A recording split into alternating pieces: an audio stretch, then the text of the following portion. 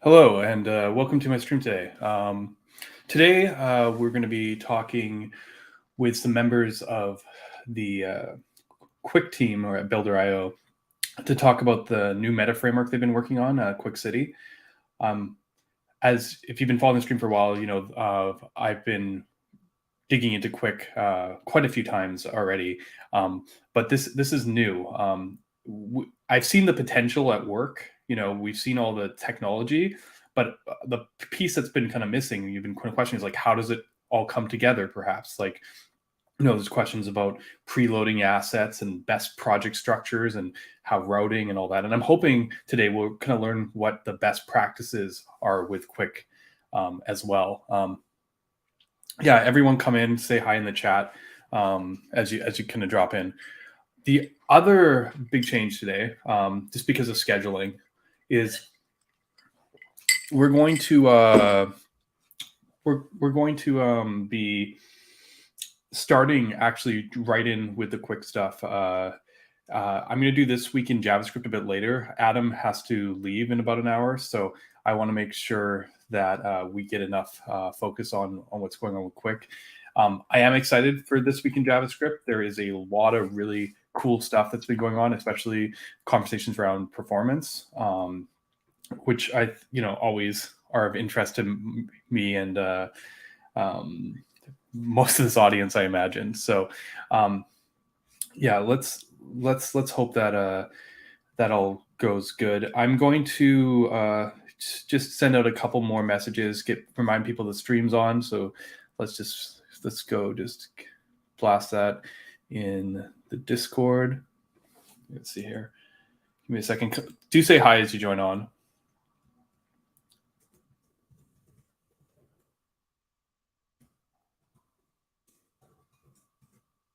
Trying to direct some people more to Twitch. It seems that people like Twitch for more. I honestly can go either way, Twitch or YouTube, but nice to see the new people coming in on Twitch. As always, remember to subscribe or follow, rather, so you can find out when the streams are coming in. And yeah, first hi from Twitch. Yeah, I'm streaming on Twitch as well. That's been the new thing. I usually post to YouTube because I like the preview thumbnails and all that, but you can always catch my channel here. So the last 3 or 4 streams I've been doing on Twitch, at this time of day too, it's just getting better viewership this way because as you can imagine, I used to stream at like 8 p.m. Pacific time. This is much easier for people to reach in the middle of the day. Okay, so let me just close down Discord here. Good, I'm in streamer mode, so no one should bug me. All right, so people are starting to come on now. Awesome. Okay. Yeah, so yeah. Hello, everyone. Thanks for saying hi in the chat. No, yeah, nice contingent coming over from Twitch now. So yeah, there's some comments about my new setup. Last time, as you guys know, I updated some audio stuff and video stuff. Hopefully, it's good. Do let me know if there's anything that you notice as it's going. This is still very new. I'm still working it out. I got a new mic, and then someone posted on YouTube. They're like, "Someone please send Ryan a new mic." And I was like, "But I just got a new mic." So hopefully things are working well. Okay, good. Quality's good. Yeah, people say they prefer Twitch. Yeah, awesome. Thank you. Yeah. Yeah, so much better. Yeah, I put a little work into it, so I'm hoping that it's noticeable. All right. Without further ado, probably though, actually, just a second. Let's one more. Yeah, we probably. Oh, sorry, just give me 1 second here.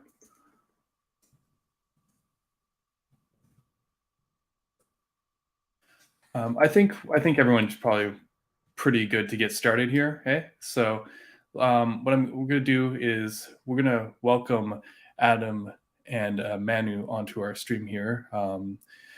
These guys both work on Builder. They are both have a lot of experience in this field, have worked on multiple frameworks, and now they're primarily responsible for Qwik City, Party Town, doing a lot of really amazing stuff. So let's welcome them on the stream here. Yeah. Hi guys. Hey. How's it going? Ryan? Thanks, Ryan. Yeah, no, I'm super excited to have you guys here. I've been playing around with Qwik, as I said, right from early days. Me and Steve go back a little bit, and I've had Mitch go on stream. I've done solo streams on Qwik, and you guys did a really both of you guys helped me out a ton back in April when I was trying to update my demos and keep all my benchmarking fair. So and it's been incredible because like literally every 3 months, every 2 months I kind of poke in. So much has changed. So much has like improved. So many areas of just like gone beyond even any of my initial expectations. So and talking to Mishko recently, like both of you guys are a huge part of that. He's actually the way he was putting it, he had to go kind of step back for a moment and take care of some other business. He's been doing a lot of talks, he's been traveling, he's been doing that. And my understanding, at least, is that you guys have been doing a lot of the heavy lifting, especially in the last 6 months, in terms of Party Town and getting Qwik City to where it is today. So yeah, how about you guys introduce yourself, tell us all a little bit about what you've been doing. Yeah, I'm Adam Bradley. Previously, I worked at Ionic and helped create the Ionic framework. Through that, we developed Stencil, which is what powers Ionic today. So it's another library built on top of web components that allows Ionic to work into many of the different frameworks. And now I'm working with Mishko and Manu here on Qwik City and Party Town. Awesome. My name is Manu, and I work with Adam in the same company in Ionic. We built Ionic together. We built Stencil together. We built a lot of things together.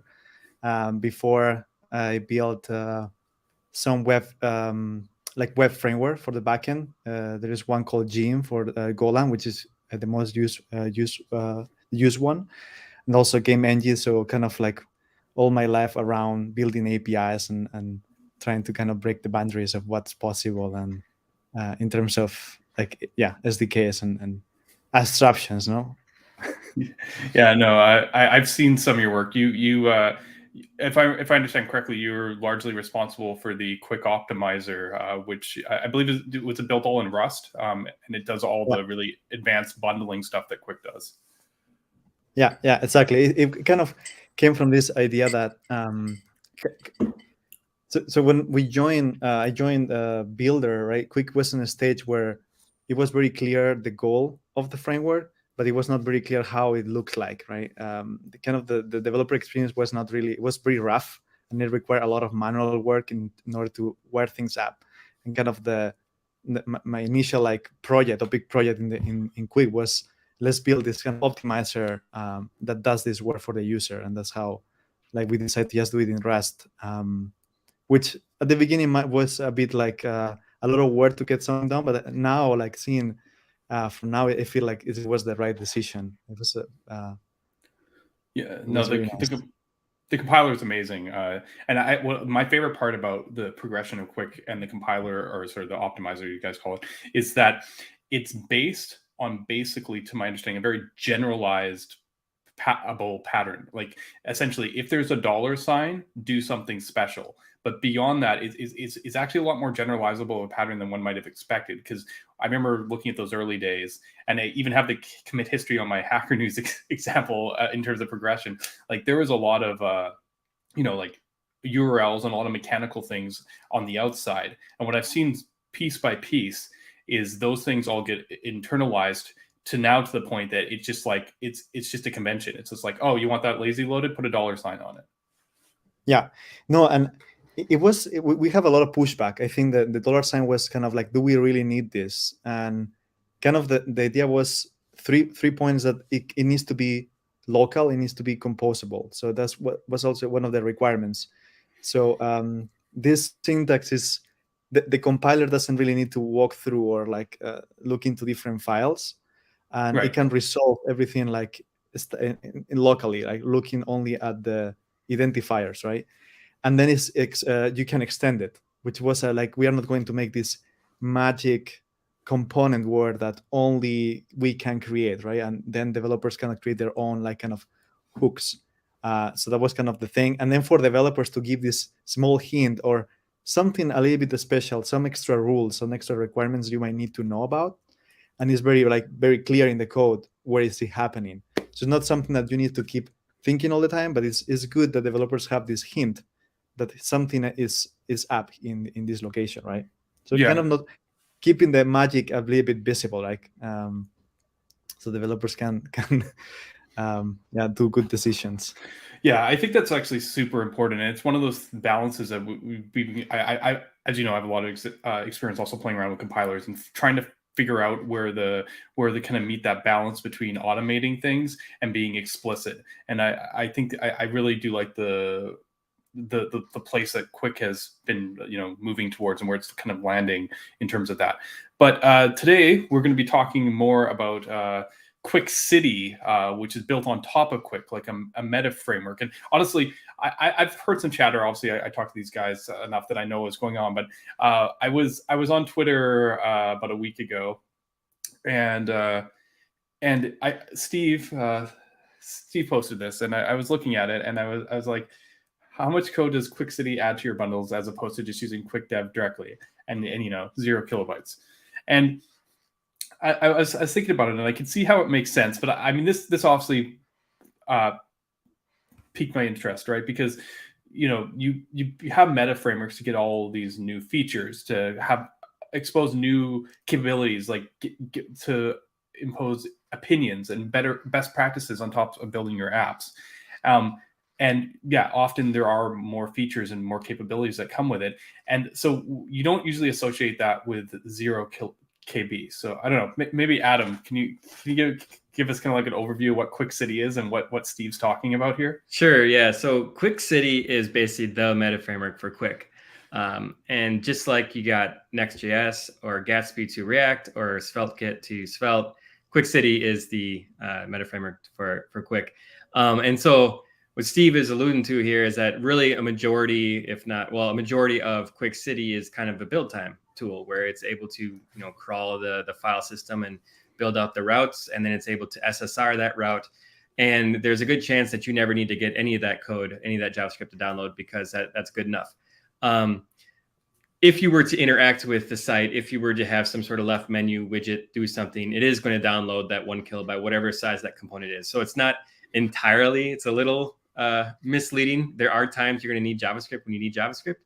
But no, for the most part, like that first load is going to be 0 JavaScript because it didn't need it, which in itself, I guess, isn't completely mind-blowing, because you do have 11T or Jekyll or any sort of static site generator doesn't need JavaScript to run. So it can do that for sure. But then the big difference is that Qwik City makes it easy to then upgrade to use that widget, whatever that one widget on that page is. It's only going to download and use that JavaScript or prefetch it, and if you needed it. So I don't know if that helps answer the question of the 0 kilobytes and how we're able to do that. I think it's kind of also like a property of Qwik, right? Like the amount of JavaScript is a kind of like a function of the interactivity. So we have this demo where there is even this like 20 components in the page. It's a header. There is the footer. There is like the main component. There's a content. There is like little things, and kind of there is only one little part which is interactive.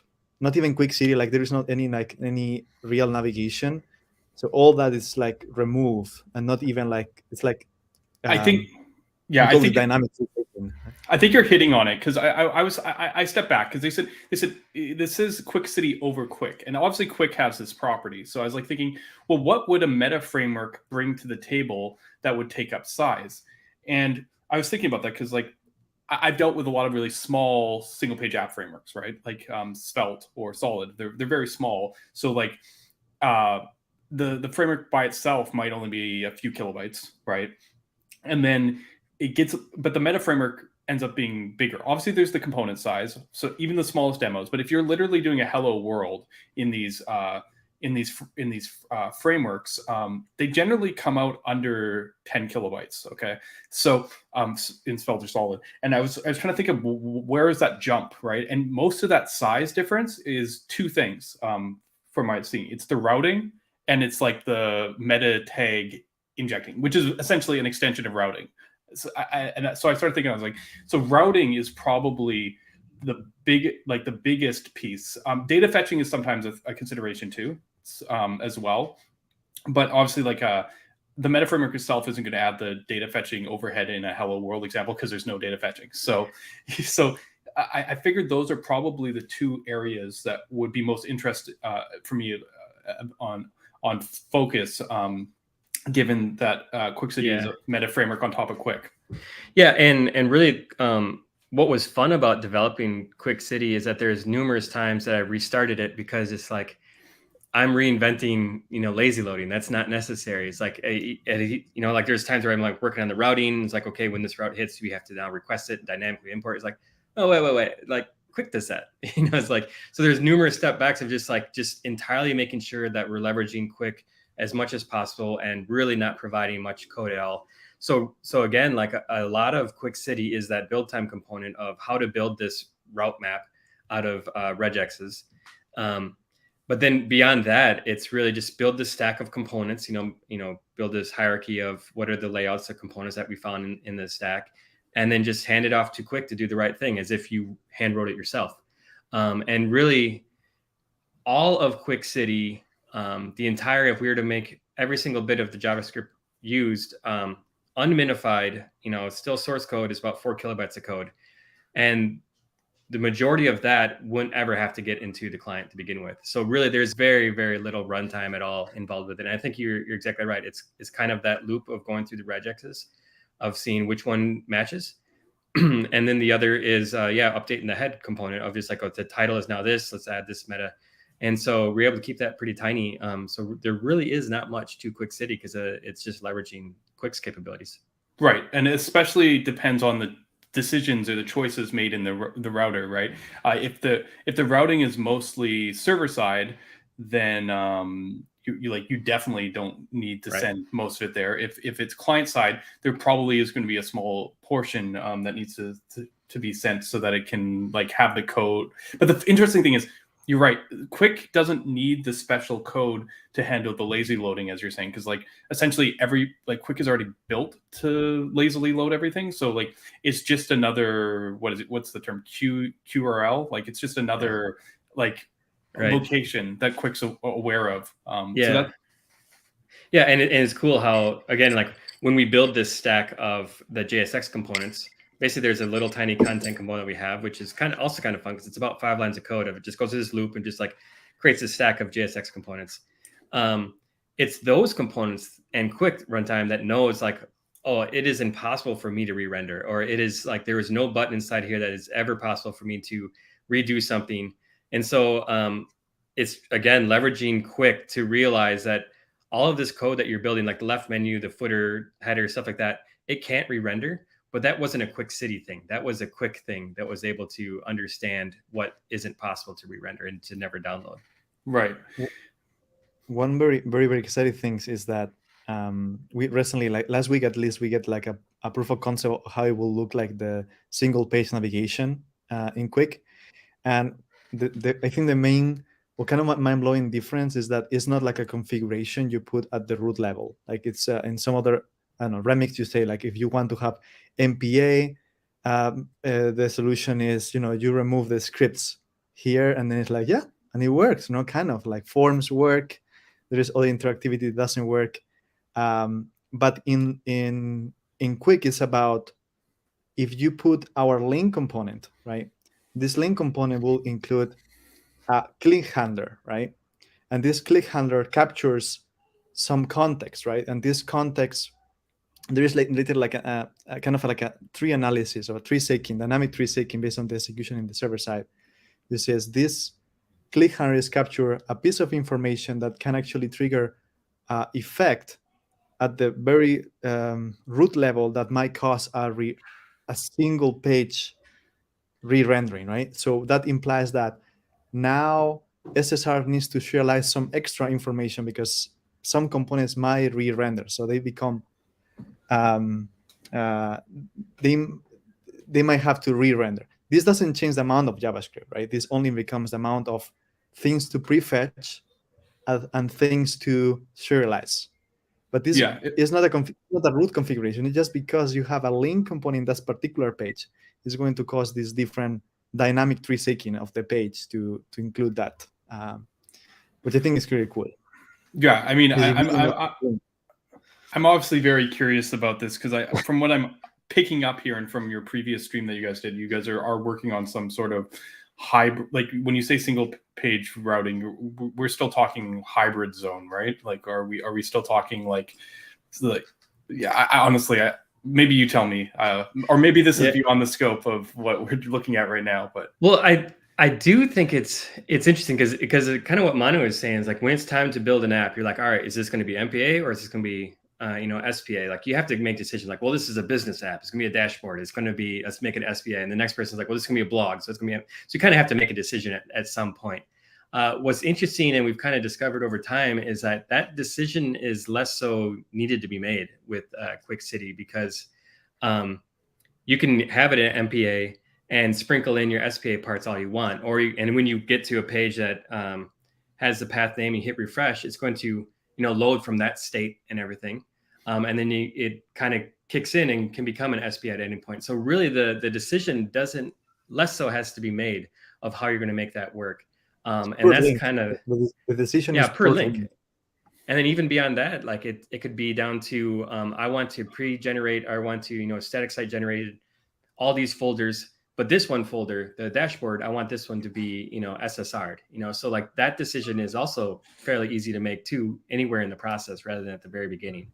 And it's kind of, I don't know, I think we kind of just tripped into it. It's just like, oh, that's going to work pretty easily actually. Like there's not much we have to do to make this work. And we put a lot of work into making the SSR work well because we kind of started from the SSR side first. And knowing that we wanted to add client-side navigation eventually, like we made sure that the routes were going to be able to re-render if we needed to. But when it came to it, Manu, it took you 3 hours to add client-side navigation to it this week? Yeah, the thing is because it was the natural thing. Like it's, the Qwik gives you this primitive to resume the application. So at some point it's just like, okay, the link component is funny to show. The link component is literally this anchor that has a click and just mutates like a signal. No, it will be like mutating a signal in Solid. That's the only thing it does, right? Yeah. It doesn't actually it doesn't call navigate to method. It just mutates some state and that triggers some functionality. And it just worked, right? Later we have some other ideas of how we can do client-side navigation by doing inner HTML and like re-rendering parts of the DOM in the server and kind of like updating that. But the natural way of just triggering some updates and that re-renders, so it will have to download the component, right? That's for sure. Right. That just So what I'm hearing is classic server-side rendering, opt into kind of client-side rendering at any point where it does the client-side kind of rendering pattern. In the future, potentially some kind of hybrid even between those where it's server rendering and client stuff kind of coming in together after the initial page load. Okay. Exactly. Yeah. Okay. So I guess, and this relates to some questions in chat that I want to address here in a minute. But what is the state of Qwik City right now? Like, if I want to get started, is it like where are we at? I'm gathering there's probably a pattern for deployment as well, like adapter pattern type thing. I've been seeing a lot of meta frameworks. Like, what's the current state? What is Qwik City at right now? Yeah, luckily we've had an awesome community on Discord helping us out a lot because we have been pretty fast moving of breaking changes, things like that. But it's been awesome to get a lot of good feedback from our Discord channel. That I think now we're just, as of like this last few days, we've been pretty stable. And we're actively updating our doc site to be the latest version of Qwik City. And that's going to be a big milestone for us. And so once we get the doc site updated, which should be done shortly here, that's I think we're going to start calling it beta at that point, because I think it is pretty stable. And again, it's got 4 kilobytes of runtime. There's really not much to it. And Qwik has the requirements we've had for Qwik City has also made a lot of improvements to Qwik itself. There's been a lot of dogfooding in between the two. And so now that we've got the docs that have been starting to get improved slowly, again, thanks to the community is helping us out with that. So yeah, I think we're really kind of in a good spot now to start getting more people starting to test it out and kicking the tires more. We do have it in the CLI now. Although this very second at the time of this recording, I do think the CLI is one version back to the one that we're pretty happy with. So there is, I do want to say that. So I think it's version 0025 is the one we're pretty happy with, and probably the one will become beta, or the slightly around that. So yeah, that's kind of, if that helps answer that, that's kind of where we're at. I think it's in a really, really good position. And I saw some of the questions have been like, will it run in Vercel? And you asked about the adapter pattern. One thing that Qwik City also comes with would be the middleware that you could include. We want to make sure that Qwik City itself really is, stepped away from how the server works. Like there's plenty of servers out there. They all have their request response system.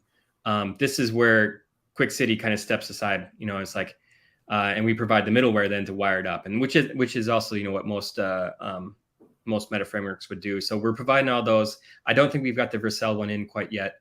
But if you look at the source code of what these adapters or middleware actually is, it's actually quite minimal. So adding in any one of them is going to be pretty simple. So we've kind of started with Express.js and then Cloud for Pages, which is what the doc site is on currently. Okay. And I think Netlify's on there too. Right. Actually, yeah. Ryan, I just sent you in the Discord because we just released. Yes, in this moment, I actually started the release when we started the live streaming. Of course. Like 5 minutes before, and I tested while Adam was talking. So I sent you the dev release in the Discord. That should work. So that should be like we have in main right now. This is what I'm talking about of fast moving. Like he's literally pushing while I'm saying it's not ready. So that's okay. Yeah. That's good. I tested out. Okay, he tested it, so it's good. Okay, yeah, we've had this game before. We'd like book a call and be like, yeah, it's good, and it's like, oh no, we just did a release this morning and it broke it. Oh, but I'm doing another release. Like, yeah, no, stuff's moving really fast. Yes. But yeah, let's hope that everything is good on the stream. We're doing it live. This one's on Manu. Okay. Yeah. So, but yeah, checking out the doc site. It seems that if you go to quick.builder.io.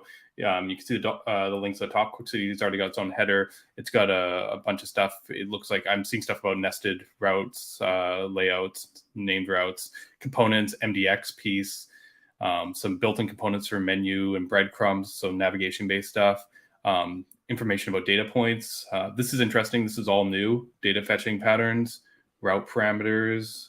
Yeah, you passing them through. Looks like Qwik City's presenting kind of like a router type API, like a use location. That's really cool. So being able to kind of, this is what I was missing. I've been trying to like hack together routing solutions for a while now. So having these pieces kind of all there and built in is awesome. I know I want to kind of get started on a project and kind of port Hackernews project, but is there any other example that's maybe a good like example from just a learning perspective to show people more about features of Qwik City before we go there? Yeah, Manu, we got the doc site example. That's in the CLI, right? Yes. Is it updated to the latest? Well, I thought you just pushed that, didn't you?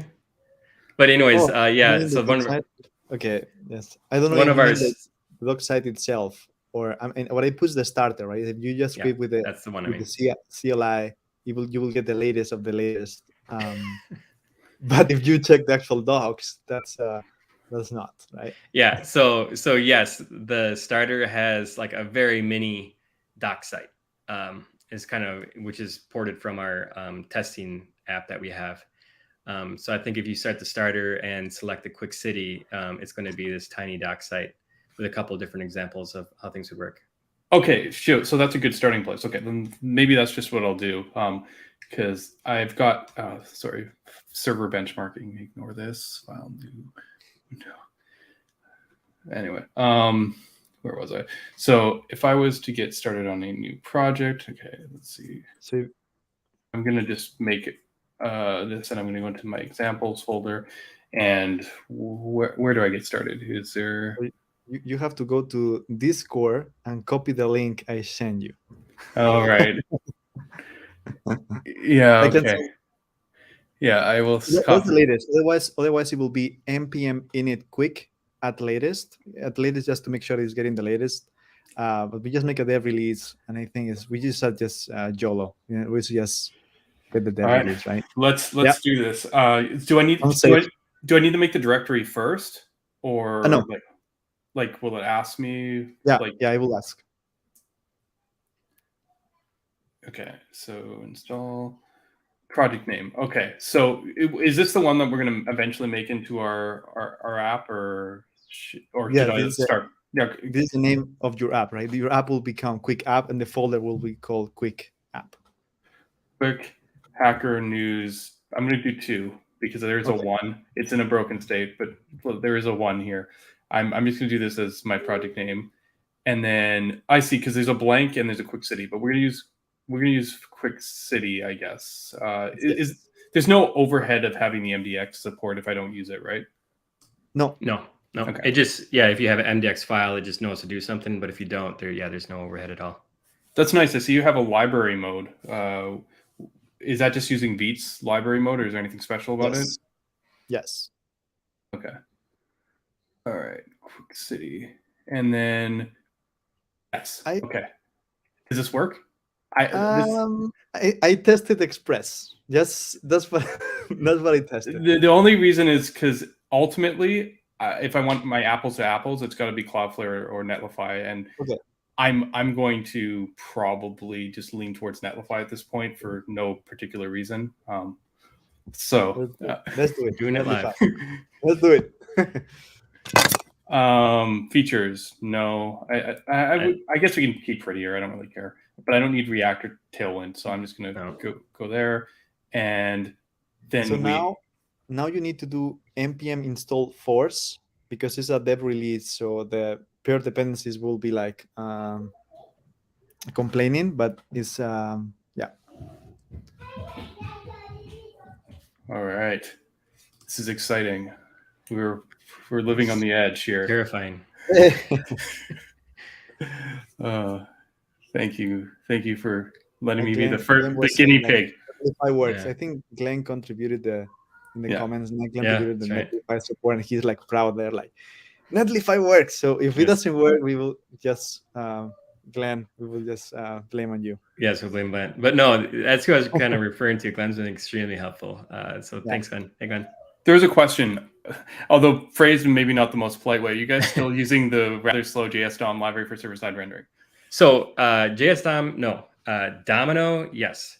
So, but I do want to follow it up with like, that's absolutely replaceable. That's not like welded in how Qwik will forever work. That's kind of just one of those things of like, the hard thing right now is resumability and serializing, data and picking it back up. That's been a big chunk of the development. Now that we're pretty happy with that, going back and doing like a different renderer where it's going to do string concatenation at a much, hopefully great performance. That's kind of in our roadmap. We have a PR open for the string concatenation transform. And it was kind of like a proof of concept, because the way that previously we serialized state in Qwik, we have to kind of go back to the DOM and update and put like extra attributes. So that will not work great in a string concat, right? Because you cannot, the moment you put something on the wire, you cannot just come back and update the DOM, right? So we kind of went through a lot of refactors to make sure of it. There is right now one PR open to add the streaming. And when we have all this stuff figured out, we will keep working on the string concat transform that we have kind of like working in a simple case. Right? Yeah, and Qwik City, and again, like the whole internals of what we've been doing with Qwik, usually the very first or second question is like, well, how's that going to work with streaming? Like you can't, like Manu says, you can't like do something, make it a string, and then later on like, oh yeah, we got to update that. So it's entirely been part of the architecture from really the beginning. And so now that we're happy with it, I think we'll be able to go back and revisit how to do the string concatenation. Awesome. Yeah. And someone asked about SSR benchmarks, and actually client-side benchmarks too is a fair question. I'm going to answer that for a moment, just because I've been bugging these guys forever, because that's what I do. So I'm aware of the progress going on. I don't think it's the right time to focus on those benchmarks yet. I think very soon will be. But yeah, because what Qwik offers is an architectural change that has incredible value, but there's no actual benchmarks that actually show off that value. The benchmarks we have today are all about how fast can something do raw rendering, how fast can it put strings together, how fast can it update a 10,000 row table, like that kind of stuff. As you guys all know, that's an area that I have expertise on, and Solid is very, very, very, very, very good on those. But I think it distracts from what Qwik is doing right now. And I think it will be time soon enough when things are in a good place. You can better bet I'm going to be in there to keep everyone honest with benchmarks. I just got to say that's extremely kind of you, Ryan. It'd be so easy to, come in and say, Qwik's performance is absolutely horrible. They obviously don't care about performance, so like, I think so thank you for recognizing, like what we've been working on is kind of the challenging part, and the render is kind of like the next section that we want to put a lot of time into. Yeah, so soon is what I'm getting at. I've gone down this path. I know what it looks like. I know I'm pretty good at looking at libraries and like estimating what their performance is in benchmarks. And yeah, I think string concat's super important on the server side. I think I'm almost ready to test client side, to be fair. I was waiting for those keyed updates to come in, but we can give it a little bit longer. Right now, our priority next one is to do the SSR performance. That's how our in terms of raw performance, that's where we want to focus next. Right now, on the client side, I guess it will not be impressive, because we try to keep. We still have some like legacy from the early days when we have to check the DOM every single time, because that was kind of the only source of the truth. Yeah. And we can move in a bit because we want to kind of decouple a bit from the DOM, but there is still a lot of reads to the DOM that are not necessary, because we could just keep the previous. So even if it's VDOM, it will not be the best one. And when we're part of the refactor, we want to do something else that we are in the making. Yeah. So, but it's just like first SSR, I think, is our next focus in terms of rendering. Yeah, no, and I think this is a smart prioritization. I've seen different projects take different strategies, and this has been one of the challenges there. Like, as you guys know, I work on Marco 6, and we've taken a very, very, very long time from a lot of people's perspective to get our resumable part of the solution out. And part of it was because it was kind of like the opposite approach. It started from the rendering thing, and because the technique that Marco's using is like a tiny bit different. And it's using the reactive graph. It is non-local. It's about using cross-file analysis, right, for compilation. So like, in order for that to work, we had to actually start with the reactivity. So it was kind of funny. It was like it's almost like the other side coming from the other side, and it's interesting because on that library, I spent a lot of time doing benchmarks, but the product is still not finished yet. So whereas you guys are clearly already releasing stuff, have a meta framework, and moving very, very quickly here, and we're going to come back around to this stuff eventually. So I think it's good to kind of come up with the right balance there to figure out like getting stuff in people's hands versus like, maybe spending a bit too much time worried initially about performance. Yeah, and I think it's something that you're well aware of is that VDOM and JSX are not the same thing. JSX is a syntax for writing templates, and VDOM is kind of how it renders. And so currently we use JSX as our syntax for how to write components, but the VDOM section of it can be replaced with something better at any time without breaking changes. I have to say I love the conversation that I think Ryan, you was the one starting it about the semantics of JSX, and how back in the day we were like, or there were like these comments, kind of joking, kind of real, like let's make JSX in the current React semantics into the platform, right? It seems like a good idea. Well, not for a lot of people now, but And then we realized that no, that will happen a terrible mistake, right? Because it's just syntax, right? And that's where I think the most of the value of JSX is, right? It's a syntax, and then you can just have completely different semantics. Yeah, no, definitely. I'm so glad that kind of halted dead in its tracks. That sometimes it's kind of funny because people think of, like the platform and having everything built in, right? And there's benefit there, but there's also benefit for an extensible thing that build tools can tag onto. Like JSX is a standard, but it's a standard for syntax and compilation. It's not a standard for output. And I think that's amazing because it means all the tooling can be shared, like from like syntax highlighters and prettier and all that stuff. But then we could do different stuff with it. If you tried to standardize it, like the output, then suddenly you lose that because you can't use it for other things, and now you have to build another. You need another JSX. So I'm very happy, and I mean, and it, yeah, and there's always a lot of confusion about like what Qwik does, and I am trying to keep the focus a lot on Qwik City, but I just want to grab this one while it's here because I think there's a lot of confusion between. And I was planning to do it on This Week in JavaScript. I didn't get into it, where I was going to like just play like a game where I just bucket technologies into like different categories on hydration, so people could understand. Because if anyone's read my stuff, I break hydration into 3 characteristics: partial, progressive, and resumable. And then I was like, there's so many technologies, you could just play a game of slotting them into the respective buckets. And I just saw this question because people, ask about web components, declare shadow, and partial hydration stuff. Like technically, web components don't actually do partial hydration. That's not actually like you can hydrate a web component, and you could use that.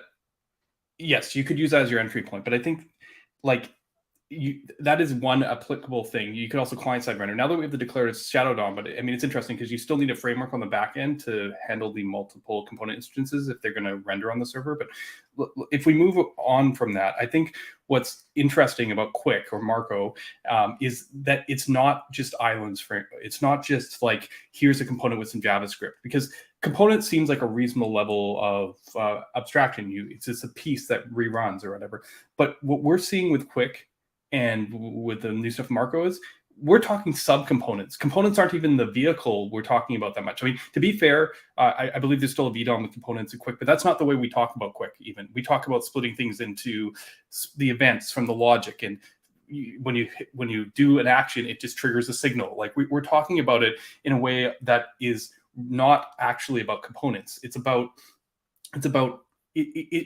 more similar to going back to like not even jQuery, because jQuery did a lot of inner HTML, but think along those lines, where you're just pinpointing pieces, like just little parts of the DOM all over the place, and making those things happen rather than any kind of component model. So even web components aren't necessarily as granular. And while we haven't seen this in practice yet, I've shown it on stream with Marco. Like it's incredible how small the compilation can be and how small the runtime can be when you have this knowledge of how the whole app, or how like essentially which parts are static or which parts are dynamic, that goes beyond what the developer can denote themselves. Because islands are going to be bigger generally than what we can do. And while, as I said, using platform pieces are great, and we leverage them a lot, there's when you kind of step back from it and look at the abstractions and stuff, there's always so much more you can do. So like I guess one of the biggest differences, if you think of things like components, generally you actually hydrate them because they're a component that runs. If you actually can break it up smaller, then the running piece can be broken down granularly to only perhaps the thing that changes. And once you get it that small to the thing that changes, well, then it's actually a lot safer to make the assumption that the initial state, doesn't need to be refreshed to begin with, because you don't need to create all the closures and all the context. I mean, Mishko's gone over this before in other streams in great detail. You can check out my stream with Mishko actually from, I guess back in, was it February? Great on this topic. But I think it's important to understand that this is like a completely different level than what you're getting with any kind of component architecture. Yeah, and I think it's also tough to judge and with starters and hello world examples, because it everybody's hello world example is extremely fast.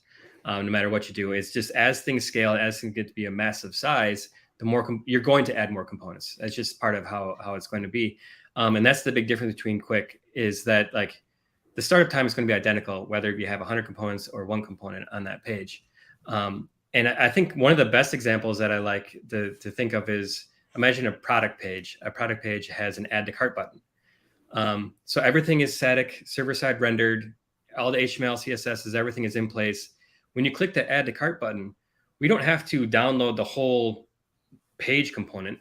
Whatever that add to cart button did is the only bit of JavaScript that needs to run. We don't actually have to render. We don't download the rendering code. We don't download the rendering code to realize we don't have to do it. Right? There is absolutely, we knew not to get any of that code. We only knew to run the add to cart logic, which could have been just a little bit of JavaScript, and then redirect you to another page. And I think that would be very difficult to pull off with in a traditional component architecture of something like web components, which certainly have their place in the web development environment. But if you think of how to do that with a web component, you'd have to download that entire class, and that entire class would have many, many different listeners that you have to pull in, regardless if you're going to use them or not. And that's one different that's able to make a difference. I think also one kind of to the level that also Ryan was mentioning about the components, right? Like when you interact with let's say with a car button, right? And what might be here, but then actually the counter or whatever like gets updated and reflects the amount of items maybe in a different part of the page, right? Maybe Qwik can actually deduce that click on the button component doesn't need to download the button component rendering, right? It just needs to get the click handler that doesn't mutate the button, right? It doesn't need to download the whole button. You just need to run all that, and then it knows that is going to mutate some other state, and that information is known at SSR time. So all the prefetching and everything is there already. So it's not like it's not going to be like a cascade of things as it happens, right? And with the island, they're literally islands, right? The name almost describes the problem in a way, where you have two different things and they are like islands, right? Like if you interact with something nested inside the island, you have to wake up the whole island. Like it's not something that you can just say, I want this little piece, right? And it's, you could try to, I think also the problem is that as application get more and more complex, the time developer needs to put into actually optimizing, even if it's just optimizing the islands, it's a lot. Or it turns out to be a lot of time to optimize all these things. Yeah. And that's something that resumable frameworks like Marco or in Qwik in this case, it doesn't happen, right? Right, and I that's where my interest is, admittedly, because I think there's, as I've talked about before, because there's lots of different buckets. The commonality from my perspective, and it would be my perspective, obviously, because this is, like, you guys all know that I wrote Solid, so obviously I have my perspective, is the departure from components from a runtime perspective. Generally, like, they're very important to organize our mind, kind of mangling a Rich Harris quote, but like, that's what they're there for, to organize our mind, or or but not necessarily like change how our code behaves. And I think that's the commonality here. If you want to look at if what Marco or Qwik are doing, or even if you want to pull in commonality of progression, if you're looking wider, it's things that don't maybe have resumability today, but things like Solid, or even directions that are happening in Svelte or Preact or React and stuff. And we'll talk about this more in this week in JavaScript. But if you're just looking at the general trend is breaking things down smaller than components, and actually, and even though components are a great tool for authoring, they might not actually be the best tool for the runtime. We can do better. That's essentially, at least that's my take. Right, if I'm looking really broad, I think resumability is one of the coolest applications of this approach, and obviously it's very much captured my interest. Right. Okay, is Qwik better than Solid? We're gonna. I'm not even gonna entertain that question right now. So let's get into the app, because. We did this thing, so I want to get started with Qwik City. Let's actually look at what this beautiful starter has laid out in front of us here. I'm coming into the package. I see my Vite config. This looks familiar. I see my netlify toml. This is all pre-set up for me. Some ESLint rules, everything. So we're all good to go. And I open this. I see a public folder, which has, what I'd expect, some fav icons and logos and stuff. But what I want to see here is I open the source folder, and I have a routes folder and a components folder. And then I have an entry dev, entry netlify, entry SSR, and a root TSX and global CS. This all looks very familiar, having looked at about half a dozen meta frameworks on the stream before. Everyone with me should be pretty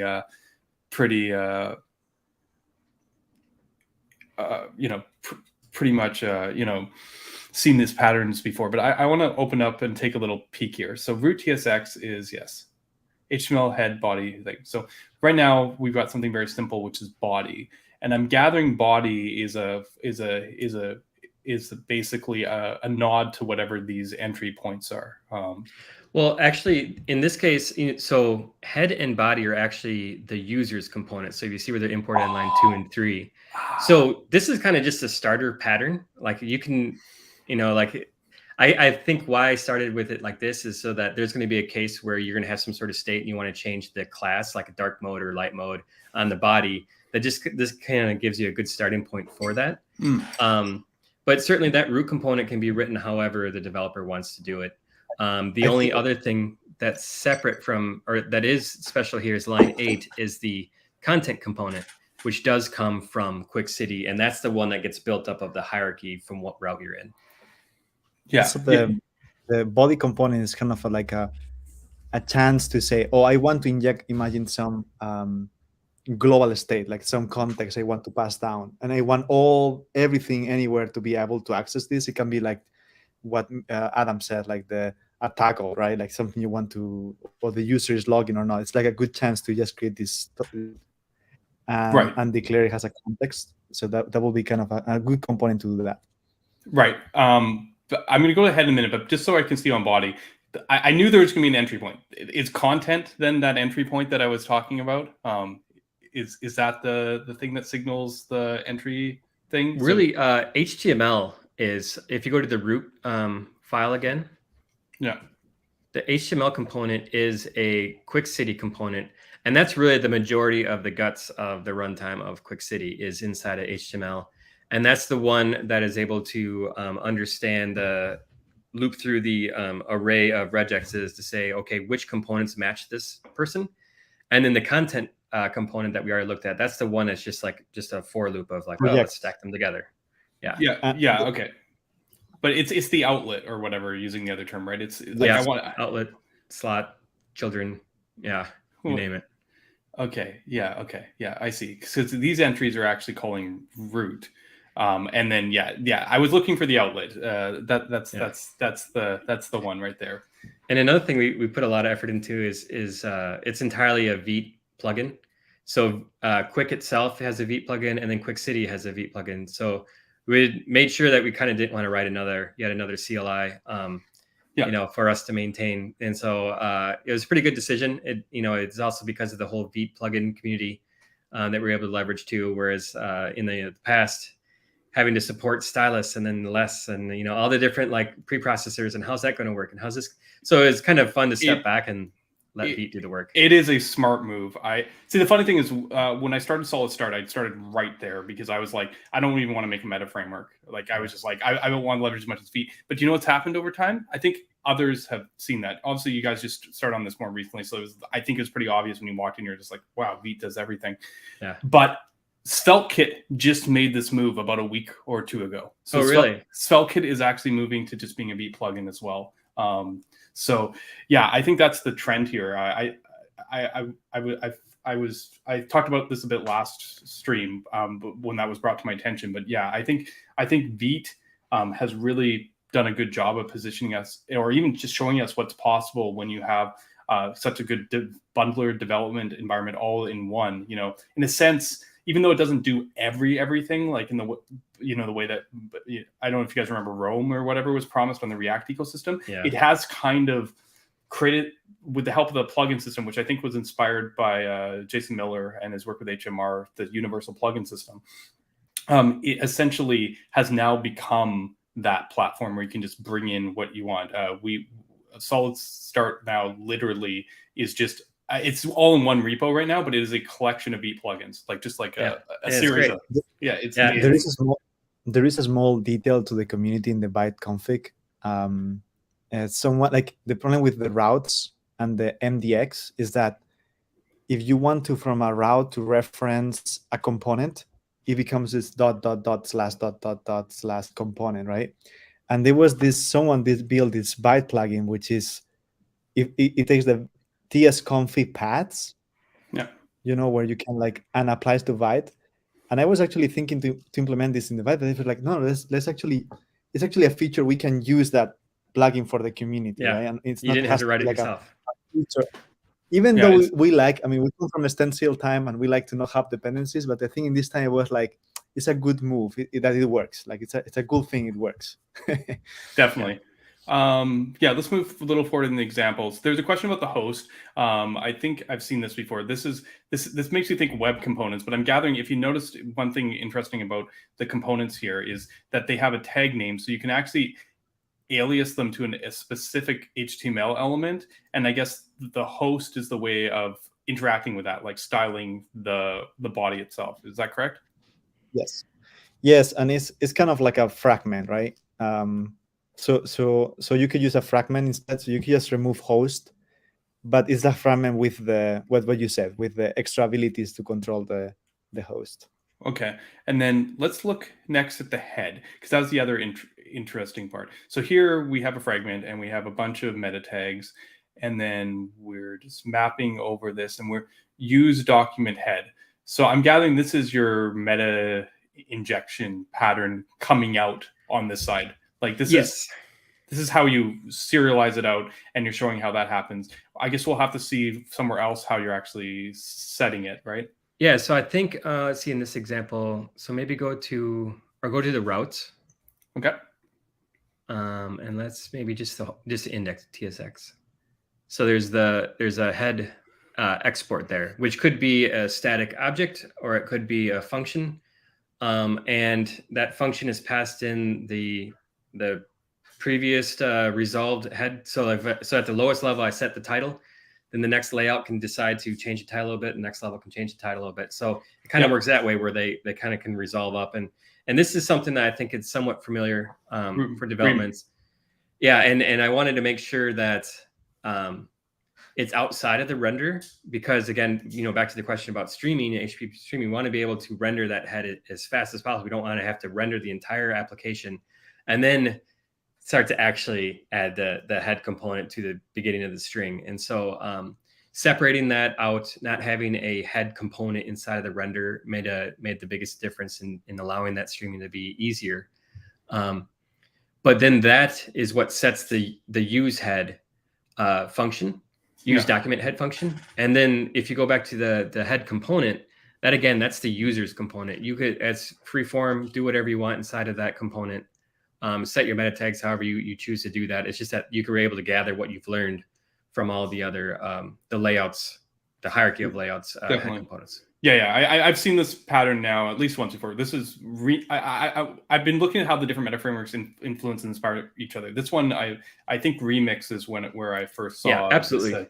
I should also follow up we're heavily inspired by SvelteKit, Remix, Next.js, and then even Next.js's latest RFC proposal for their layouts. Definitely. I'd say those are kind of the four most influential of how we have it, and in my opinion, taking a lot of the good ideas, a lot of inspiration from those frameworks, and this one is certainly from Remix of how that works. Cool. Yeah, okay. And then then the rest of it's all your stuff, and then social and analytics. Okay, these are just other components. Yeah, so just however you wanted to set up your head components up to you. Right, Twitter tags and some some custom script tags for analytics and all that fun stuff. Out of curiosity, I forget if I saw that in an option. Is Party Town does it get packaged in with this stuff sometimes? Not yet.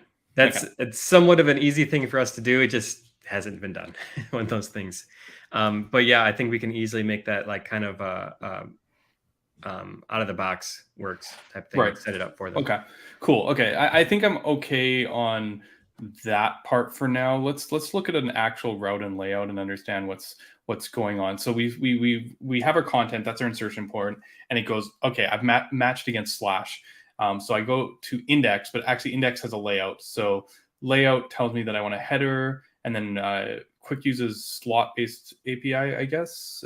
Yes, and then footer, and then the header and footer are going to be from our components folder that I was just in, probably header. And then these have their own CSS, and this is use styles, which I guess is your way of importing them for a specific component and lazy loading them. It's got a $sign. And then this is basically, this is our pattern where we have all our anchor tags. As you can see, these are all just plain anchors, no link tag or anything. This is just generated using the location from the router for the, I guess for matching against to figure out what the active class is. Gotcha. Okay. And then, okay. And this is tag name header. And sorry, I'm just going to talk out loud right now while I kind of work through this. I'm gathering footer is going to be pretty much the same thing, except it's got some more links. And then if we kind of go through this, we have a main section, and we're going to slot in our content. And our content is going to be based on, if I remember, it's going to be any of these ones. So if we're index, I could say this layout applies to the whole shebang, doesn't it? So everybody underneath that directory is going to get that header and footer. With one catch, I think this example has to open up dashboard, or maybe it's docs. Open up docs. You see how this layout has an exclamation point at the end? Yeah. That's where there's a scenario of like, you actually don't want to keep crawling up. You want to stop at this layout and use only this one. Don't use the higher one. And that's because in this scenario, for this app, the docs app, we want it to be full screen, and it has slightly different how the scrolling bars work, how the structure of the left menu stays put, the footer goes inside the scrollable area. So it's just different enough that we really can't just always use every single one at the top. And so reminds me of important CSS. Yeah, it does. I get that feeling. Yes. It's very important layout. And so we added that as like, because I certainly needed that for our doc site for those reasons. And then also for like the REPL and the playground have slightly different layouts that we can't just use everyone in the hierarchy. Okay. That's why that was added. No, that's cool. And it's a real use case. It's good to have these kind of considerations in mind when kind of putting these together. And I love that it's actually in the example. These are sometimes like the little tricks that don't always get documented right away because people aren't like they're like kind of edgy edge cases, and you're just like adding these features as you need them, and then you're like kind of come back and go, oh crap, I forgot to document this. It's awesome that it's in the example. Ryan, this is actually the test app that we just to tell you, like the amount of like work we should put to make a good start. This was like the test app to develop all these features. We kind of took it and put it there. Okay. So, I've seen enough for now. I've been going through the thing. We'll come back here, but I just want to run the thing. I want to like actually see it working, right? Like let's just npm do it. start. npm start. Okay. Or npm dev or npm run dev. Is it start? Start. It's the same. Yeah, Okay. All right, so I am V3, I can tell already, because the port has changed, and I'm going to need to... Why did they do that? They said there's an issue with port. Yeah, I saw it on Twitter, actually. There was an issue with using port... it's almost the same. It's the same blue and stuff. There is an issue with using port 5000 is blocked on Macs, period, now, and port 3000, I think they were worried about just conflict, so they decided to just go pick a different port. Make the most complicated port, basically, like the one you can't remember. Yeah. Nice. So I am clicking around this app, which looks very much like a React app, and there's the doc site where we saw where the layout completely switched. And I'm in dev mode right now, so this is completely not fair. So actually, there's no point even looking at this in dev mode. Vite will load everything. We'll go there in a bit, but essentially you're just using this app and you wrote it, and you're not really thinking about client server. Okay, that was an interesting API. You can grab the data directly. Oh, that's cool. Okay. Oh yes, that's the data endpoints. Actually, Ryan, if you go to the dev tool and you filter Vite, because you should find two. I think you should find like only like two things.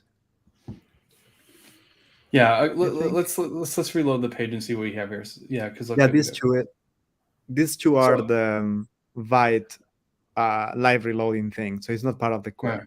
Right. And then they're just thing. And then as we move around, these are MPAs. You see the flicker on the dev tool side, and then let's go to a page that has a little bit of extra something. These are these preload scripts? Let me look at this. I don't think dev mode will be doing preload.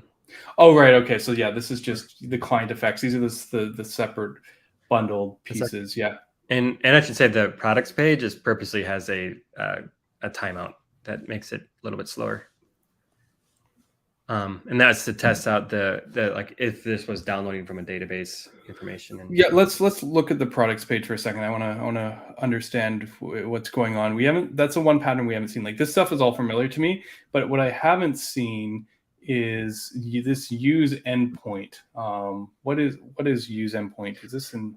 Sure. Yeah, it's probably most similar to Remix's like loader and actions. Is if you're familiar with that, that's probably similar to that. But I'd almost say like our approach was even lower than that, where it's like a on get request, load this data, and then you can within the Qwik component you can use endpoint, and it's going to be that data. But you also in the on get you have the opportunity to do a 301 redirect, do a 404, add headers, abort it. So you have all these same options that you would at kind of the server level, and so it kind of gives what I feel is the best of both worlds, where it's somewhat like Ruby on Rails, right? Where you're able to have kind of this REST architecture to provide, a post handler and a get handler. And then this page should be actually 301 redirected to another location, or the data that's returned can be loaded inside of the component. And so you have a single file that's able to do both the server side and client side that can be all strongly typed across the two of each other. But you don't really have to think server and client at all. Yeah, interesting. It's under the hood, it's a use resource. So it's like create resource, and it does a fetch. So in the client, it will do a fetch, right, to an actual endpoint. Create resource. That sounds familiar. Yeah. In the SSR, it will do it will just call the function, right? So it's kind of like it's like a abstraction around a fetch. Okay, I'm seeing it. I'm seeing it now. So the endpoints get registered for the route. So when the route matches partial, you know to call the gets and generate the data on the server render. The data gets exposed. This is like use route data from Remix or Solid Start, the same kind of pattern there. And then you get your resource. And then there's one other piece of the puzzle usually, which is if you've got your data now. What I like about this one, right, I'm seeing off the bat here, is I'm not sure if it's blocking or not, but I'm gathering it's not blocking because there's the other component here. And my guess is this resource component is basically the same as the Svelte's await tag or Marco's await tag, essentially. And it's basically meant to be the equivalent to suspense, more or less. Because what I'm seeing is I see a resource get fed into it. I'm seeing a loading state, and I'm seeing like a then state. As I said, it really reminds me of Svelte's and Marco's await tag. But I'm gathering this to the piece because this lets you basically control flow using the resource as a driver. And yeah, I've got this right? Am I looking at?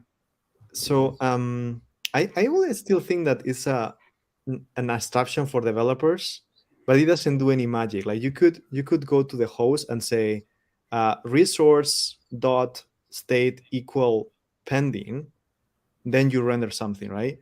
And then you do state equal resolve, and then you do the thing with the resource object is that it has a bit of it's a bit smart in the SSR. For example, in the SSR it says I don't care about the pending, so I'm not going to do like I'm not going to render the pending state, right? I can just wait for the actual resolve state, for example, right? So it kind of like it has some internal implementation that make it nice, but you could just take the resource, and if you check the signature of the resource, is just a promise and a state that you can use just like any other store. In fact, it's a store, so it's like a reactive object. Right. I guess this actually kind of ties in the question that someone asked a minute ago, because I was trying to get to this. Was they were asking what the invalidation process looks like? Because like if you have an endpoint and then is there like a way to, like, when you mutate, let's say post against something, can you get it to, like, does it refetch? I guess the thing is, right now with an MPA router, it does, because I guess it depends on how you do the post, but if you are actually doing a full page post, then it will refetch because it will re-render on the server. I guess the question is, might not be in this example, but is there any primitive, like you mentioned, you could use like an on post here. Is that like, is there any mechanism on top of that in terms of, I guess people are asking the equivalent of remixes actions is sort of where I think the mindset question is coming from. So, so if you mean like if it was client side only, so like the first SSR, we got the data, we rendered the data, and then we want to stay client side and the on get changes. So yes, that is the same code, same identical code that we're looking at. If you click, let's say, a different product ID and we wanted to stay at SPA, it'd be able to refetch at the exact same URL. And that's pretty similar to how Svelte does it with their accept header. But it's the other way around, or you're on the same product and you're editing the product name, and then, or the product details or something, and you want to, so you're doing a mutation and then you want to reload the data. Like, is there any built-in or any mechanism around that? Because like in Remix, if you do a mutation, the whole page data refreshes. That's just how they do it. They pretend like you're doing like a full page post. That's just their mechanism that's built in. And I was kind of curious if there's any thought to actions. Like, obviously if we do an actual post, it'll do that, but I was wondering if there's any client side consideration on that side yet. Yeah, you want to cover that, Manu? Do you know the answer to that? So I don't think we have that yet. Like, I don't think it's so use endpoint right now. If it depends on the path name, that's kind of it's like a watch kind of is depending on the path name. The things it can depend on can be more, it can be anything, right? So we haven't covered that case, but I don't see any reasons that we could not do it. Yeah, makes sense. Yeah, no, and especially if you've looked at this app, this is very initially very MPA centric. So like there's like completely no need for that pattern, because MPA will just, like, that's just how an MPA works. Like it just works. But yeah, that's interesting as we get into more hybrid territory between where those lines blur. Okay, cool.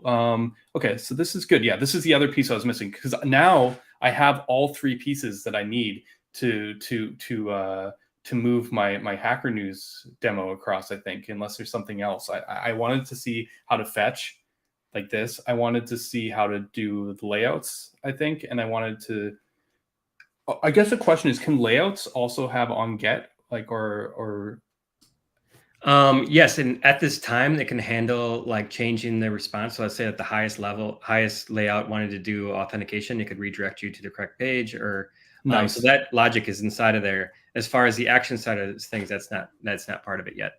But I do have to apologize. I actually have to take off right now. So thanks for having me. I think Manu can absolutely take it from here. So thanks again for having me online. Thank you, Adam, so much. Your insights have been very valuable. Thank you. All right, we'll see you. Yeah. So Jeff, follow on with the question. We want to make sure that you can have the on get and you can use endpoint.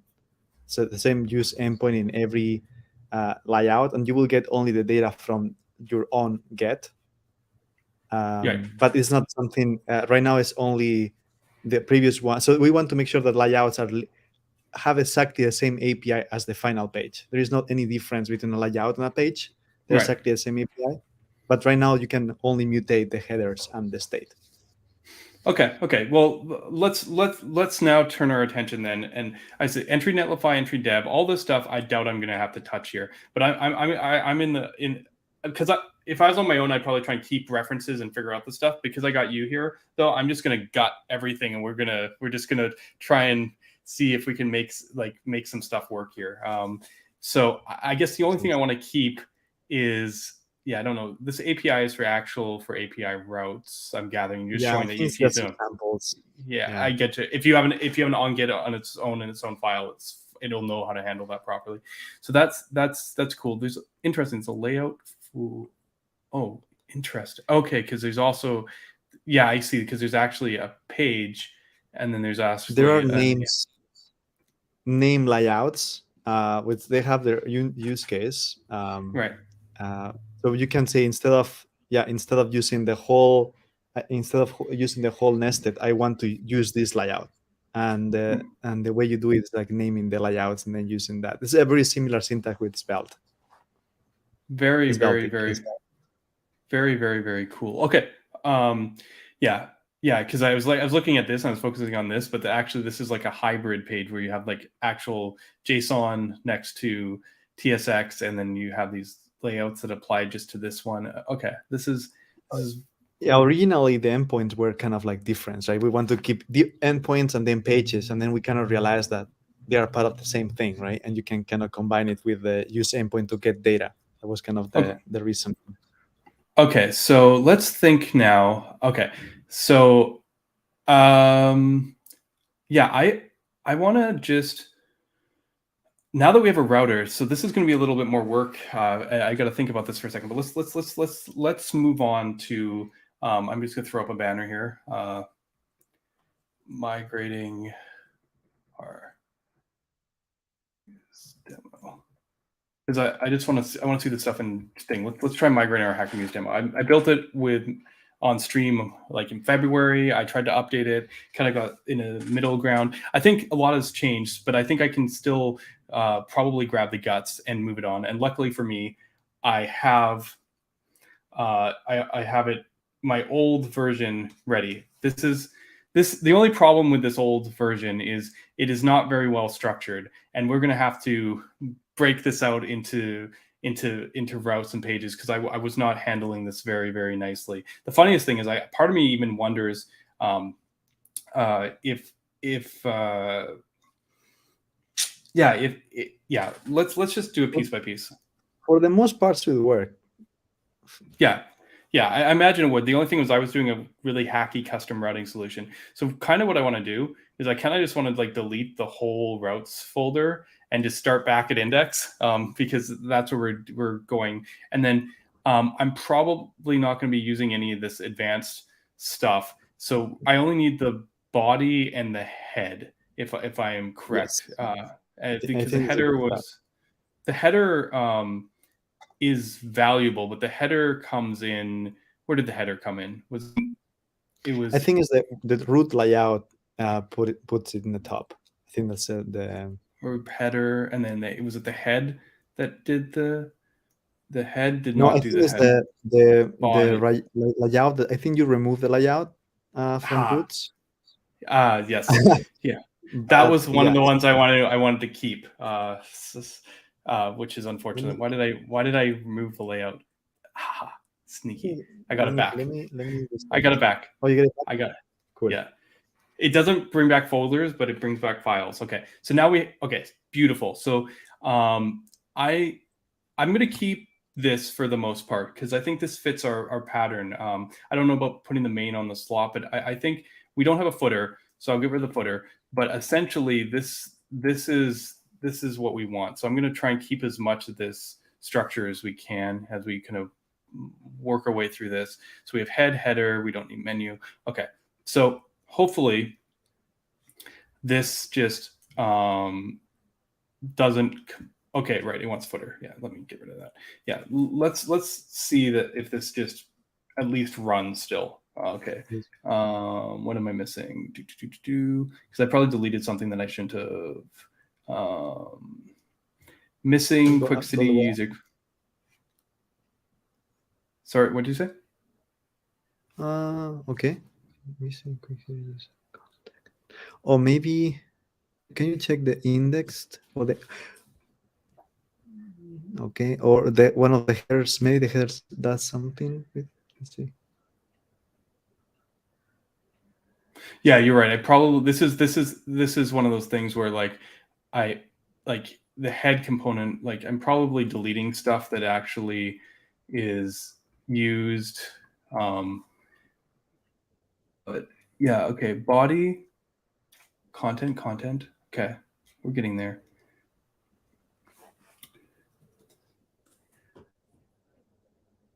Okay.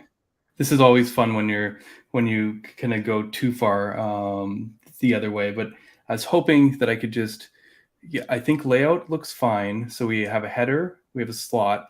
That slot is going to be this index, which has nothing special to it. We have not touched root, which has head and body. Head and body have content, and then head is here. I am not using anything special. Just remove other extraneous stuff that we're not using. Okay, so head. It's a bad time for Adam to have left. Yeah. This is always the fun part, because you kind of get to a point and you're just like,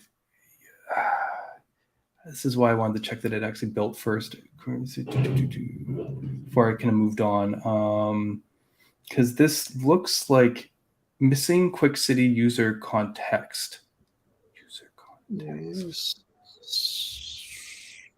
Can you check? So this kind of feels like, so the HTML component. The HTML component is for Qwik. It's from Qwik, right? Yeah. So it's from Qwik City. So the crash is coming from there. Interesting. One thing I could try and restoring a bunch of stuff and then deleting it out, but I think, yeah, what are we missing? Is there something in dev we're missing? No, Right. I think we should be hitting entry SSR at this point. Entry SSR, render options, render to string, so this is actually not too bad. Yeah, no, it doesn't look bad at all. I'm trying to show component. Yeah, because it's funny, you're right. It's complaining from HTML component. Yeah. Interesting. Okay. I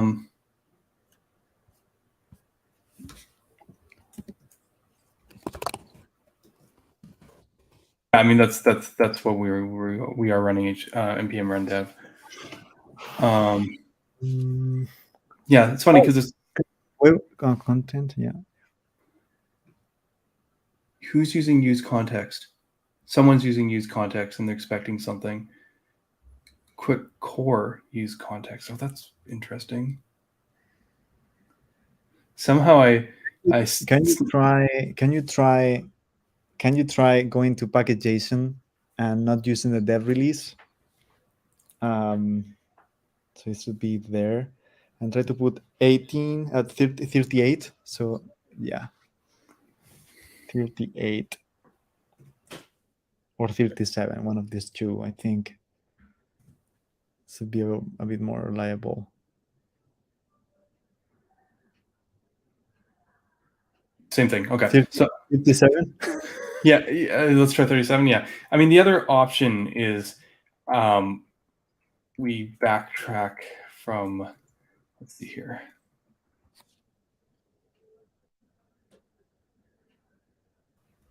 Sorry, I didn't install that time. Let's try that again.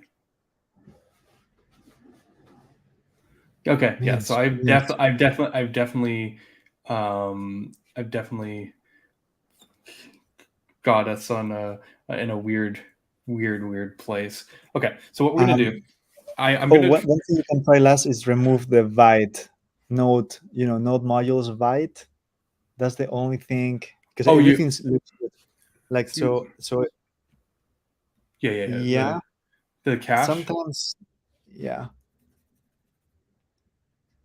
No. Okay, cool. So what we're gonna do? We're gonna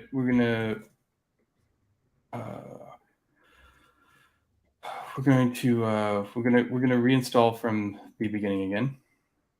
And I'm gonna go with a new one again, just because I can.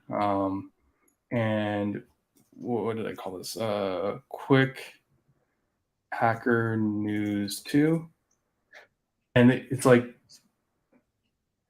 I'm gonna go with this one again because it has all the stuff that I want, and we're gonna do this, and we're gonna do that, and if everything works right, VS Code should just basically have us in place, because when I refresh this, there'll be no node modules, and I'll npm install, or I need to go into the directory, sorry, quick, and npm install, and we'll get back to where we were.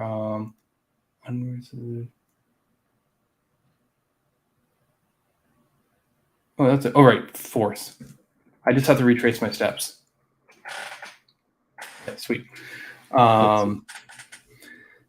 Okay, so then, okay, so we're here now, and then we're going to npm run dev, and this is going to work, and it's going to work wonderfully with our example. Okay, right, and we go back. Unbelievable. You know what? I have a theory, actually, what happened, and it's such a dumb one. I think it was trying to reach a route that doesn't exist. Because I just, so I just had to navigate in the URL in the browser. I bet you it's like something stupid, like not like like there's no catch-all error route or something, and it just like some kind of mishandling there. Okay, now let's do this slower this time. So I'm going to delete a few of these, but I'm going to delete products first.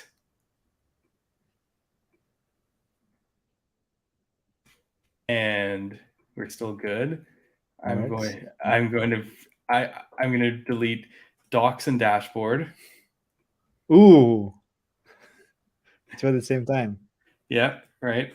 I think I'm pretty sure what we witnessed was just a miss. It was just the URL, not. I'm going to blog an API. Okay.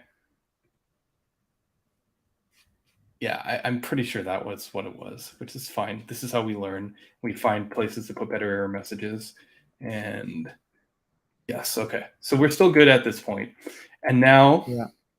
Okay, now this is where it gets a little bit more fun. Just leave it. Just leave it there. It distracts me. Okay, let's see here. If we without these pages, okay, I'm gonna remove about us. Okay, about us is gone. Yeah. Still good. And then we're gonna go. Okay, now we're playing with fire, right? Counter we don't need. Yeah. Breadcrumbs. I don't think we need breadcrumbs. We'll see if we need breadcrumbs. Okay, let's see how we're doing. Counter and breadcrumbs still good. Let's start and stop just to make sure that like it's not like some cache thing. Okay, good. Counter, breadcrumbs, menu we don't need, I think. I think. All right. And then it's beautiful, still good. And now we're back to getting very close to where I was before, where I wanted to clean up the head, so I don't need these. Yeah, this would be a C1. Yeah, so these should just empty themselves right out, and we're still good. And then we want to remove the footer from the body. No, not from there, from the index, not from the layout. Footer. All right, footer. Man, you just removed the same as before.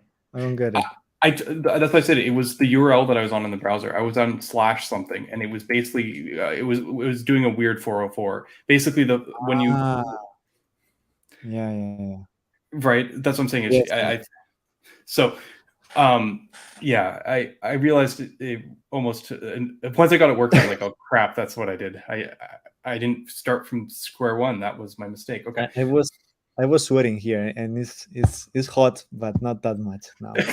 Okay, so header. What's header? Header is we're gonna keep header. Yeah. Okay. Cool. So let's do a couple things here. If I have, okay, and these are styles for the header. Right now, I've got a global style for what I'm building. So I'm gonna just try and pull that over. So we're gonna open up the good old, where is it? Here it is. So I have index.css, which is some global styles. So my guess is I'm just going to put them in global CSS because that seems reasonable. And then what I'm going to do here is we're into our components now. And this is back. It's funny. I built this. If you remember the very early days of Qwik, Mishko decided that he was going to make his example with all the components in a single file just to show that he could, because that was like something that Angular, I guess, had problems with. And it was just funny because I didn't understand how stuff worked. So I just copied the pattern. And obviously I didn't need to do that. But, here we are. So that will be the navigation, right? That will be kind of the header. Yeah, exactly. So I'm going to actually, I'm going to use header, and I'm going to use your pattern with the host element and everything, so to make it more Qwik-like. So we're gonna actually just take this out, and we're going to go to header, and I don't have a header CSS, so we're just going to move that to trash, and that's going to error because we are using it here, which we don't have, and that's fine. And then what I'm going to do is I'm going to replace the contents of this with this, keep it as header, and using Qwik's host element, I'm going to go class equals header. I think if I understand this stuff properly, it's the class header, and we've now ported the first component. And if we're lucky, we're going to see a very familiar Hackernews header are coming in now. Okay. And then, yeah, so far so good. So we don't need the path name. This is just cleans itself up. Do this, and let's reduce this all the way down. Awesome. Okay. And can I format this again? Oh yeah, this is weird. Yeah, I hate this thing. Yeah, let's just do something like this, and let's hope Prettier just takes care of the rest for us. Okay, there we go. I think we're good, right? Yes. Component is a component that returns a host element like this, and our tag names are header, and we've styled the host element. Lovely. Okay. Head I'm just going to leave as is because I don't care enough. I mean, I guess I could do something here, although I guess the pattern is not to mess with this, but to do it a different way. We'll worry about that later. Head's like the least of my concerns. And then let's talk layout. So in the past, our layout would be something like this. The header is in here, and actually there was no layout. So it's essentially we've already done the layout, right? Just getting the header in. So I'm just going to go slot. If I don't include host, does anyone get upset? I guess it's just a fragment. No. It will be okay. Yeah. Yeah, I mean, it's just a fragment, so it's probably fine. I don't know why I'd use host over fragment, but let's just. I think it's kind of like, don't make the choice to choose one or another, like depending on you use it. So you can put a fragment. Okay. Just yeah. It's all good. Or not at all, right? If you just return one, you can just put the element directly. Okay. The other thing I want to do, and I hope this works, we're going to try this, I want to do this. Is this something that we have?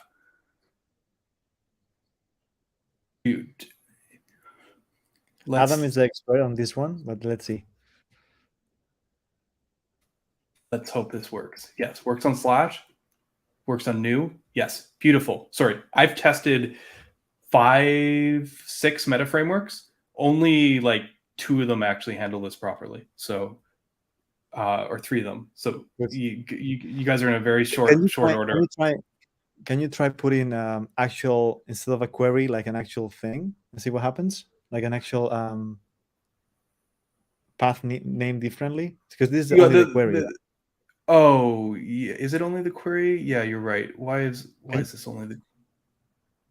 Can you actually try with? Oh, do you know why? It's because you're absolutely right. It's because I probably changed it to be the query. In all my other Hackernews, it's not the query, and so actually these are actually all wrong. Good to know. We're going to change the header because I would prefer these actually should be like this actually. This is how I did it in all my other demos. So yeah, that's better. There we go. Let's see. Cool. Yeah. Yeah. Awesome. Perfect. Okay, so now we're making fast work of this. So then the next thing, we know we have our star route, which is lovely. So what I want to do is, yeah, I mean, truth of the matter is I'm not going to really override the head here at all. If I just want to set one global title, yeah, like this will be okay. Could I just do this in the layout? Could I do it like here? Could I be like, yeah, could I be like, yes, or you can directly go to the head, right? And just if you don't, if you just don't want to use this, you can just directly go to head and put it there. okay, Like to the let's head do that. Let's do that. Let's do that then. Let's just go right to the head component and just do title. Yeah. Qwik Hackernews. Beautiful. Done. I'm done. Okay. So still moving fast. We are now on our page and we're going to want to do some data fetching. And of course I've deleted what I want to do for data fetching, but that's fine.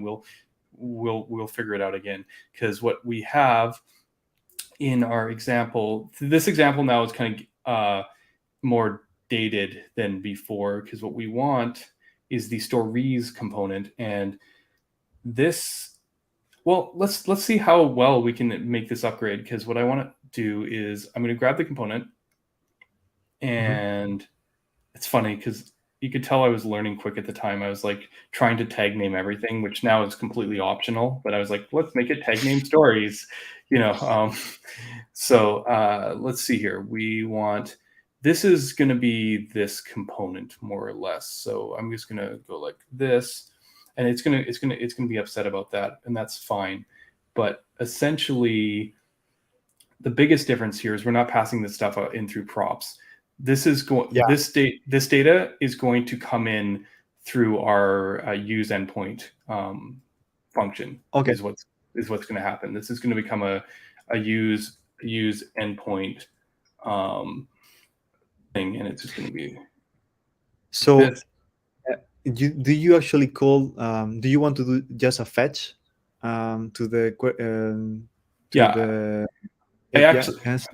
I have a pre-built API here that I'm going to just copy across, and I'm going to probably there's a question.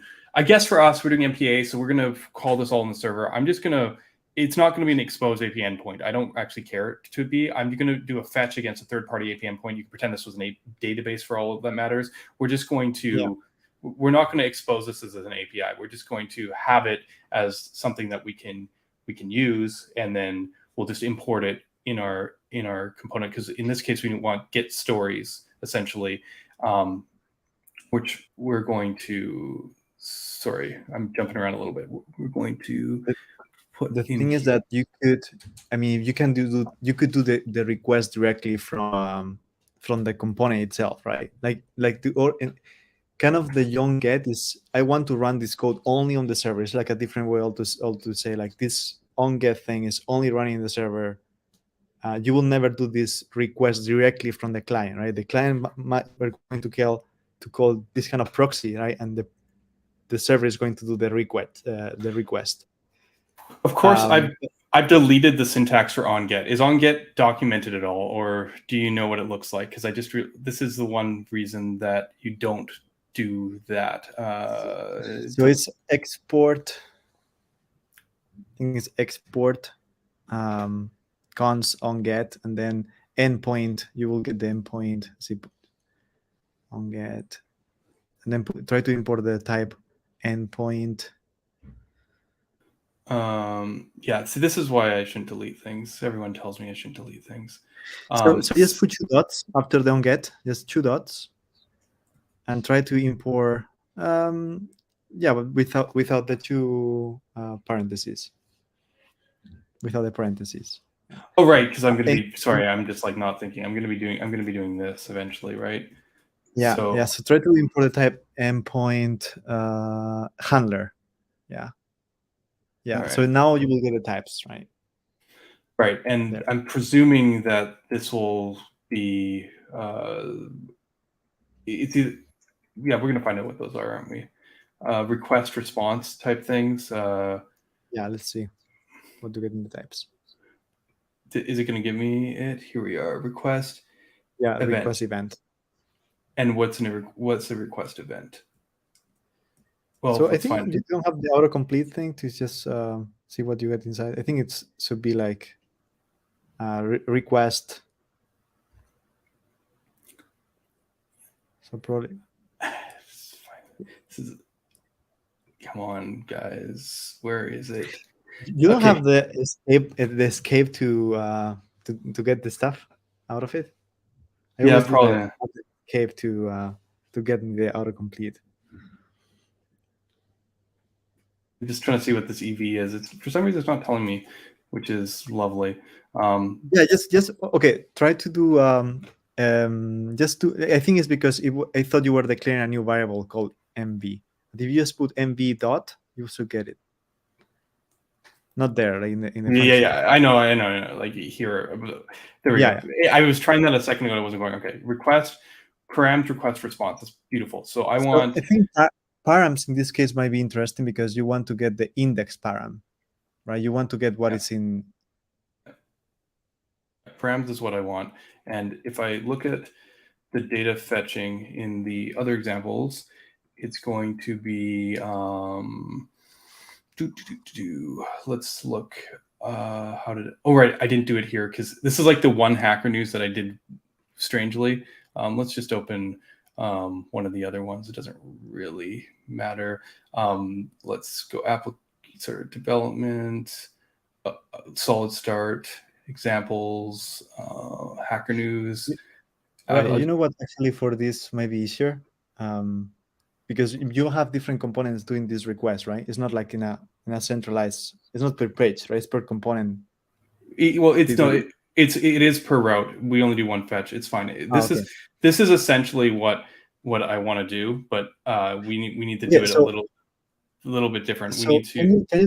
Can you try, for example, just create a forget about this for now and just go to the component, to the root of the component, to the index, right? And right here, use resource, and so instead of use the endpoint, which it's a Qwik City thing, it's just to use resource, that one, and this provides a function, an arrow function inside,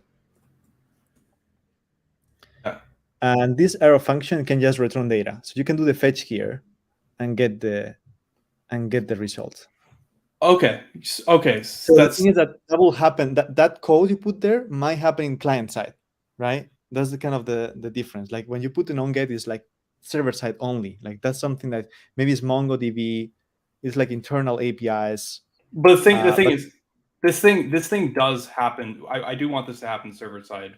I don't care if it happens client side later, but since we're doing client side routing, as long as it fetches server side, then I am fine. Okay. Yeah, it will happen in the server side, the first render. Yes, definitely. So then I just need to do this. Looks very familiar. Okay, sorry. So fetch API is expecting return up ending because I knew not fine because I haven't imported it yet. Because why did I alias it in the other examples? Whatever. It's just get stories. Get stories, and then get stories takes a type and a page number. Oh, interesting, because I'm generating it. Sorry, just give me 2 seconds because it's passing it to this. Oh, this is my bad. This is me entwining different things because this one's actually generating it just from the type in the page. And yeah, okay, this is just me being silly. I just need the type in the page. So we just need the type and the page. Type and page, and we're going to get the type in the page. We're going to calculate it here. Yeah. So we're going to get stories here, and then we're going to get the type and page. We're going to calculate it based on whatever the equivalent is to this, essentially. Yes. So that will be use location, right? You will use the use location hook, which is a dynamic. So that will happen actually in the root, right? You can only use location there. So just call the use location. So can I do it here in the pager? I can go const. Yes, it is the only place where you can actually, so log equal to use location. Yeah. That should be something coming from Qwik City. Yeah.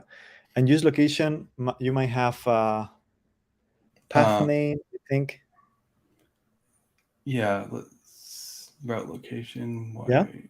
Okay. Let's just location dot href params and path name. Okay, sweet. So params is not what I want for everything. Params is actually going to be index, right? So just because you have the dot index, is going to create a param called index, which is going to be the path name that fits there.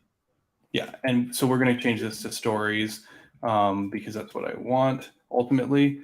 And then location.param stories or top, and then I need to parse the query off of it. Is the other fun part. I do need to get the query parameter for what page we are on. Okay, so we actually have this back and forth where we remove the query from use location and we have to put it back. You should you could I'm thinking you could create two two nested levels and create two params. That will be a different way, but if it's with a query, try to get the href and parse it. Yeah. Okay. If we have the href, that's perfectly fine too. I have plenty of examples where I've done that. Okay, so so let's location as href, right? Location.href, beautiful. Okay, then we just need to go new URL search params or something like that. And then it's like I can never. This is why I keep references to everything. Right, I don't have it on this version, but let's just go grab it off Remix. It's because this way I never have to remember how to do anything. I just make Remix, Hackernews, app, routes, index. Oh, right. Sorry, it's this. This is what we want. It's doing the wrong object. So one thing actually that makes this a bit more efficient in Qwik is you put this actually inside the resource, not outside. The only thing is we need this stuff outside as well. We need it in both places. Okay. So let's see. Why is this type string? Fun. I love TypeScript. Anyways, that's fine. I can probably just grab. I'm probably just missing. What? I just did call it type string. That's so funny. Whatever. I'll worry about that later. As long as this doesn't complain at me. But I think this is fine. Yeah, because what I need is the page and type to actually inform the rest of this, and then stories.length. Right. So the question is, what do I do with the resources to consume it? Is the next thing. So the stories is that resource, and you have a promise. So you can. It depends what you want. If you want to show the intermediate state, you could manually try to do it, but the resource component is kind of like the nicest way to use it. So I will import the resource component, and you pass the resource as one of the required properties. Yeah, I try to remember if it was like a self-closing one, wasn't it? Because it was like resource equals stories. Yeah, so I'm actually going to call this resource so that it doesn't conflict with what we're going to do. And then we're going to what else do we need? We need resource. Yeah. So on resolve. On resolve. So that's kind of the only one you need to implement for sure, and that will give you kind of the value, right?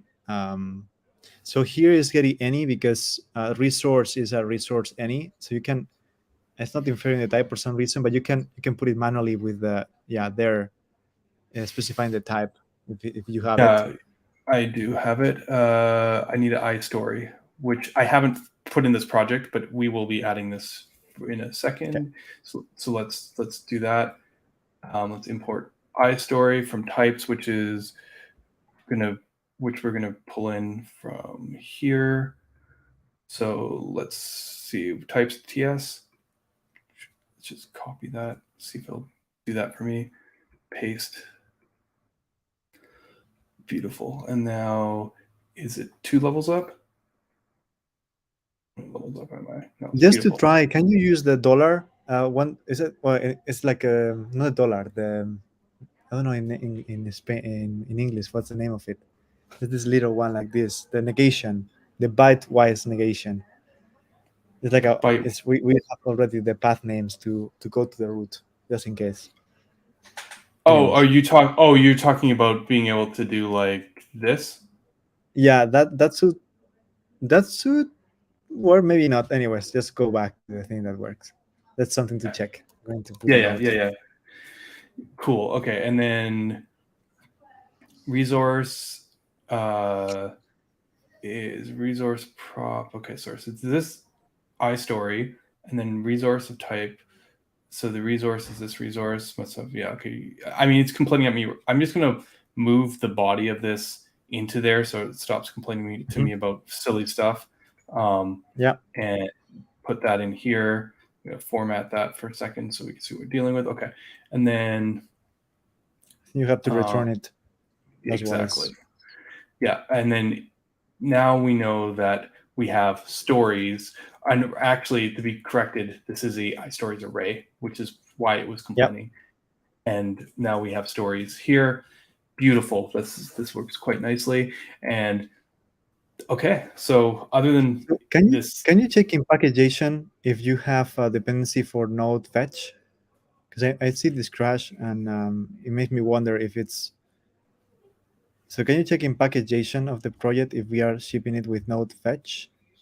It appears that way, but yeah, it should be polyfill, shouldn't it? Yeah, it should be polyfill. Like injected in there. Okay. I mean, there's other reasons why this isn't going to build right now because I'm going to actually let's actually just do the like this should actually build and compile, but it won't show anything. But it should at least.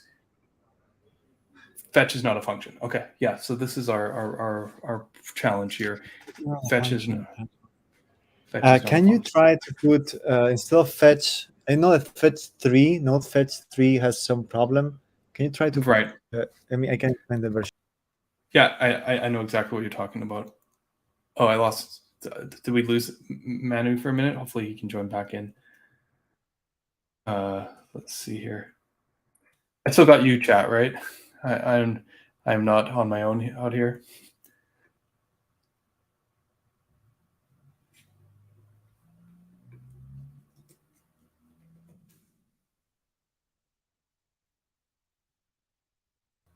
Okay, Manu's coming back. Right, -- force. Never forget. Okay. Thank you, Dylan. Thank you. I gotta add Manu back to the stream. Hello. I don't know what happened. All right, so let's try that. Come on, fetch. No. Make fetch happen. Okay. Just one thing. Can you go to node modules? Builder. Okay. Qwik. Optimizer. No, it's a file. Optimizer CES maybe is right. Is there flat? And look for node fetch. It's like there. Okay, so for some, again, just comment this out. Like, can you just the if statement there and just like see if we get in here? Yeah, and maybe one outside. Yeah, all bagging. Yeah, I think it's The previous one was working because we were doing the fetch inside the onGet. Okay. No? Boy, I'm not seeing any logging. I don't know if it's the way that. Okay, maybe it's because we are in the optimizer MGS because it's executing natively in MGS. So can you do the same thing in optimizer MGS? Sure. Let's look for node fetch.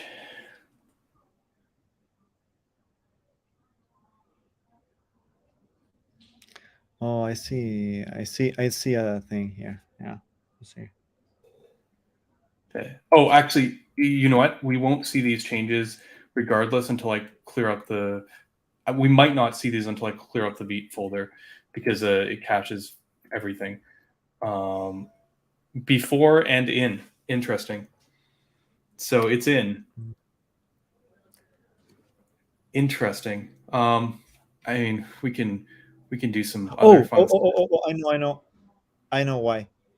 I think node fetch puts the fetch in the default. So can you put actually node fetch.default here?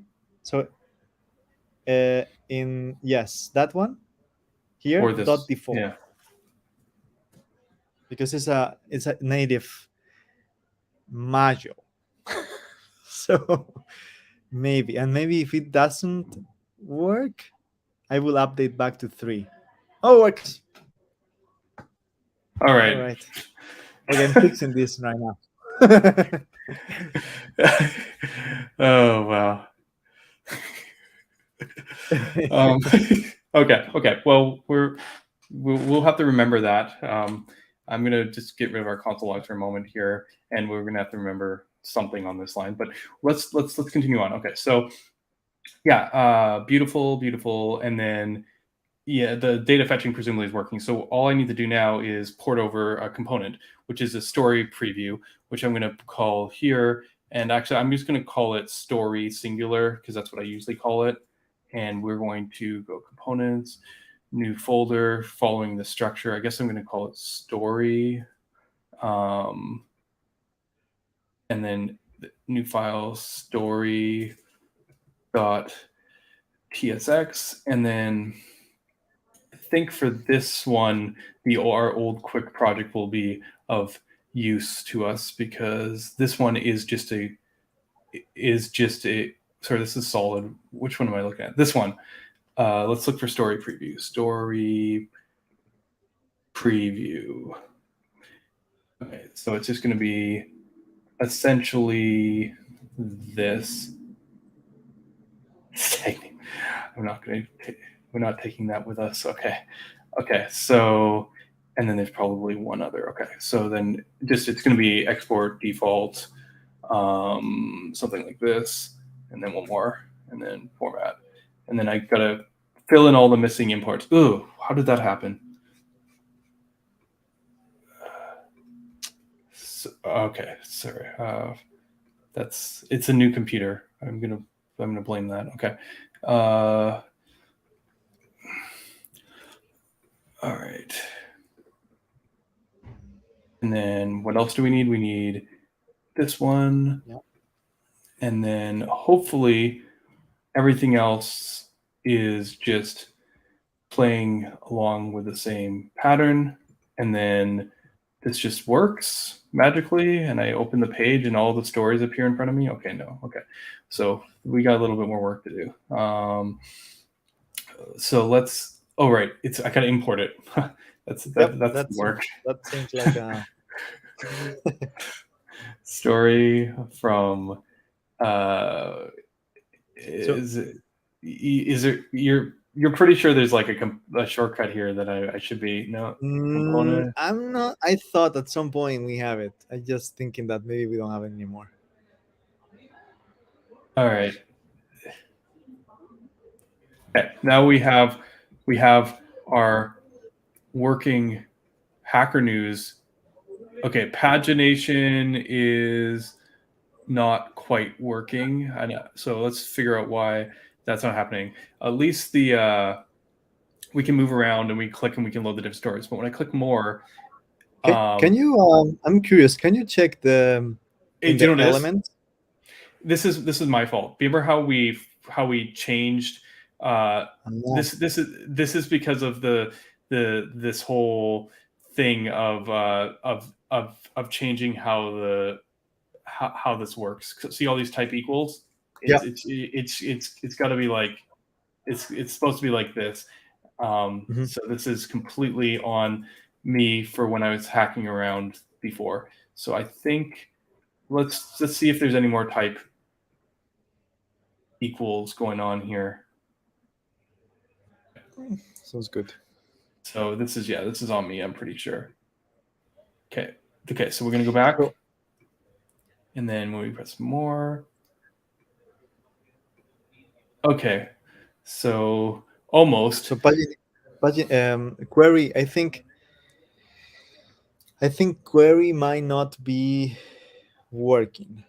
Like the query might be empty all the time.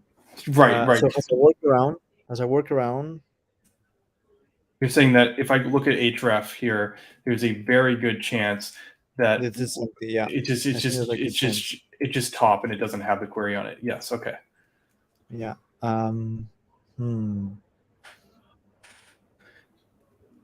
This is not the end of the world because this is not usually what I care about. So we can definitely move on. If we can think of a workaround. But yeah, because I wanted to do this mostly so that I can. What I was thinking is that we can have so just as a workaround, can you make a folder? Sorry, a folder.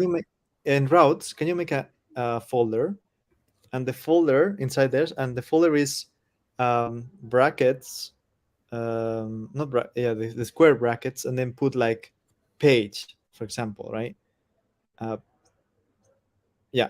Page. Or that's kind of. Oh yeah. I see what you're saying. And then move the stories and make it like page number. So it will be kind of it will not be perfect, but I think it will be a bit. So I think you want the first one to be actually 1 because you want to capture only the name, right? Like the name, and the rest is going to be optional. But the name's actually optional too. Okay. So okay. I don't know. That actually might complicate things a bit. Yeah, actually, that I think that copies things because essentially slash has to work. You know what? Look, this isn't the important page. We're gonna build our next page, which is I want to build stories new file id.tsx. This is I want to build the actual individual story page. Yeah, how are we doing components? We have header, we have story, and we're going to have 2 more components come in. We're going to have, I'm actually excited to do this on Stream with Qwik because I haven't done this on Stream with Qwik. When I did the original version with Mishko, we just made it, like we just made the comments an interactive component and it did its thing. But we didn't do what I call recursive partial hydration. And it works, funnily enough, the same way in Qwik as it does in Islands frameworks. Even though Qwik's more granular, you still play that game a little bit. And essentially, I wanted to. I'd like to build this in Qwik here if possible. So I actually do have it in my example, and yeah, it's nice because I don't think I covered it on Stream with Qwik previously. But essentially, we're going to use a toggle component to hoist the state to wrap a static component and use this to help with even more aggressive code splitting. But let's start with our story page component, which is going to look a lot like we're basically doing the same thing we just did again. Sorry, it's always a pain when I have to. You know what? I'm going to do it the other way. I'm going to copy our this component file because it's basically what we want to imitate, and then I'm going to swap out the markup as we need. Okay. Ryan, yeah. Can you just curious when you're doing this? Check the amount of things we serialize right now for this page. I'm curious of if we are. Yeah. So this page should serialize nothing because there's nothing client side. Like Yeah, it's just like an empty object. Like it's just like your But no guess what? There is not even quick loader. You notice that? Yeah. So there is literally zero JavaScript in this one because there is not anything can happen, right? At all. Yeah, exactly. No JavaScript. Yeah, and that's what this one's for. The next one is the one that's fun because there is JavaScript and we get to have some fun with it. Yeah. So, let's pull some of this stuff across because, essentially, I want this JSX. Mhm. All right. Actually, it's a little bit more fun than this because what I actually want is this props data is actually more like this is actually what's going to go inside the resource, not inside anything else, I'm pretty sure, because the whole thing's and props data. So we'll probably be able to actually, is it the whole thing's and props data? We could probably, because we know the resource won't show unless this stuff, I think we can actually just shrink it down to just this. And then essentially this is what we actually want to show in here. And then we're just going to have to do a little bit of this. Filtering?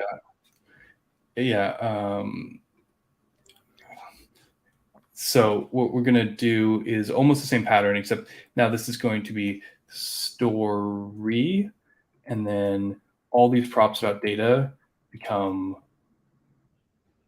story, and then they don't know what a story is, which is fine because we need to get it.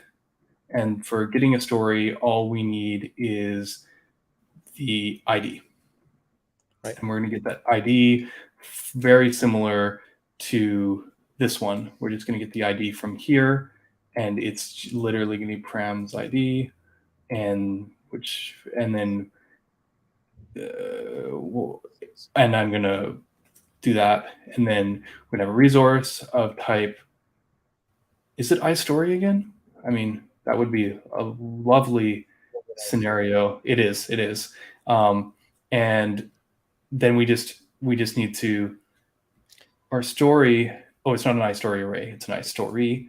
And then we just need to get our comments going, and we need to get our comments going. So in this one, if can you make the use resource like multiple line, which I think we can make a small improvement here. It also goes a bit of the point of the.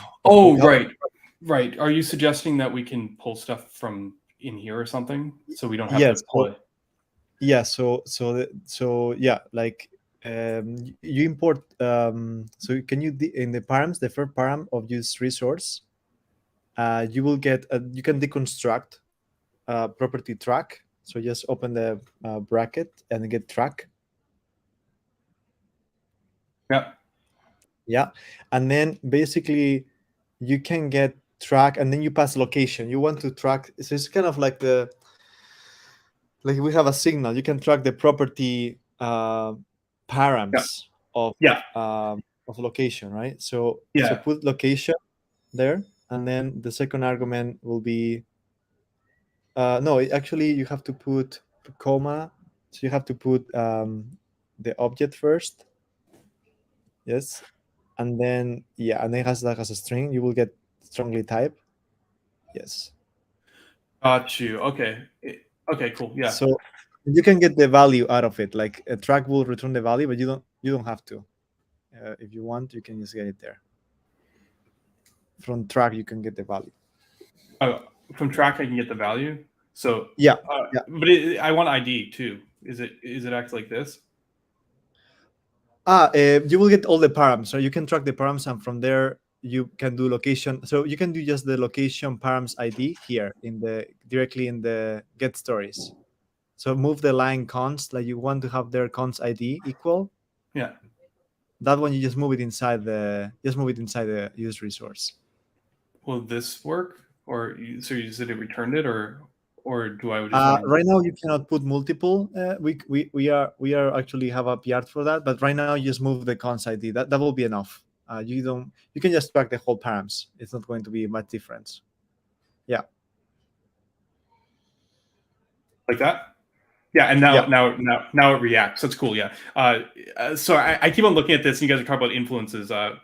Solid uses this very similar syntax with source, but instead of track, it's the first function that gets called to it. But yes, the same idea where you can track the parameters, and then on parameter change, actually do the refetch if this is client side. Yeah. So that's a good pattern. Okay. So where are we going? We are going to get our comment, which is our last. Well, actually, we have two more components, but I'm going to put them together in the same folder because they're part of the same kind of thing. In our comment, we actually have going to have two files. We're going to have a comment.tsx, and we're going to have a toggle.tsx. And the reason for this is we're doing a trick to do state isolation, which will help with the serialization. And I tried to do this with Fresh a couple of weeks ago. We did not succeed.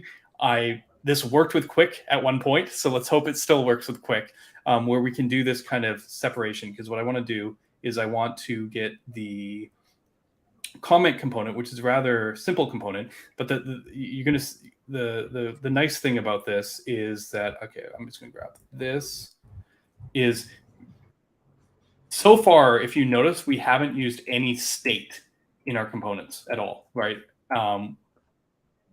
Yeah, I mean, I should just change my default. I'm just too lazy to do that. And essentially, export default. We haven't actually, and still so far, we haven't used a single primitive. This is all static rendering. But what I want to be able to do is I'm doing this for a reason, because what we're going to do is we're going to have sorry, I put in the wrong file. Let's grab this one out. We're gonna push all the state as low down as we can, so we need the least possible code to update, and that's what our toggle component is. Our toggle component wraps each comment so you can collapse it. And let me see if I get it. This is the very first and only time you're going to see any statefulness in this app. Export default. And then all we need to do is import all our useful stuff that we need. And I will just use story as an example because it probably has, it doesn't have slot. Okay, that's fine. But we will need this. Okay, comment.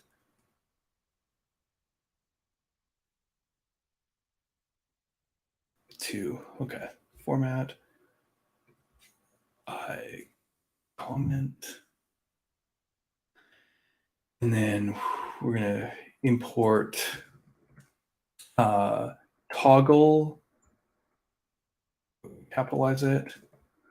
And then, yeah, I have to actually const comment and then export default. Beautiful. Now we have self-reference. This does not need its own tag name. Do that. I wonder how the optimizer is going to get with this one. This is the default and then the name. I wonder. I just it should work. If he doesn't, I need to do something. That's the only thing. Yeah, I mean, this is what we all come here to do. This from the other side, it needs to actually import the default, right? Like it's not. It doesn't need to import comment. Let's see. Yeah. So and then let me do here. That's a good one. Yeah, I mean, we could put it in this. Oh no, but no. Yeah. I have to run it. I'm so curious. About self-referencing, but with a different name. I'm interested. Because I did find ways to make this work previously. So I mean, I'm hoping that we can probably figure this out. Slot. So okay, so everyone says this is the only statefulness in our whole app. We've actually now added state. This is something that is actually client side, and we've minimized it. So this is the only state interaction. And this is a very clever trick of using slots, because what ends up happening is we're slotting in the parent. So we're actually creating a consistent server hierarchy where we can render the whole thing on the server, like all the way through. And this is an island, so it's a little bit different, but it still holds the same idea that we never need this component, because we know that it's rendered statically. And the only component we need to ship to the client is this. This is all the JavaScript code that we're going to need to make this page interactive. And it's actually, the way Qwik works, it's actually split in two. It's this click handler, and then it's this one, right? Or is it three? Split in three? There's like this? No, there is two. There is two in this one. Yeah, it's split in two. So this is all the JavaScript. And if everything works like clockwork, and we import our comment component like this, we should, in theory, be able to go into this page. Okay, so what happened? So what happened? Okay, so we have no errors. So is this just a matter of me missing something? Because it is not erroring out. Is it not matching the pattern properly? Can you put a console log? Stories is a stories ID. Yeah. Can you try to put a console log in after the ID? So where you already have the ID. Okay, I'll do that too. Sorry, after I have the ID? Yes. So inside the resource too? Yes. Just to check that one. What do you do the plus here? Just curious. The cast it, because it was a string, and I want it to be an integer. Cool. Okay. So of course not going to print anything, right? But in the server is printing anything? No. Let's try restarting. Okay. This is probably our problem. It didn't show this. It was just like coming along. Root identifier. Okay. So this is our problem. Okay. So I can, I think this should be fixed, but just make it export. Yeah. And then do I have to import it from that specifically instead of this? Yeah. But it should work. I just need to optimize it to get that. Yeah. Yay. Okay. Yes. And bang. Okay. So it works. And yeah, I mean, as you see, and bang, and then we get our toggle component. So this is just our state. Yeah, it splits into state. This is the core. It splits it into JSX. And yeah, that's it. Yeah, that's good. What's our click handler looks like it's toggle component fragment. Oh yeah, this is the event handler, and this is the component. Yeah, those are two pieces. It was downloaded right backwards, right? Of framework will happen, right? You get first the click. Can you check? I'm interested to check the elements. Sorry, what you serialize in the Qwik JSON. Is it want to just check if there's something? Funny there. I am pretty stoked about this, because let me tell you. Sorry, can I check one more thing? Because last time we did this, I had to do. Yeah. Sorry, I'm doing this weird serialized thing. You're going to tell me I don't need this anymore? For which kind of data? Do not include it. Qwik loader, that's fine. Qwik JSON. A bunch of island entry points. That sounds and the open state, that looks okay. We're not getting full stories here. Yeah.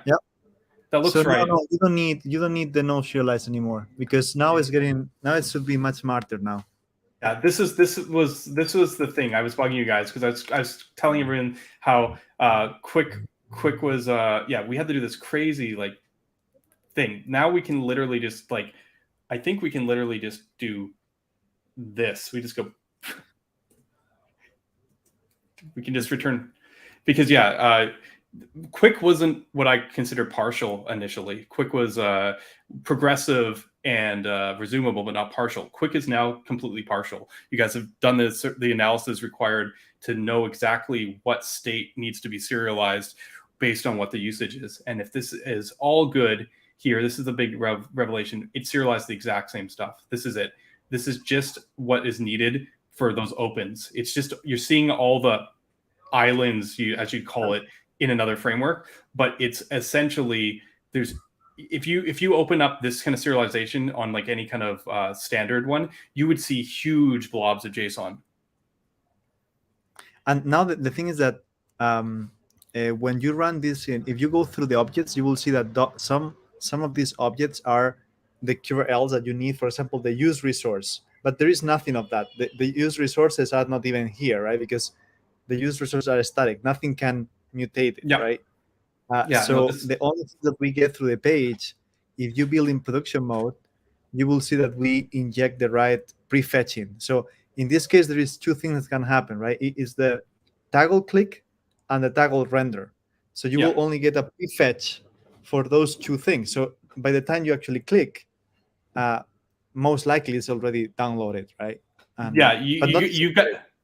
Yeah, I want to take a look at that. Can we actually do that? Because you're right. I've pointed this out probably like 10 times on stream, and it probably bugged the hell out of you guys, because I would slow down the network tab and then click the thing, and then I'd be like, go grab my drink, sit there, and then come back and then quick compress it. You guys are now with Qwik City doing a lot more aggressive prefetching. So npm run build. Yeah. Oh, but that's going to use Netlify. So. Is there a preview version for dev on Netlify or no? I mean, no. That's why I like this press. Okay, that's fine. Yeah, I mean, this is actually one of the tensions between all the meta frameworks. There's this approach which is kind of like what Remix is, I think, is done, where you build towards it, then you're kind of like that, and then Svelte did what we ended up copying, which is that their dev environment is not the same as the adapter environment. It just like essentially like it's always express in dev kind of deal. But yeah, I have the Netlify CLI already installed and ready for this moment. So we could deploy this. Obviously, this app is not completely finished, but it's good enough for our purposes. So I think I'm going to do that right now. Let's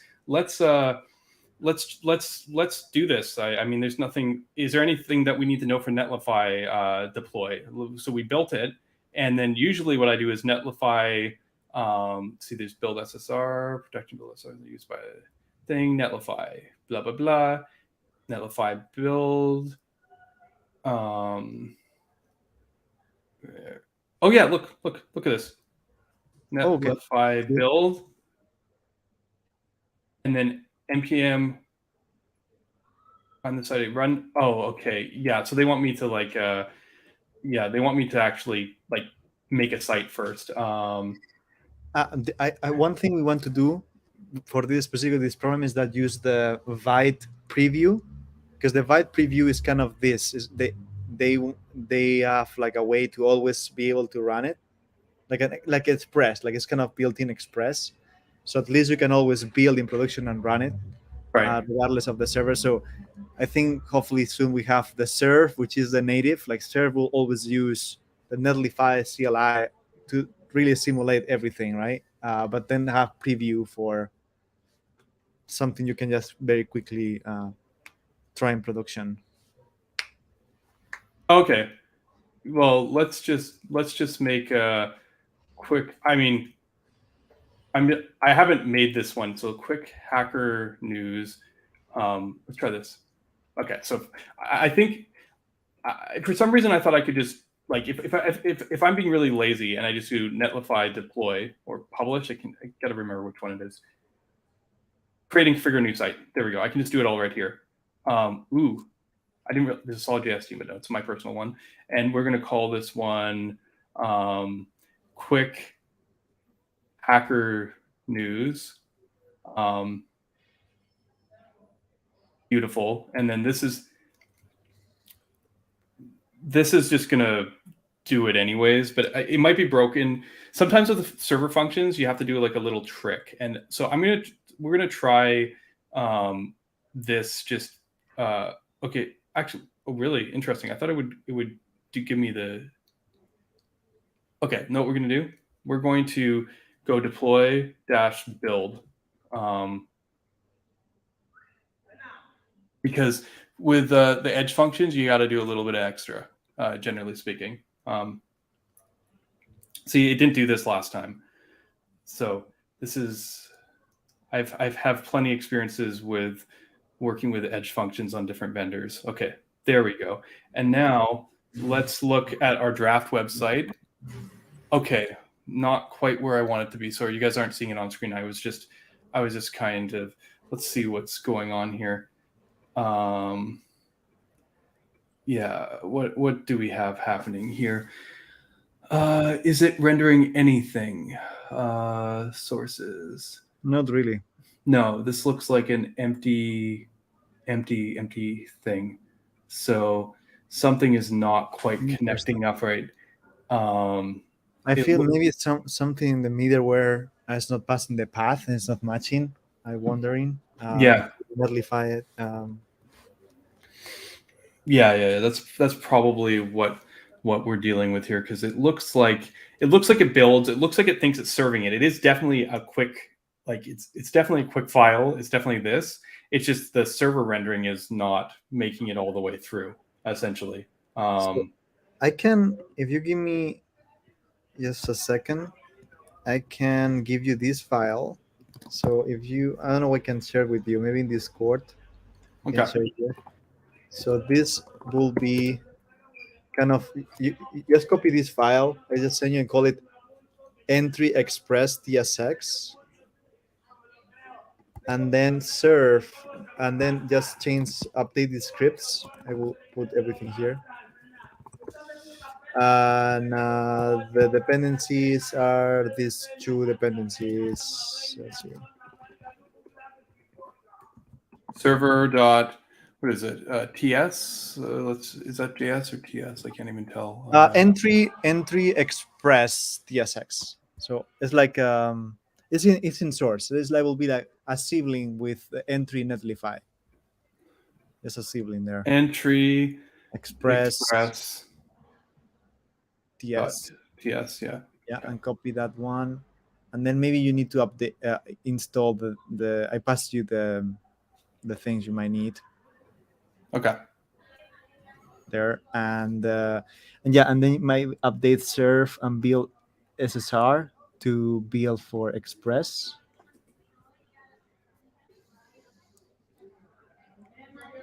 Okay. Yeah, we can do this for now. I was so hoping for that deployment. We'll have to do that a different time. Force. Okay, so then let's change these commands. This is the build SSR and the serve command. Build SSR, and serve is this one. Yeah, and can you check Vite config, because I think the Vite config has some extra stuff for Netlify. Maybe that's good to be removed. Yeah, just remove that, and comment out also the options for SSR there, the output. Okay, yeah. So we don't need any of this. This, yeah. If we are building for Express, we should not need that. Yeah. Let's check it out. Okay, so then I just need to run npm run serve. Npm run build. Yeah, and let's check if it creates a. Is it okay? Let's see. Not found. TSX. Oh. It wants it's. Oh yeah. It wants this. Okay. Okay. Yes. Serve. Okay. All right. Okay. So then we can actually see how this behavior actually works here. So we got the network tab open, and when we go to a stories thing, okay. So interesting. Okay. Yeah, it's not actually doing. Let's look at what's if it actually. What are we looking at here? Pre-connect style sheet. Is there preload headers? Can I check? Yeah, can I check that one? The type module. type. So which The one at the end. Yeah, that one. I think this is the mode. So it's prefetching is supposed to be that two ones, because so we were doing some research and the prefetch were not quite working on Firefox, right.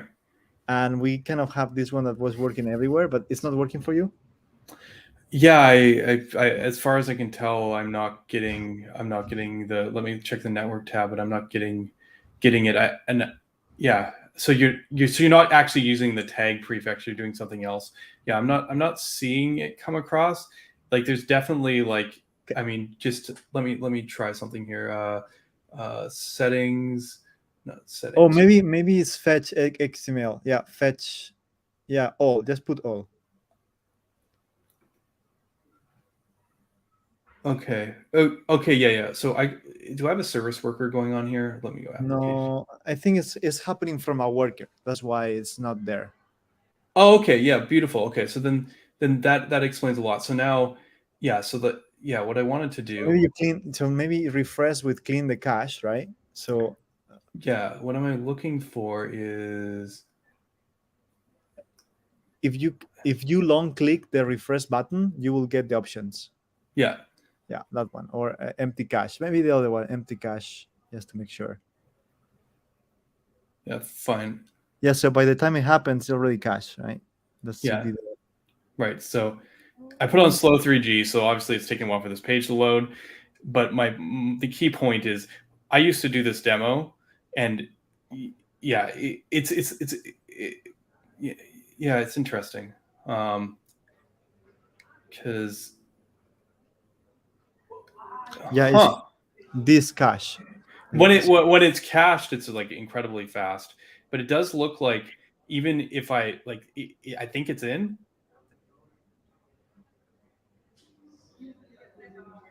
Interesting. Okay, so this is what's happening. What's happening to you? Like you click and it's not. Yeah, well, I guess it's because there's still some stuff with it, because it's like this one was still marked as pending. I'm gonna empty the cache, right? And then we're give it a second, because I'm on 3G just so I can display it. So now it's pending. So these are fetching, and if you look, this one is still fetching. So maybe it's not done. Okay, now no, it's still not done. Maybe this is why it wasn't doing it, because this one. Oh, it's taking so long. Yeah, that one's interesting. Yeah, I don't know. So maybe that's why, because when I went to go shrink it, obviously it actually it took a moment. Interesting. Can you try one just to for fun? Can you go to the render? I think it's render SSR. Where, like in the code, or yeah, in the code. Where do I find this? Entry server. No, entry SSR. The file.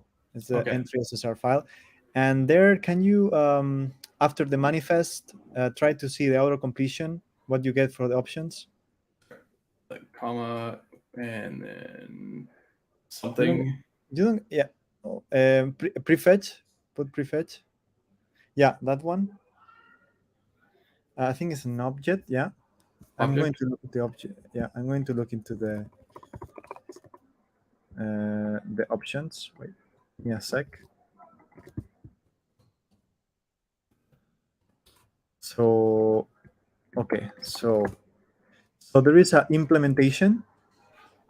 It's like object, so it's object and then implementation. Yeah. And then implementation is there is like several strings. It's kind of like all the possible like combinations of prefetching, and we are trying different things for now. Can you do the link prefetch HTML? Yeah, and try that one. I'm curious, and just build again and try to run the production. Let's do it. See if it has some different behavior. I'm so glad that these kind of mechanisms are kind of showing up now. So now, can you check the HTML? I want to check if the actual this worked though. Let's click it. Yeah, do you see that? Yeah. No delay with slow 3G. That worked. Can you check the So now you see that you get the links. Actually, the links there. Yeah. Yeah. Where are they? Are they at the end? Where did you put them? Yeah, at the very end. Yeah, prefetch a script. Yeah, I see that. Yeah. So yeah, this is what I was looking for originally. So that's cool. So yeah, I mean, the idea is generally with smart configuration, knowing what you can prefetch. The one of those like gripes a lot of people are like, oh, what's up with the lazy loading? Like it's fine. Like it's here, right? But the only unfortunate part is we didn't deploy to Netlify, so we can't do the good old Lighthouse game right now because it's so. We're going to have to probably save that for another time. But this is a much better foundation or base than compared to what I've been working with. This everything seems to work, and and everything seems to work. No? I mean, other than the time where we go to node, let's go to the very easy. Just go to node modules. Builder. Oh yeah, right. You're right. Fetch. No, I already fixed it. Okay. So we'll have node fetch soon. Yeah. This example. Yeah, I'm gonna push this up at some point. Sorry, not this one. This one, and I'll work with you guys more to kind of get it to where it can be for comparison. But this is a huge step forward. The fact that we have these kind of considerations now built in, a lot of like the resource primitive was definitely really nice. The routing, being able to like this is a big step up in terms of the experience and being able to develop apps. Because as I said, I've made this Qwik Hackernews demo like in 4 different versions of Qwik at this point. So, and this is definitely much nicer consideration. One last thing you could try.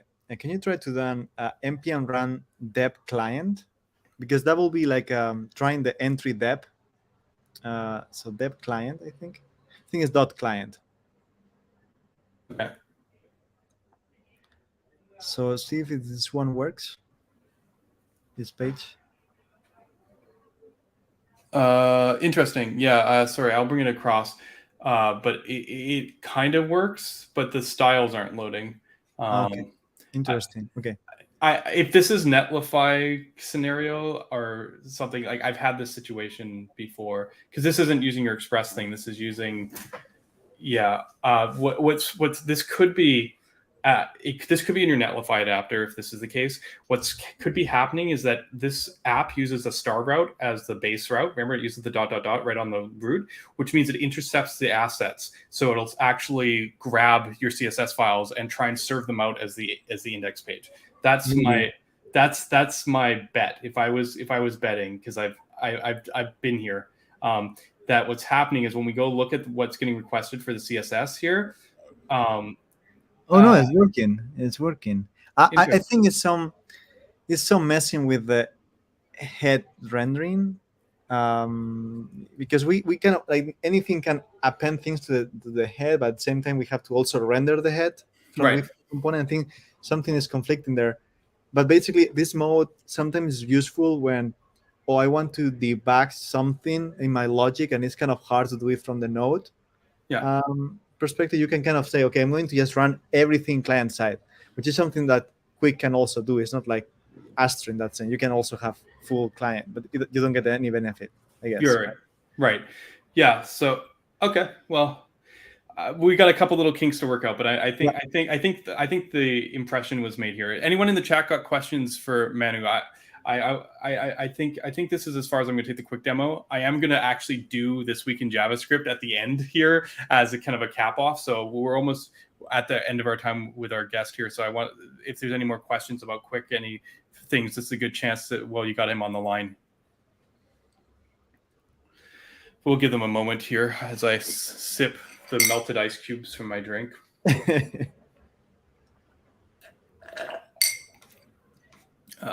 Here is almost midnight. So I know it's late for you. So how do you actually specify the preload stuff? Well, the thing is, go ahead and answer it. No,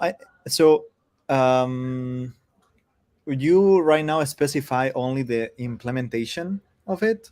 Doesn't mean configuration. So the implementation is something we are using for ourselves to figure out which one is the best prefetch strategy. And this one worked, for example, but in Firefox it doesn't really. So that's one of the things you can configure. And the other thing, the other option that we didn't use is the symbols to prefetch. So symbols to prefetch right now, the default option is kind of let me see what is the name of the option. See, actually looking at the code. So it's called auto, and what auto means is that Qwik is going to look into the whole. It's going to start from the events as the roots and trying to see all the data and how that data, when it mutates, what other symbols it needs, and it can collect like everything that it need, like everything that can happen in this application, right? And it prefetch that. But there is other strategies. We have one strategy where you will prefetch kind of all the things that can possibly happen in any possible moments. So it's more about that kind of things rather than saying I want this or that one. So it's more about like a general level strategies than specifying specific which things to prefetch. That should be taken care of by Qwik. Yeah, it's an interesting challenge, and one of those ones that I think like Qwik's long-term goal, if I understand, is use site analytics as a way to feed into this information, so that prefetching could actually be based on end user patterns. And I think that's a really interesting take. And part of the reason is at that the one trade-off that you find out, it was talking about the how we're moving to more granularity in our thinking with how we split things farther than components. The one trade-off is you go more granular, it gets much harder to manage it yourself. Like it's just not a realistic expectation anymore. So that means a lot of new takes in innovation to how to split things up, right? So yeah, I'm looking forward to see work in that space, because like there's a lot of options, right? One of the one that Qwik's looking at, I know, is with the analytics. Some people that affects bundling too, right? Right, exactly. Yeah, that's not only prefetching but bundling. Like right now in the demo you're showing, it's just making one, like every single piece is a different file, but that's like optimizer option. Like oh, okay, yeah. There's some confusion here, because sorry, when Remix prefetches, they're prefetching like the next page. But this is an MPA, so like I believe the Qwik has demos where they can use Partytown to prefetch the next page in a service worker and do that a link cover. I don't think Qwik City has it yet, but this is different. Like in Remix, to get that page, like we're talking about prefetching like parts of the page to interact with. In Remix, you downloaded the whole React app. You're like 70 kilobytes, nothing you can do about it, right? So, or sorry, 64 kilobytes and nothing you can do about it. So this is like at a different level. Like when we talk about prefetching in Remix, we've already assumed that we've loaded React, the whole page, the whole thing. And this is about the actual page you're on initially. So when Qwik loads, there's no JavaScript, like zero. And then and by doing the smart prefetching, you interact with it and you don't even notice that. Like it just comes in the background. And you might be like, okay, why don't we do that for the full page? Well, I can tell you that, and I'll be covering that in This Week in JavaScript.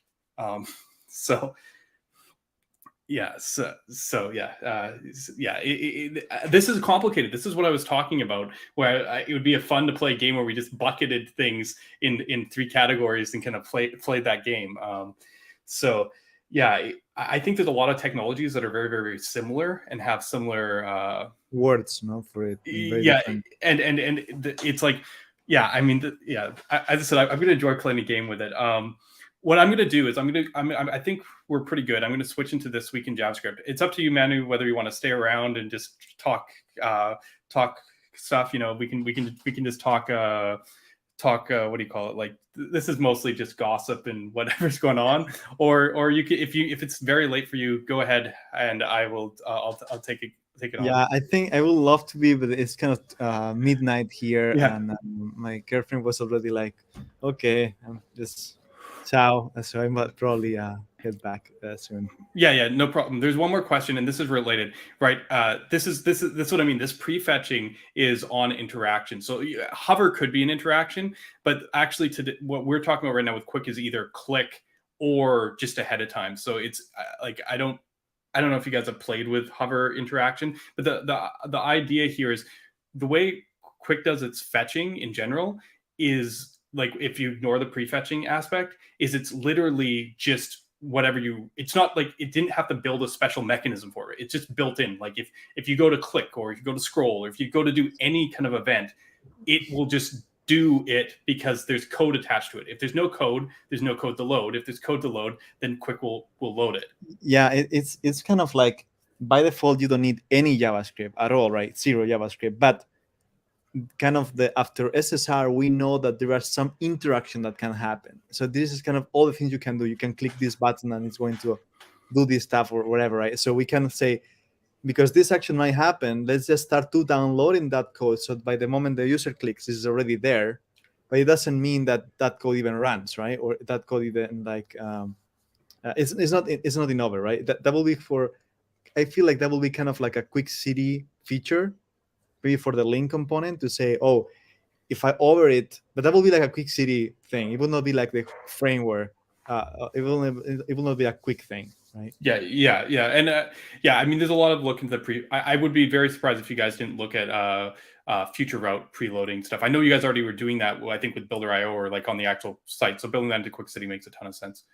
Okay, I think we're good then. Thank you, Manu, so much for joining us.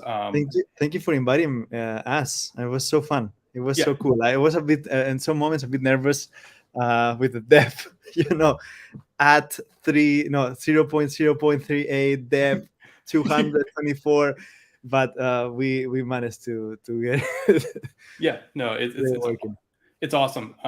Thank you so much. Yeah, so I'm gonna go now to my entry screen and we'll say bye to Manu. Have a good night. Ciao. Yeah. All right. So finally, the session that we usually start the stream on, it's time for This Week in JavaScript, where I look at some of the stuff that's been going on and give my take on it. Usually I do this at the beginning because it's like it helps me warm up, but we're going to just get into it right now, aren't we? So let's look at this. This Week in JavaScript had a lot of really interesting kind of performance-y type topics that are slightly nuanced, and this is why I want to dig into it, because this is coincidentally, this is one of I'm more interested than the last couple ones. I'm actually pretty stoked about a lot of the topics and things that have been coming up. The first thing that I want to point out was Jason Miller, creator of Preact. He's kind of announced that they're adding some kind of reactivity to the Preact framework, which is pretty crazy, because everyone's like, okay, well, it's a VDOM. What do you stand to gain or whatnot? But he showed this bench, or not even a benchmark. Basically, it says bench, so I'm assuming it's a benchmark that he ran in the browser, looking at Chrome timelines at just how much of an optimization this is, and it seems pretty impressive. He basically improves the performance by 5x in this benchmark. If I had to guess what this benchmark is, he says standard component rendering, but I'm gathering this has to be update performance, because adding reactivity doesn't necessarily give you any benefits. And to my understanding, like at creation time, and my understanding here is that this is not using any kind of fancy compiler. This is just a swap in, just a different state primitive. So in my head, I'm kind of thinking something kind of like MobX plus React, but maybe actually venturing a little bit closer to the tricks that Vue uses. But even with Vue, there was a huge trade-off there that they didn't really address until 3.2 when they added like memoizing of component partials. So I'm interested to see where this goes. The truth of the matter is there's still room to improve performance, obviously, for various libraries. But in general, even though this is 5 times here, like in the scheme of things, there's no way that this is 5 times faster. Do you know what I mean? Like reactivity is a very nice DX feature, but unless you actually change the rendering in a significant way, which is my understanding they aren't doing here, then it's a little bit like you're going to hit a wall anyways, and we're already kind of very close to that wall right now. So yeah, I mean, the problem right now is we don't have much to go off of. He hasn't actually shared what this looks like at all, other than just kind of talking about how it's inspired by Vue's reactivity API. but how's it? During VDOM rendering, teach the VDOM how to do updates, then pinpoint updates. Iterated updates can still be VDOM. Yeah, so I mean, this is interesting to see how like VDOM is there basically to diff. So I'm interested to see how they do. If they're going to apply the fine-grained updates to the VDOM, are they still diffing? I'm you know what I mean? Like, there are very, very fast VDOM implementations. If anyone's like interested, you know, like if we look at, you know, a benchmark that has both updates and creation times, and we kind of filter it down, you will see. Let's get rid of this. You will see stuff like BlockDOM, which is incredibly performant VDOM library, and even one more I'd consider as a VDOM library as well. And these libraries are right up there. We've had an interesting jump recently with Vanilla.js, so they switched the test, so everybody's actually pushed back down the line a bit. But these libraries are all about the same speed. They're right up there with Solid being a VDOM library, which is quite impressive. And Inferno, obviously, right in this range. And so simply being a VDOM isn't necessarily a disadvantage, but it does for the optimal case at least. But it is a tricky balance to a certain degree, and I think like just because, you know, you have a compiler doesn't mean you're going to be necessarily at the front of the list, so to speak. And like this is kind of a very interesting to know, like where's Preact now? Preact. I think it's here. It's close to spell. Yeah, here's Preact right here. Like Preact's sort of middle in the pack, you know, and it'll be interesting to see how much implication this has, because you've looked, this kind of stuff, the update performance is a part where they're attacking. This probably won't affect creation, but if it can make a dent here on these two metrics, it's actually a pretty significant effort. It might actually see it get into the same kind of performance level as something like Svelte, so or Vue. So something to pay attention on. Would love to see more. Jason's been teasing us now for it feels like forever. He's been teasing us with these ones. I'm trying to see if I don't have it. About a year ago, he had a new VDOM technique that increased the speed of the VDOM over vanilla or something. And I've been waiting to see this for like a year now. And then this is the latest one. I'm hoping this year we'll see what he's been working on the last couple of years, because he's been hinting at it, and it's really exciting. Anyway. Yeah. Okay. Yeah. So it's yeah. Sorry. There's a question here. What do you mean adding reactivity to Preact? I mean like having hooks. Like instead of using hooks, using things like solid signals or views, composition API. Like having independently reactive primitives. MobX is another example. But yeah, that's what I mean by that. Okay. Moving on. Yeah, this one.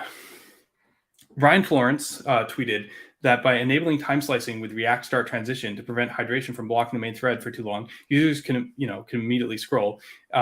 You can get 100 page scores essentially with Remix here, and there's a reason I called this out, and I mean this is kind of on an edge case. It just I've been kind of concerned for a while that and let's see if I actually mention this anywhere, but I've been concerned for a while that we're going to just, with all this ability to lazy load and frameworks making this more automated and like all the prefetching stuff, kind of like we were just talking, that we're going to start defaulting to lazier stuff. And you're like, well, what's wrong with that? Well, sometimes being lazy will get us good scores on tests that aren't measuring for it.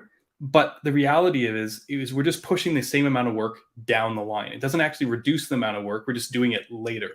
And sometimes that's okay. But if you're talking about the time it takes to be interactive, is that where you want to be, right? And oh, did I unintentionally stop following Jason Miller? That would be terrible. Did I do that? No, please. No, okay. Maybe not me.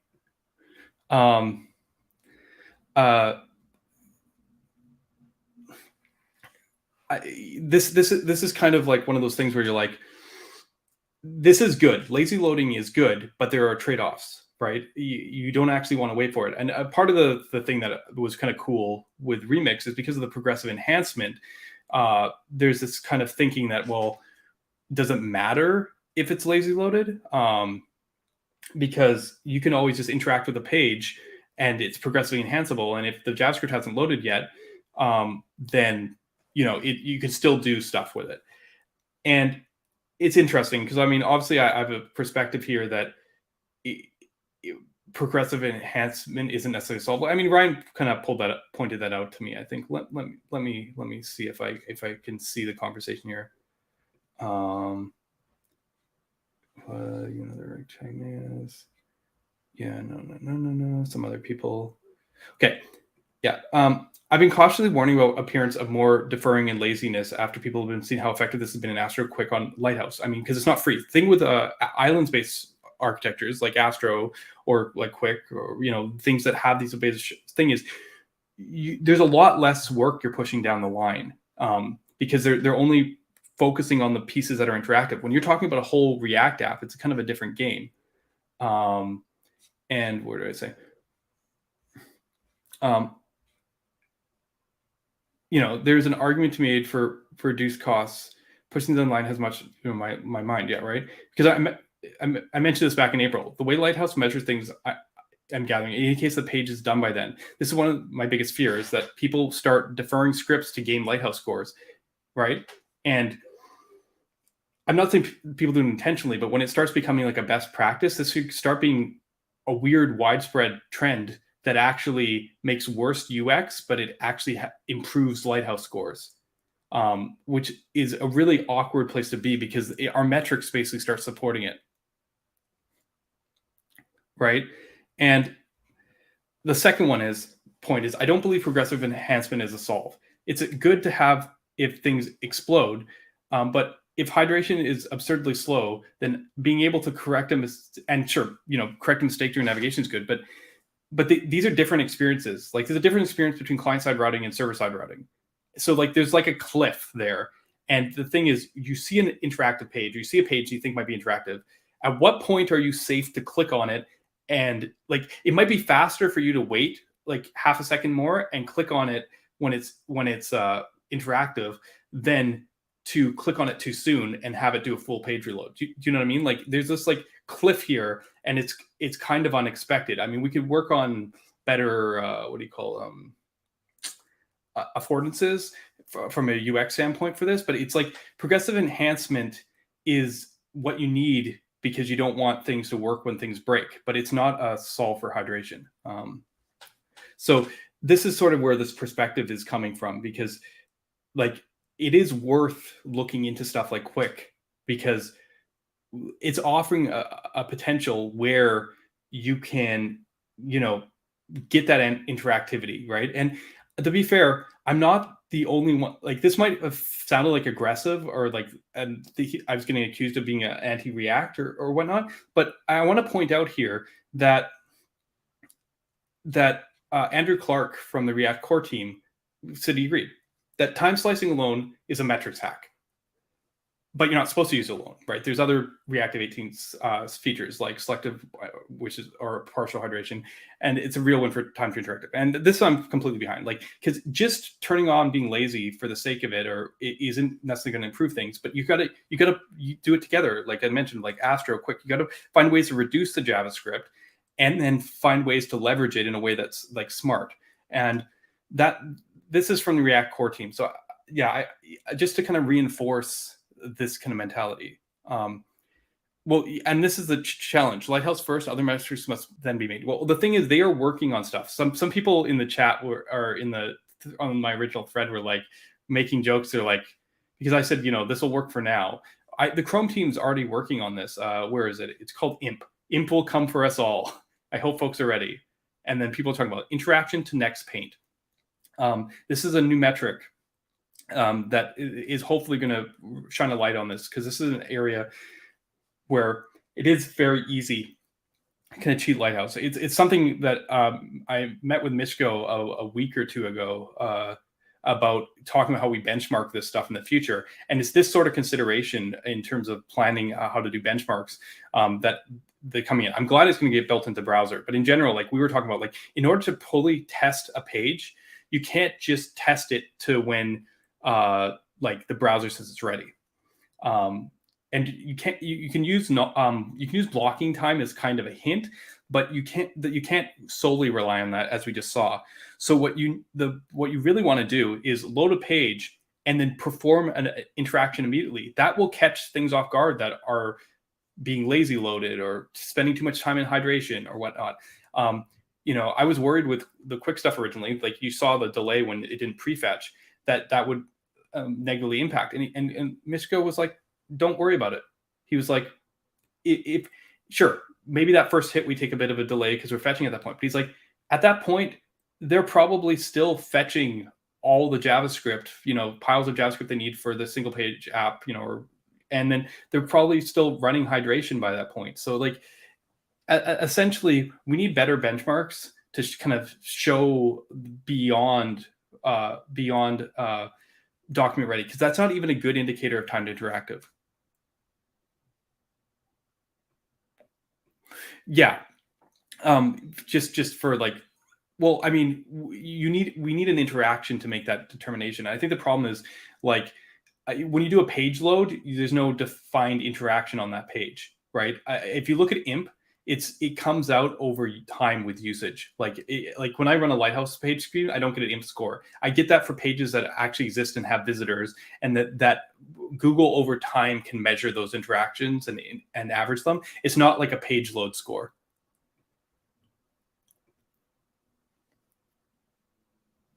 Yeah, I mean, someone pointed this out also in here. They called it there's a law for this. It's Goodwill or Goodard law. It essentially states that Goodhart's law strikes again. It essentially states that like once a metric is like the target, like it stops being a good metric. Yeah, thanks.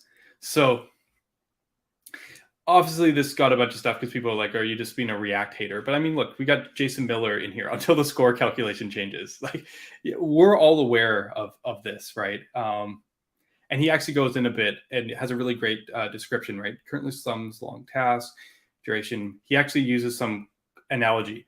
You're waiting for your drink at a coffee shop. The time between ordering and receiving the drink is 5 minutes. You say, I'd waited 5 minutes. Now, if the barista was taking quick 15-second breaks, each of those 5 minutes, you still waited 5 minutes. Yeah, sure. It's sometimes actually worse than that, though. But yeah, like sometimes it can actually push things back even longer. But it's just talking about blocking and not blocking. But in general, yeah, this was not an attack on Remix or React. I understand how they work. It was more just talking about this is be wary. Like this is like we're starting to see it in islands frameworks. And I've been like a little bit concerned. I'm glad that Qwik is putting so much effort into preloading now. And the thing is, if we start seeing this get into like Next.js or React apps or more typical stuff, it's a little bit more concerning because, as I said, it's pushing off the working. And I can show you what it means. Actually, I was very, very lucky that this conversation actually got to a point where there is a let me see if I can find it here. I got to go back to Andrew Clark. But essentially, I was following up with them, and I was like, wait a second, are you saying selective and partial hydration are the same thing? And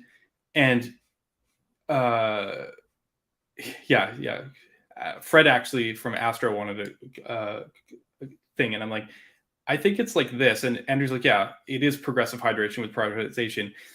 But they use the word partial to mean a different thing to the way I mean the word partial. And what this all led to was that the great Dan Abramoff decided to actually, like while chatting, you could tell he was like drawing this together as quickly as he possibly could. He decided to actually sketch what selective hydration looks like in React 18. Like he did nice picture diagrams for me. Look at this. This is awesome. And because I was like thinking out loud, and if you read the thread, you'll see I was thinking out of different ways you could approach this. And he's like, no, it's way easier than that. He's like, it just happens that like when we get past the root and we go to hydrate a sibling, if the end user is interacting on that branch, we'll prioritize hydrating that sibling over its other siblings. So we'll shorten the path. But this is sort of what I wanted to get at here, because if you look at this, you sort of understand the challenge here. Because we have a tree-like structure and someone interacts down here. In order to hydrate that, you need to go here, here, and here. You have to go through a chunk of the tree. And in a lot of apps, there might be some side branches, but most of the app is going to be in one giant tree, and you're like the central core tree, and you're going to have to do a huge amount of hydration to do this. And this is sort of why just doing that alone, lazy, might not be sufficient. This hydration trick is great, especially when you have stuff talking to multiple services, multiple suspense boundaries in parallel. Like this is awesome. But in a lot of apps, you're still going to have that core central bottleneck, and that's what frameworks like Qwik that do resumability solve essentially, because they can hydrate the child before the parent, which completely changes the nature of this diagram. Yeah, this is definitely art. You are right about that. So he also did this thing, and he was showing like, so to get to this hydrated, we hydrate this. This is again a great diagram. He's showing how he onioned into this hydration point and skipped hydrating this stuff. And this is pretty close to like what it actually feels like. So yeah, it's a simple trick, but it probably for large apps would actually have a noticeable difference. But as I said, someone asked me actually after I posted this, they're like, so do you still think that resumability is like, do you still think this method is worse than resumability?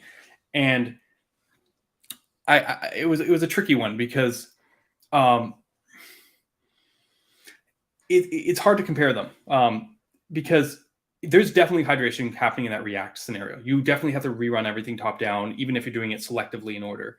And whereas on the resumable side, there is kind of no hydration. It just picks up at that point. That click handler draws it around. And I think this sort of leads me over to where I wanted to kind of talk about this. This is going to work better if the chat's interactive. I don't know if this is actually going to work, because I'm very late in my stream now. So usually the big crowds have moved on. But like if you just start bucketing stuff, and I don't know if anyone's seen my old charts, but like there's basically this idea of being progressive, which is the idea of lazy loading. Essentially, I'm going to put bracket lazy. There's this idea of being I'm going to blow this up a little bit.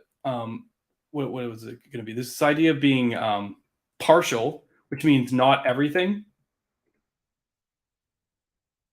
And then there's this new idea that's that's coming in called that is resumable, and you might have heard of that. But that's the idea that it picks up where it left off. Essentially, it doesn't do extra work.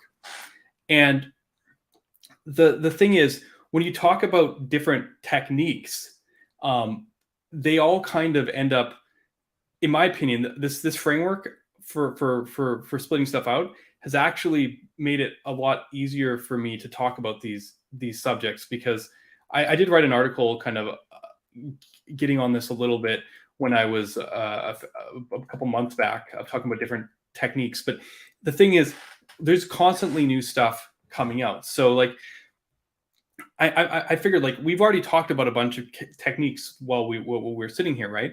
So for example, the selective hydration that we just saw from React is a form of progressive hydration. The idea is that it hydrates stuff in part as it makes sense, and it just prioritizes it. So that's an example of selective hydration. Another example are sort of progressive hydration.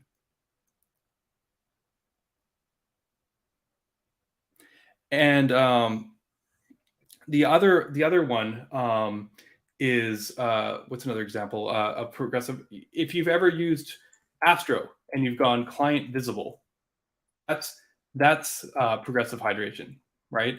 The idea that you can choose to only load it.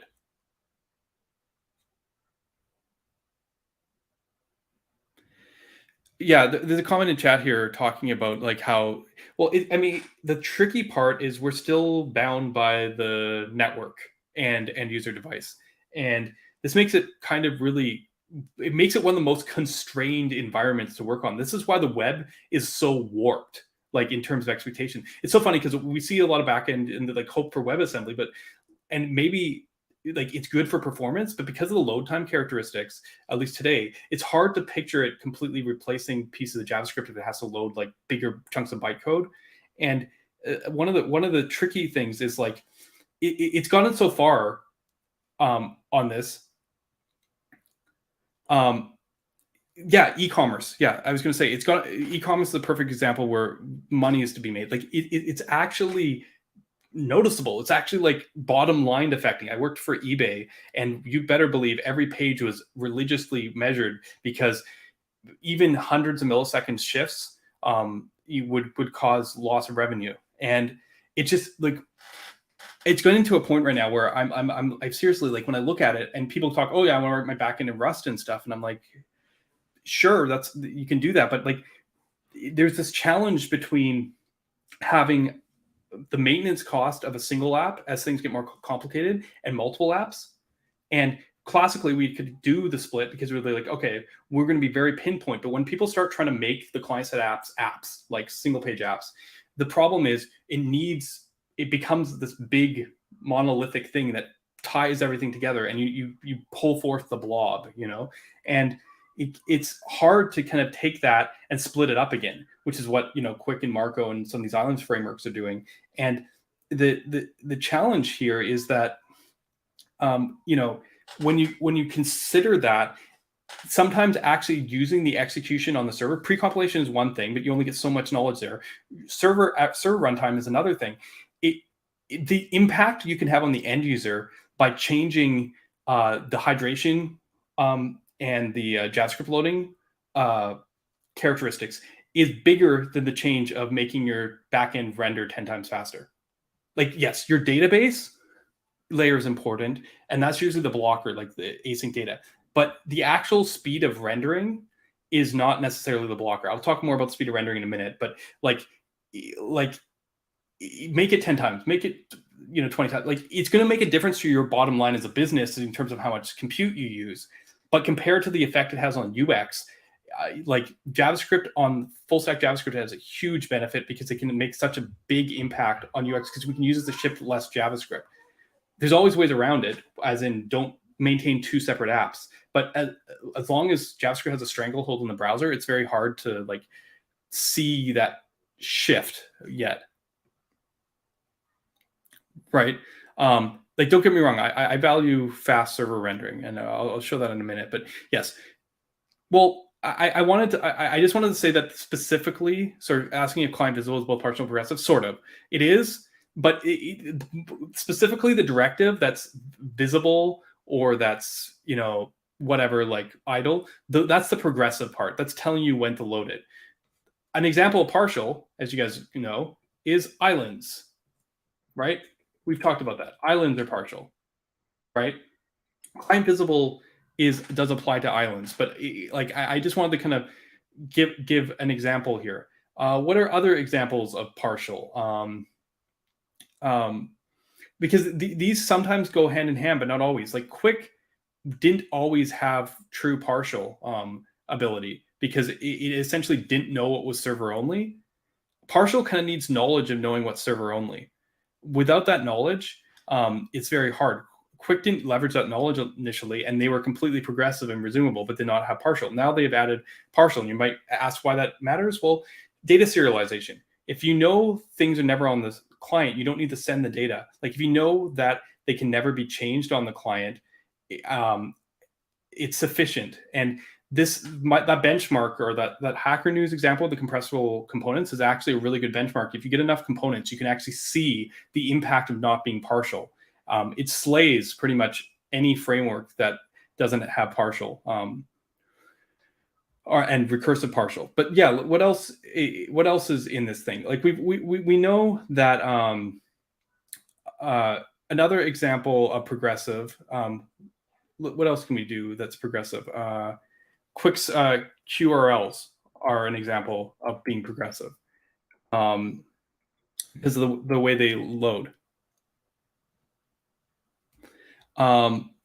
Let's. I mean, I'm doing this also for anyone in the chat. If you have any questions on like a term you've heard and you're wondering, in a sense, even though this is a little bit looser, we could say that streaming HTML is a form of progressive. It's a stretch, but essentially we're sending the HTML in chunks and hydrating it in pieces. Like it is sort of like a lazy loading thing. A lot of stuff is on this progressive side, and not so much an other thing. Let's look at some other ones. Do we have any other examples of partial? Yeah, React server components. That's an example of partial. Resumable is a tricky one. I gave it a category, but truthfully, there isn't much example. Resumability is resumability. It hasn't been given any other names yet, because resumable is basically not doing anything. Like it's just continuing where you left off on the server. There's not really much else to it. Let me see if I can put that there. Like Qwik or whoever has resumability, it hasn't been rebranded. But yeah, I don't know if anyone in chat has any other terms they keep on seeing slung around and trying to understand like what they are, like different hydration terms. Like, this has been one of the things I've been trying to fight through, because these things tend to get rebranded. I'm trying to think of some other examples. Anything with the word progressive usually ends up over here.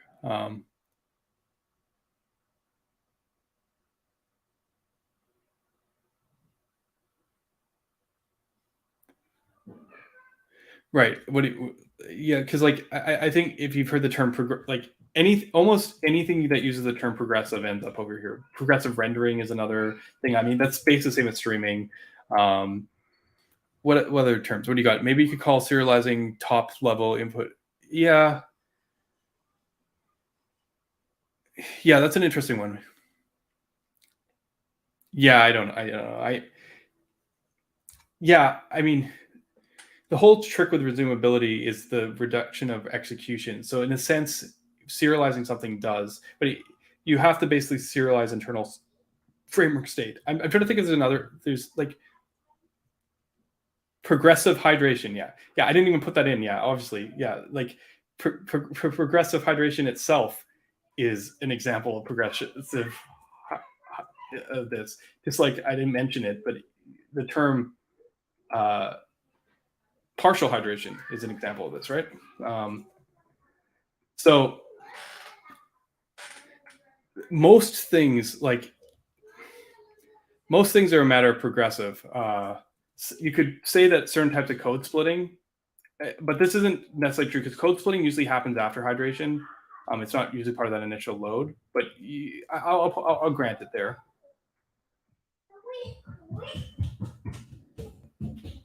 Yeah, I mean, you could define it that way. I mostly, I mean, in the complete abstract, when you're talking about not doing work, because in a resumable system, any work you don't do is work you save. Whereas like in the partial, that's an interesting idea. Like call it coarse grain resumable, because the stuff that doesn't, the non-islands, that's interesting. I don't know. I'm reserving resumable for the part that the code that actually runs in the client, and partial for differentiating with it, and then lazy or progressive. So you could see that most techniques fall into this category, but there is a tension here, because being lazy in itself is not a good thing. Like, it's good because it's non-blocking, but it means it happens later. If it never happens, it's a good thing. But if it's anything critical, happening later is worse than happening sooner, generally.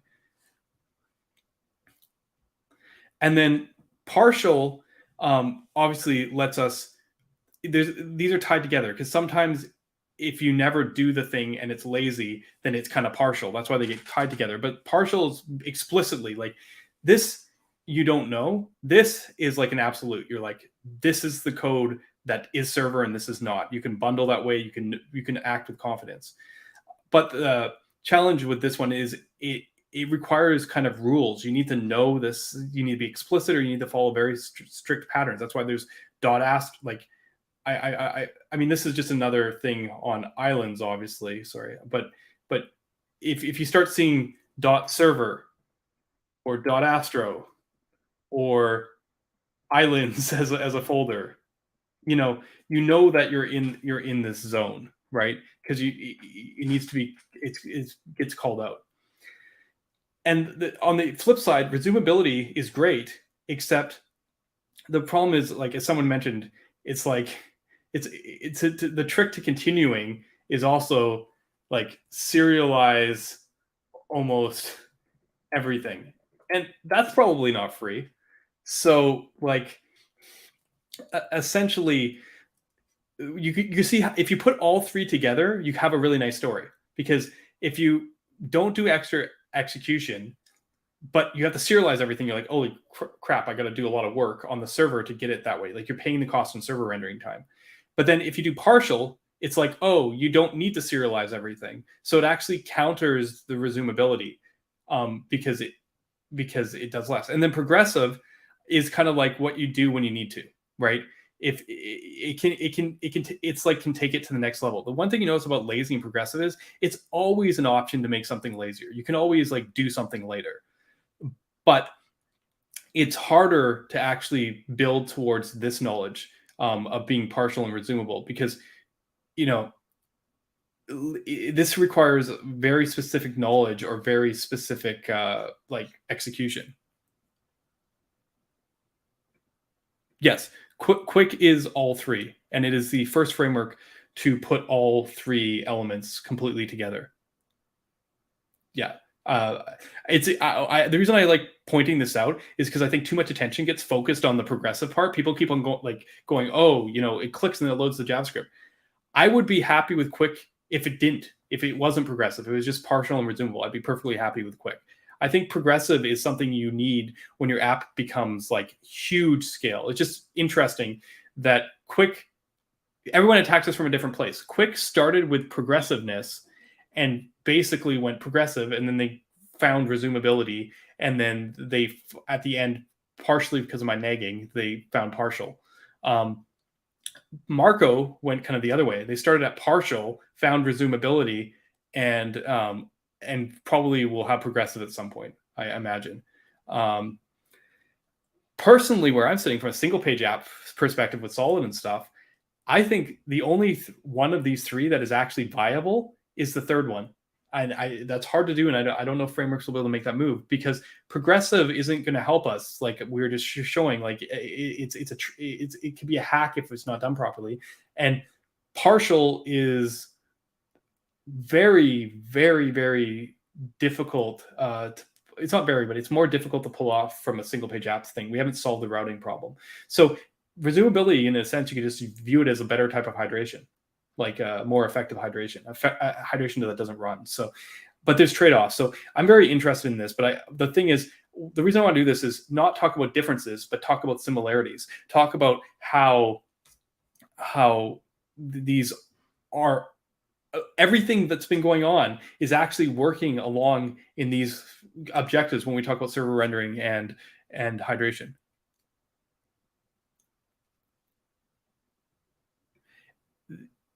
Yeah. This is the newest thing. You might not notice in the demo. My old version, I had like this no serialized thing that I had to do to basically get Qwik to do it. Qwik added partial about a month ago. Mishko sent me a video and he's like, Brian, did we do it? Like, have we have we done it? And I'm like, yeah, no, this is it.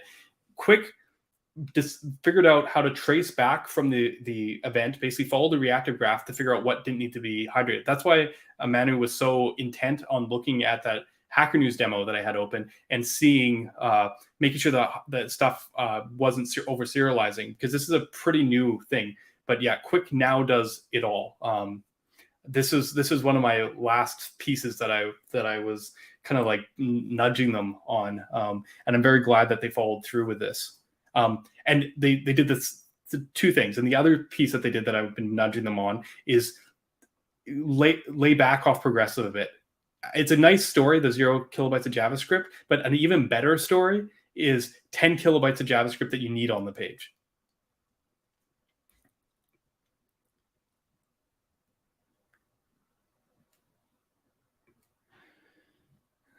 Yeah, sorry. This is usually, sorry, I flashed it down. Yeah, this is usually where I start. This is my favorite part, often, where I get to like kind of talk about where things have progressed. We touched on a lot of these subjects during the talk with Qwik, but I usually like it the preface because it kind of puts the whole talk in perspective. Qwik has done what I wanted to see. I was sitting there with Mishko the other day, and he was like, Ryan, everything you described me, it sounds like you just want Qwik. And I'm like, yeah, except there's one thing that I want. One thing that I want even more than Qwik. And that's Qwik with fine-grained rendering. I think we can do better. I once accused Qwik also of not being truly resumable. And while this is a bit of a gray area, because now they have the reactivity and stuff, and it's kind of moving that way, and that there's still a VDOM that re-renders components. So like, if I was going to be a purist, I'd say Marco 6's resumability is more pure. It is more resumable. Just like Marco 6's partial is more partial. Like it's insane. That Hackernews demo that we made. Did I close it down? We didn't do one thing that we should have done. Let's quickly go over there and start. No, not dev client. The Express example. Let's look at this in a new incognito window and look at it localhost 8080, because we didn't do this. What I wanted to point out was when we go to the comments page, preload works nothing. Qwik is loading 36.7 kilobytes. I don't know. Oh no, so that's everything. Let's get the JavaScript. Yeah, it's smaller than that. Let's do this one more time. Oh, because of the cache, I don't get to see it. Okay, let me try it again. Oh, fine, I will do math myself. Wow, Qwik's actually got larger. Interesting. Okay, 28 plus change 4, let's say. So 32 kilobytes of JavaScript. There's still a lot of moving pieces to get this to work. Whereas if I was to take like a Marco 6 Hackernews Netlify demo, on the exact same page, what you're going to see is that the Marco example loads significantly less JavaScript. Sorry, it's cached again. Where's my disabled cache? Let's do this again. 1.6 kilobytes. And this is the thing. These trade-offs aren't like straight up, because you might be going, okay, well, 30 is not bad or whatever, and 1.6 is insane. But like, you can also, for a simple app, you could also do something like I forget which one this is, like 43. This is 12.5 kilobytes for Solid.js, a single page app framework. So it's not science here in terms of size. Like, just because you have a good approach doesn't necessarily mean that, like, this scales much better. Like, when the app gets bigger, that 28K is barely going to be a concern, and thing where, but like, I just wanted to kind of show that, like, there's even within a theoretical zone, there's room, right? As I said, like, this is sort of the kind of let me switch here. Consideration. Yes, thank you. Yeah. But the thing is, you need JavaScript to run. So you don't, sure, it's 0, but then if you click on it and you don't load it ahead of time, then you're going to get delay. If you're on a slow network or you just went in a tunnel, suddenly your page doesn't work. So the trick is you still load the JavaScript. And the thing is, if it's not much JavaScript, it's not a big deal to like load it on idle, is what we're getting at, because the hydration cost is 0. So it's not like it's holding things up, it's not blocking. But it is kind of like one of those questions where like at a certain point, like you can't just look at Hackernews demos or simple examples to make these kind of decisions. We need to understand the trade-offs much better. Yes. Yeah, exactly. So yeah. But like, you know what I mean? Like if we only load the 1 kilobyte, there's potential for a bad user experience for any critical JS. Yeah, and this is why we focus so much on the prefetching, because like if you like, this is a simple example. Picture if the prefetching was a bit heavier and stuff. Like there is value to having the critical stuff on the page, and that's why progressive is like caching. It's like being lazy. You know, it's like the hardest problems in programming or whatever. Like there's no single right answer. That's why it's challenging, because you know this innately, that with lazy loading, there's no single right answer. So you can't completely depend on a compiler for it. Your options are go to the data analytics or let the developer choose. I think let the developer choose a good thing. I think going to the data could also be really good once you have a site that's been running for a while and you know this stuff. I think the absence of it, the most reasonable thing is just prefetch anything that's on the current page. And at that point, you're slightly better to just load it in a single bundle anyway. So it depends on the scale, you know, and what you're doing. So I think my point is there's no like, it's not like perfect solutions here. So yeah, I mean, I was just kind of showing like the theory versus the practice kind of thing, right? You can be more resumable and more partial, and maybe that'll have positive benefits. I'm super stoked, as I said, that Qwik is now all 3. But I think a lot of the work being done in different frameworks is going to be, over the next several years, is going to be looking along these avenues, because hydration and SSR is really a concern and a thought. So it's like, how do we attack these? And for me, it's been very easy to bucket things this way. I don't know.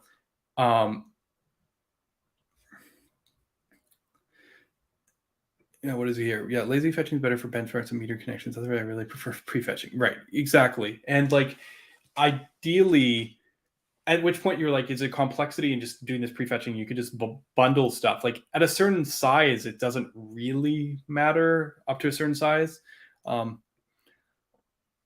Yeah. I mean, I don't know if there's that much on the prioritization side, but if you could control it, that's what I'd want.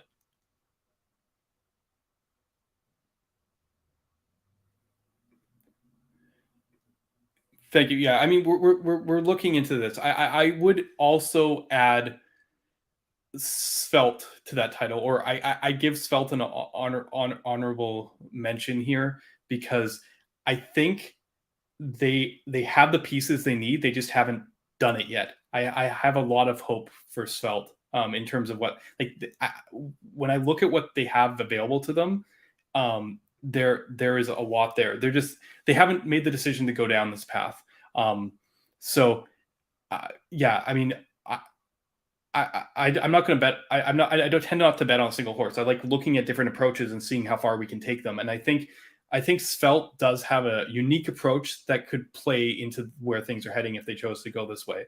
I think Solid has a unique approach, and obviously Marco and Qwik are already showing what you can do with this stuff. The compiler, they can do more with their compiler if they want to.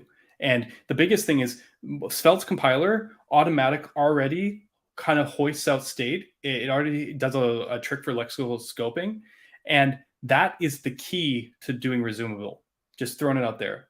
I don't know if they've kind of thought through that at all, but if you look at how Svelte compiles, over time, what we did with Marco 6, I started seeing a lot of similarities there. It takes more aggressive code rewriting, but Svelte already like has a lot of experience in that area. So if this was something worth doing, they could look at. But I think Rich has already stated himself that he's kind of like waiting to see what's going to happen. So like it's one of those things where like I think it's fine. I think they have enough going for them right now. They'll figure out how they want to play into this, right? Because I think everyone gets a sense that islands are not the end of the story. Like it's a stepping stone, right?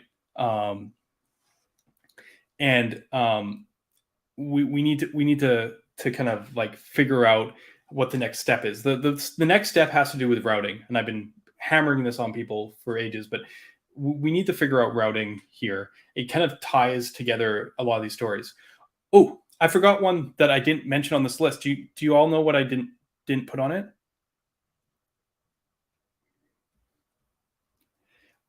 Progressive enhancement. Where does progressive enhancement go on this list? Anyone have any guesses where progressive enhancement goes on this list?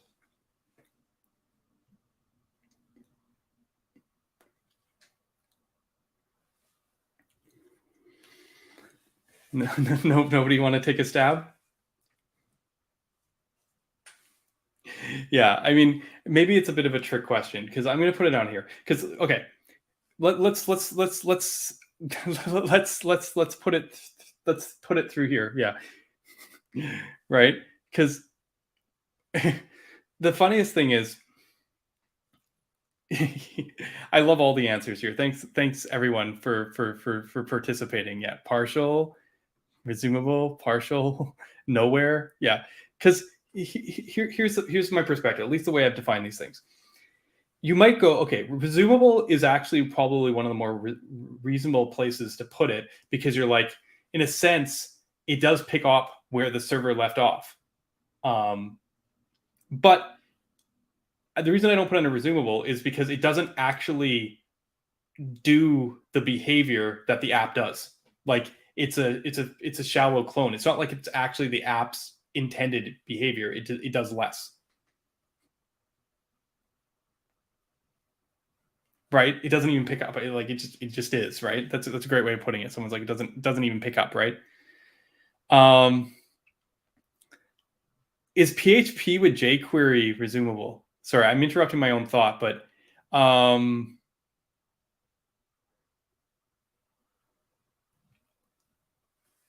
it's pretty close. The only thing is that you're managing two different apps, so you don't. Again, it's not picking up because there was no app. But in terms of what resumable is, jQuery with PHP might be the closest to there. I'll give it a different text. I'll give it like an honorable mention text. We'll just go like PHP plus jQuery. Like this is like the you know, and any variation like that. The old sprinkles frameworks. This is yeah, we'll keep it blue. We'll give it honorable mention text. Okay, but so it doesn't quite fall in.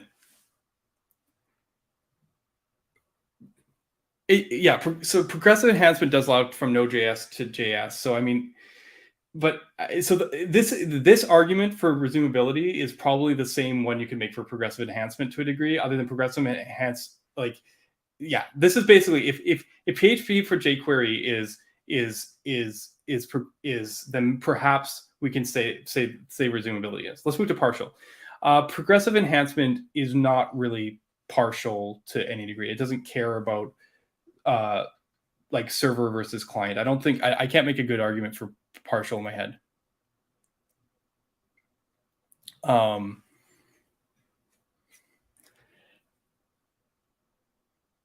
Yeah, exactly. So in a sense, resumability is like this whole table is a single app problem, right? So maybe we'll just reserve this one as kind of just over here, and we'll think about it for a second. But the funny, so yeah, I don't think progressive enhancement is a partial thing, because it just is, and it's not from our definition of progressive. It's not a progressive JavaScript thing. It does add JavaScript can get added on top, but progressive enhancement isn't like a technique to defer JavaScript. So honestly, from my opinion, everyone can differ here, but I'm actually on the thinking that progressive enhancement is a good thing, and it is just not on this table. I'm on the nowhere camp. It's kind of over here somewhere, because you know what progressive enhancement is like to me? It's like accessibility. It's like core parts of the web behavior that should be happening. You should make your apps accessible. You should make them work without JavaScript. But it is not a hydration technique. It's none of these. Yes, you've been following along. We have a winner. That's my opinion. So, yes, just wanted to put that in there just because it came up, because we were talking about progressive enhancement earlier. But yeah, I mean, I don't know if anyone has any more of these, but I heard you're using my favorite app. Yeah. Funny enough, yeah, it was Dylan from Marco who actually did initially put me on this, but I definitely using it as education on stream was something that Theo makes very good use of. Yeah. We made a whole Marco presentation though about I think it was like the future of Marco, or like micro front ends at eBay, and Dylan did every graphic in the PowerPoint or in the presentation in Excalidraw. But yeah, essentially.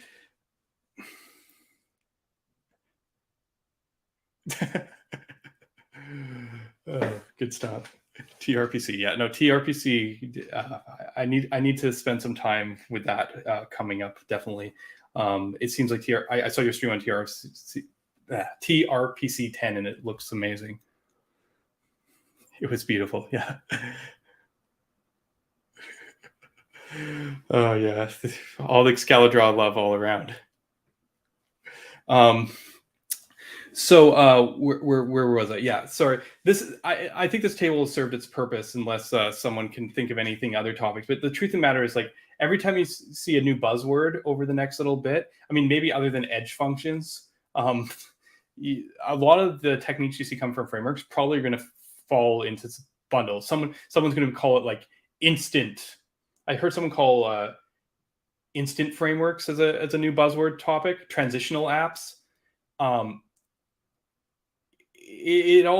All of these things are trying to bucket some level of these kind of things. Yeah, Steve is a big Excalidraw. If you've seen any of his perf tips on Twitter, Steve makes heavy use of Excalidraw. Blazingly fast. Some reason Blazingly fast has been around forever, right? But now all I can picture is as Primogen talking about it now. It's just everything's blazingly fast. Okay, but speaking of blazingly fast, we actually have one last thing for this week in JavaScript, and that's SSR raw rendering performance benchmarks. And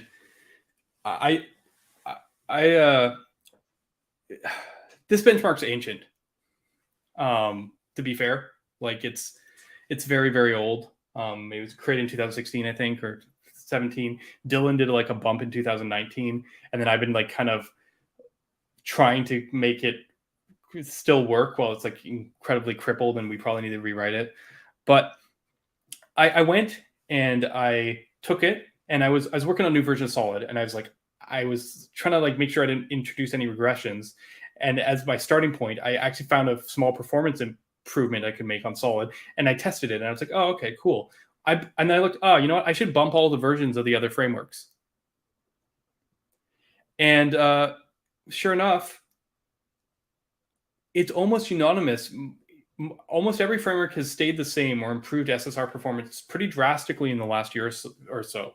And I think that it's actually, this is what I was talking about the focus being there, right? There's obviously frameworks like Marco, which historically have been just like ahead of everything else. You might notice Inferno here. I got to open a PR or an issue on Inferno. There is a bug in their escaping logic where something's getting through, and because they're not escaping it, this benchmark is about their score's about 10% higher than it should be. And I didn't want to draw attention to it. I don't usually use this benchmark, but unfortunately, I usually use the other one, the search results. But unfortunately, I couldn't get Vue to work. I'm having such a hard time with the Vue 3 migration. And as I said, it's probably on me. Vue always trips me up a bit, but I was like sitting there and I was like, I need to update Vue to be fair. And I just was having a very hard time upgrading from Vue 2 to Vue 3. Essentially, I had to use this one. Truthfully, Inferno, Vue, and Svelte are all in the same zone. In reality, they are all just right around here, which is like a tiny bit behind Marco 5. And that's and actually with this bump that Inferno got recently, I wouldn't be surprised if Inferno is pretty close to Marco 5 now. But I didn't go in and manually hack the escaping in, which I probably should and might do that in the future if I don't get them on a fix. I wasn't sure if Inferno is still being maintained that much, but yeah, look, version 8 just came out. But the big movers here is React 17 to 18. This is a significant move for React. Like I didn't see that coming. No one didn't tell anyone, but and another big one, Svelte. This one I knew was coming. About 2 years ago, when I was first implementing SSR for Solid, someone came up with a really quick escaping algorithm, and it made my SSR it's all way faster. It, like, removed the last bottleneck we needed to get the performance where it is way up here. And they saw it in the Svelte community, and they're like, we need to do this too. So it took 2 years, but they merged the commit, and it doubled the speed of their raw SSR rendering.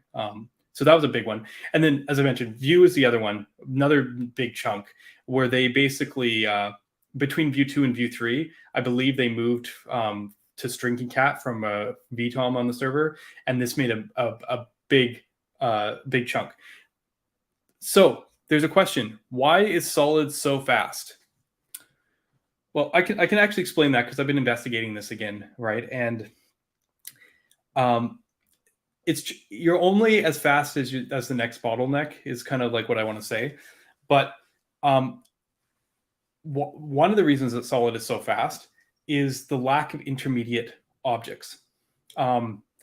It's funny. I did a trick where I did a deopt on Solid because I was like trying to play around with a different async insertion model for streaming, or for not stream, for when you want to do async rendering and you want to do async insertions after the fact. And I was like, what if we just kept all the arrays around and then let the components themselves swap the stuff in place so that we could like not have to do any kind of string replace operations and stuff. So I did a test on that. And as soon as I stopped compressing the arrays right away and going straight to string concat, as soon as I started leaving the structure around and then compressing it at the end, Solid's performance on SSR jumped right down to where Svelte and Vue and everyone was. And then what I did was I was like, wait a second, I can optimize the single case, like not instead of like iterating over the array, optimize for like the one element case, and then Solid jump back up to 60,000. But like for benchmarks like this, it is that fickle, to be fair, because the first bottleneck you hit is going to like apply exponentially on an ops per second benchmark. So generally speaking, Solid just has the least bottlenecks. That's the best way to explain it. Right. So, I mean, I did some hand optimizations, obviously, and as I said, I recouped most of the speed in that little demo that I did, that I was playing around with. But I was just curious, right? And this is the kind of stuff I'm playing with right now, because this is synchronous rendering, and you have a certain amount of play here, but async rendering is where I really want to make a win. And async rendering is innately more complicated, and figuring out how to optimize for that is something that I can't do without being able to benchmark it or make decisions, because you're trading one kind of deop for another deop, and you have to know which one's the right one to do it, right? You can basically prioritize synchronous rendering, and hope that you don't have to do too many string operations. You can keep you can keep a sort of virtual DOM or a certain amount of stuff in memory, which makes it easier to do insertions, but and hope that balances out the other way.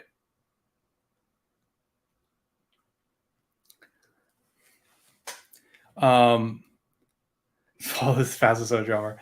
Nice to see you here, Duncan. This is the drummer of my old punk band, Solid. Yeah, it was true. That is one of the reasons why Solid was so fast. Yeah, we were like a fast, like a kind of like punk hardcore, so drumming speed definitely made a big impact. Anyway. No, I don't have any cats. Unfortunately, I'm allergic to cats. Asking about instant. Yeah, honestly, it's hard to come up with marketing names that catch. Resumable is something that made sense from a technical sense, so I'm glad that it kind of caught, but it's not working from a marketing sense. So that's why this question about instant and whatnot. It's an interesting question, because like I don't know if that also speaks to someone. You know what I mean? Like someone's got to try it and see if it actually works. Like sometimes the things that work don't make any sense. I don't know. Jamstack, that worked pretty well. I don't, it's the probably reason it worked was because the acronym meant something to technical people, but it was something that was funny sounding and hooked. Do you know what I mean? The naming is one of the hardest challenging. So I don't know. I mean, instant might be what they are and what they feel, but whether people will act positively to that, I'm not sure. Anyway, yeah, I've been doing a lot of benchmarking because of this, and I was just kind of wanted to highlight this a bit. The one thing that kind of went under the radar is React was always the slowest on this table, and essentially Preact, like Marco's working heavily on Marco 6, which is why you haven't seen Marco 6 is going to have faster server rendering. One of the reasons for that is Marco 6 doesn't rely so much on like that virtualized, or even Marco in general doesn't rely so much on that virtualized structure, so to speak. Like I know Vue does, and I suspect Svelte does just because from the results. Marco actually is more optimal in the places that Solid is not optimal, that it's almost impossible for me to optimize, like loops. Marco is much more efficient. I was prototyping, was sitting there with Marco 6, and or one of the earlier versions, and I actually went in on the server renderer and I kind of moved everything around a bit and like changed a couple of things, which is around escaping and stuff. And I was able. The problem was Marco has the serialization at this point for Marco 6 was baked in, and it wasn't easy for me to rip it out. So I added the serialization back to Solid, and then ran them both. And Solid and Marco were basically the same speed. So after I did these adjustments I made. So my guess is that with Marco 6, you're going to see performance very similar to Solid. But Preact is the other one that hasn't really moved. And there's a bunch of people who are like, how is Preact slower and whatnot? And honestly, I don't know. I have been trying to remedy that. They showed this graphics where they showed where they got Preact and whatnot, and got a very similar thing, and where the React was and whatnot. I did get a PR from Marvin, and I did merge it, and I did try and do a bunch of stuff with it and kind of play with it, because he was right. There are some optimizations in the Babel plugin that were applied to React and not to Preact, which is pretty unfair. It's just the old implementation no one had updated. But unfortunately, on my computers, after even merging the PR, Preact score did not change. So I don't know how this came in. The PR was actually, from what I could tell, still against an older branch. So it looked like Preact was actually running against React 17. So maybe Marvin just has a more powerful computer than I do, and he was running against React 17. And if this is a React 18 would be like out here or something. So that's what I'm going to guess was the case. Well, that's the thing. I have an M1 MacBook Air and an M1 MacBook Pro, and I ran it on both, and I didn't see any improvement for Preact, unfortunately. So yeah, I don't know. I have this computer, so I don't know. We'll next time around. One thing I did do though that was fun was I actually made a vanilla implementation from scratch of this benchmark, and I just took like all those techniques that I could, gutted it, and just tried to concat the string as fast as I could using like a for loop to iterate over a list of objects, and then using like a template literal type thing, just concatenating the strings together, just straight without much thought of components, and just ran that. And for anyone's reference, that scored about 145,000. So almost double solid. So from my perspective, we still have some room to go. That being said, because of the way the exponential apply bottlenecks are, it's possible that double the speed is just one huge bottleneck that Solid can't get away from. Most of your time on SSR rendering is spent on escaping and serialization. This benchmark doesn't do serialization generally, so this is all just escaping. That's the bottleneck here. But it's just good to know, as a rough measure, that handwritten vanilla JS is still about double on this benchmark than what Solid is. Yes. The vanilla JS version included escaping. I used Solid's escape algorithm. And put it in all the right places. So, yeah. So when does SSR performance matter the most? Well, this was like that question earlier when I was talking about like I'd rather have a smart hydration and streaming and like client side story from a UX standpoint than edging out milliseconds on server rendering. But where it's going to matter the most is throughput. When you have big services and you have lots of machines and lots of requests, saving CPU time is cost effective for large things. Like if these numbers are to be believed, representative of an app, if a Solid app is, what do we got here, 6 or 7 times faster to render than the same React app, then that's a significant cost savings of times and parallelization on machines when you're dealing with requests in the, I don't know, hundreds of millions, billions level. Like it's a significant thing.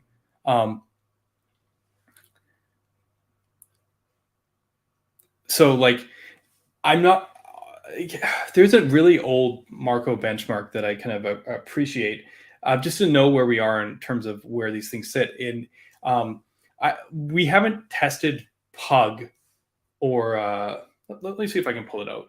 Let's see Marco on GitHub. Let's see if I can pull out this one, because it made me think about this the other day, because sure, I'm comparing JavaScript frameworks, but what about like Jade and stuff like that? And there's this ancient one, the templating benchmarks, and it actually grabbed Dust and Handlebars and Pug and Marco and Nunjux and React in one of them, and actually benchmarked them. And this is, you put it back in the time, but to understand here, there's situations where Marco was outperforming Pug or whatnot. Like I'm sure things have changed a bit over time, but my point is, like, frameworks using the techniques that we're doing aren't actually that big different from using like Handlebars or using these kind of templating languages. Like it is fairly as optimal as JavaScript can get, right? This is back in the day when React was a lot slower at SSR. It's like 100 times slower than Marco in this. Anyway, my point is that, like, essentially there is going to be benefits in terms of throughput and cost that come from it. It's always better to do things faster, but we're talking, it depends on the size of your site. We're talking in the frames of milliseconds here, right? In practice, this might be the difference between something rendering in 4 milliseconds and rendering in 24 milliseconds.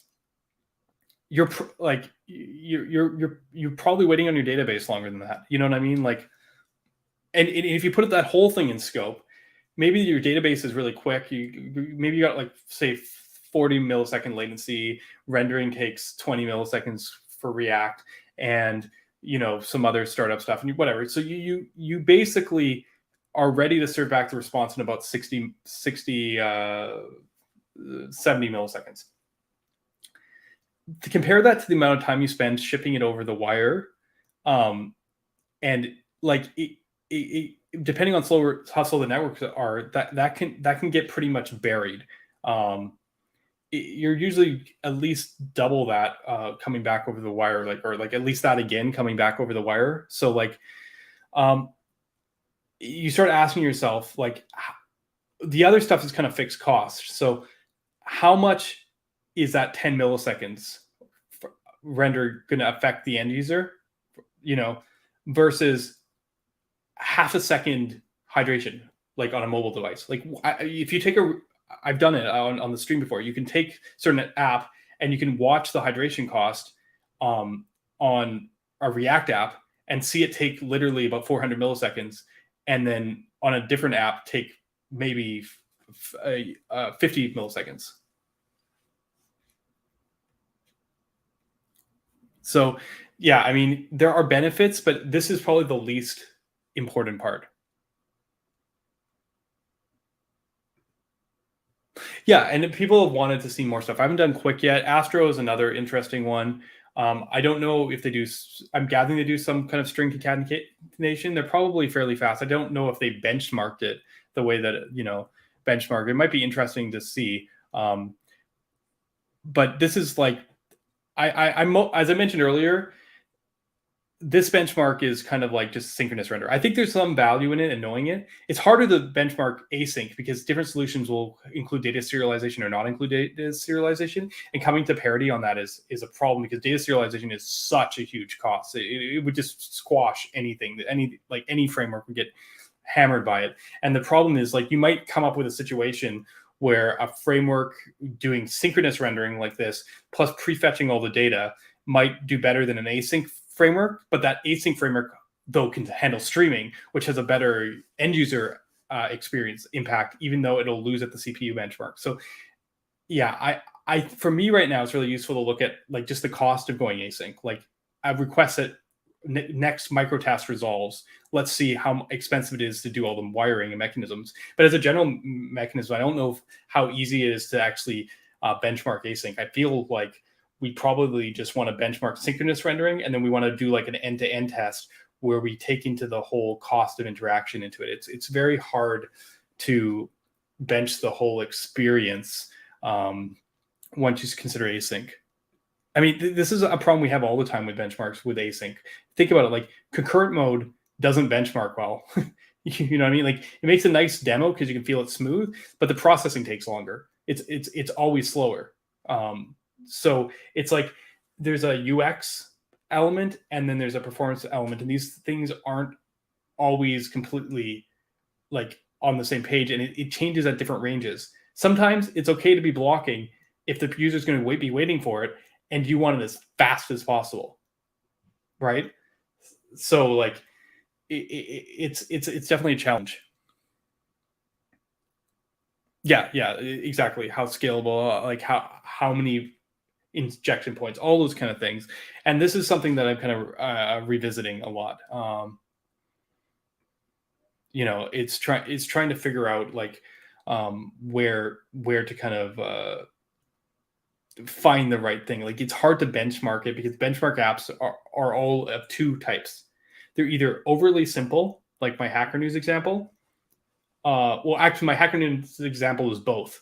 There's a page that's overly simple and a page that's basically set up to be exploited. Like, the only way you can make a notable thing is make 10,000 of it. You know what I mean? Like that kind of mentality.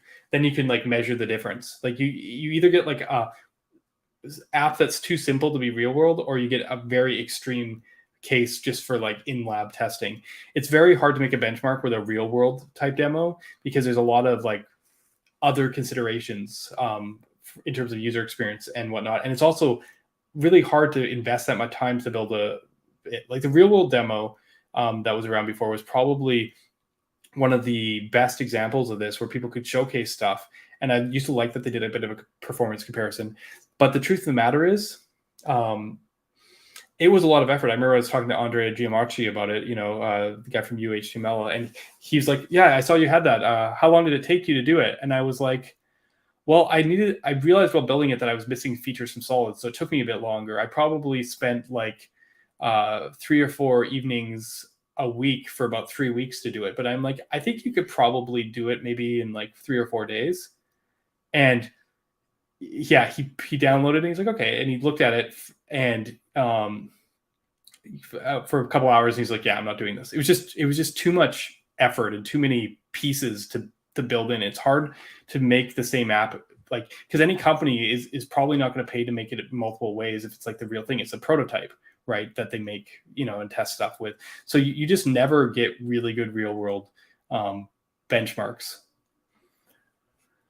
There's a question. From UX speed perspective, what would be using Greenfield Commerce today? Yeah, well, no offense to not React. That's probably the easiest advice. I mean, that's a weird one to say, and I don't have any.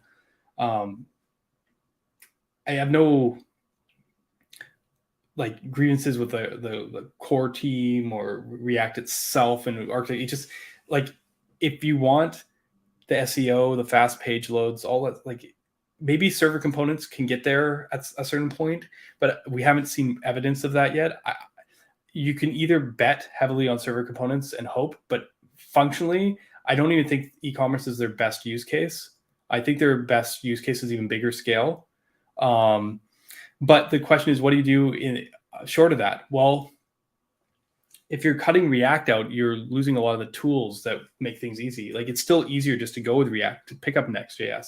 I just don't think it's like the best option. I think stuff like Hydrogen is a much, much better option because at least server components, but I mean, as I said, it's not really quite there yet from the core perspective, and stuff's still being kind of figured out. I think if you want to bet on React, that's a good place to bet.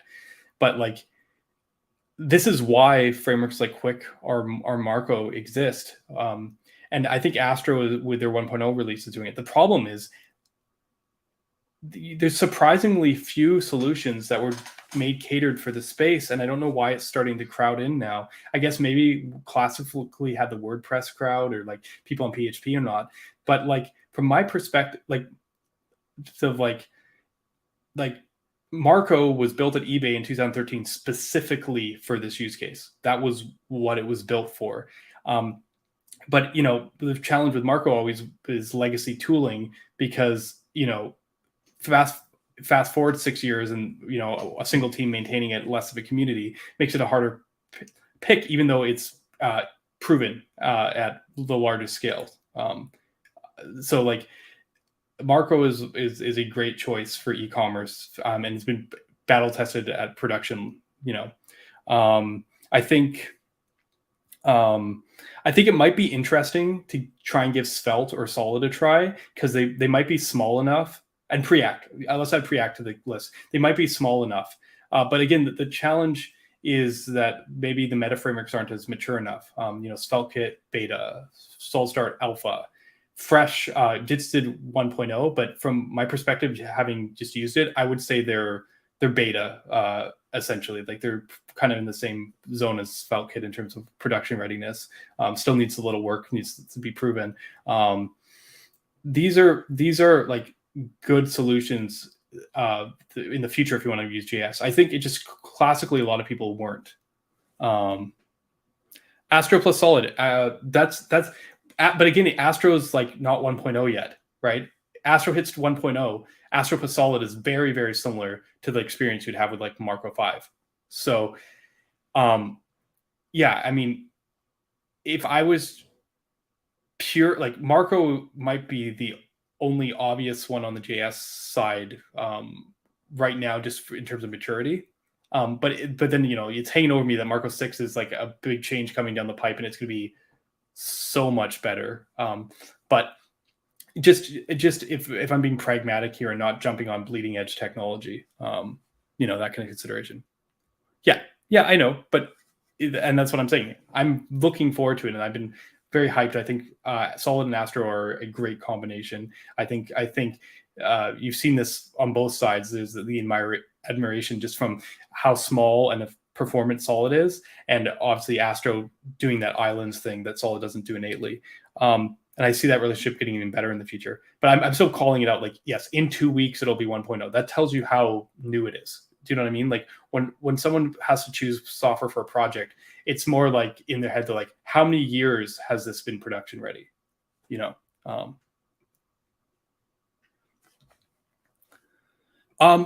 Probably Discord is probably the way to see that best. I think there's a resources tab. I don't know if we're sharing that. We had some great stuff in the hackathon. Unfortunately, I see a lot of these projects that come across my desk, so to speak, and I look at them and go, "Oh, that's cool. I'm so glad someone used Solid for that." But we haven't actually stopped to like do some real like use cases, or like the thing where the marketing people do, where they like write white papers and show off, like a sample case. There's been some larger production apps now getting done on Solid, and they're approaching release, and very soon we'll be able to have some of those. I forget they're called. It's not use cases, like reference cases. You know what I'm talking about. So that we can see some better examples of it in the wild.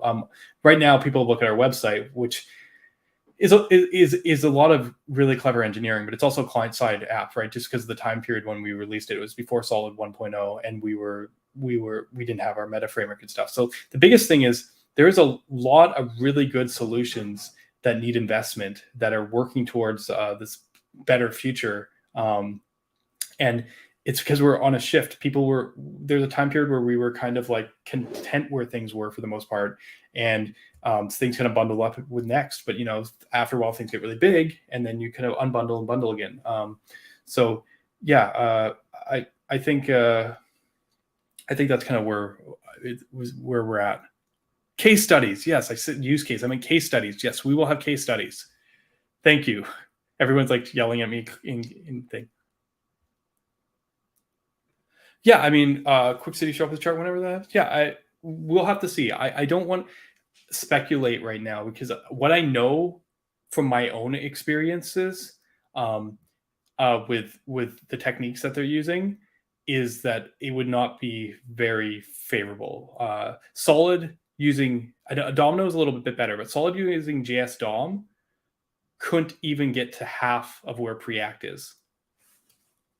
So if you consider if maybe resumability has higher serialization costs and like other factors, and maybe hasn't performance tuned it yet, like I don't even, it's hard for me to speculate, but I'm pretty sure that what side of the spectrum it is today, and I think we should just let them finish stuff.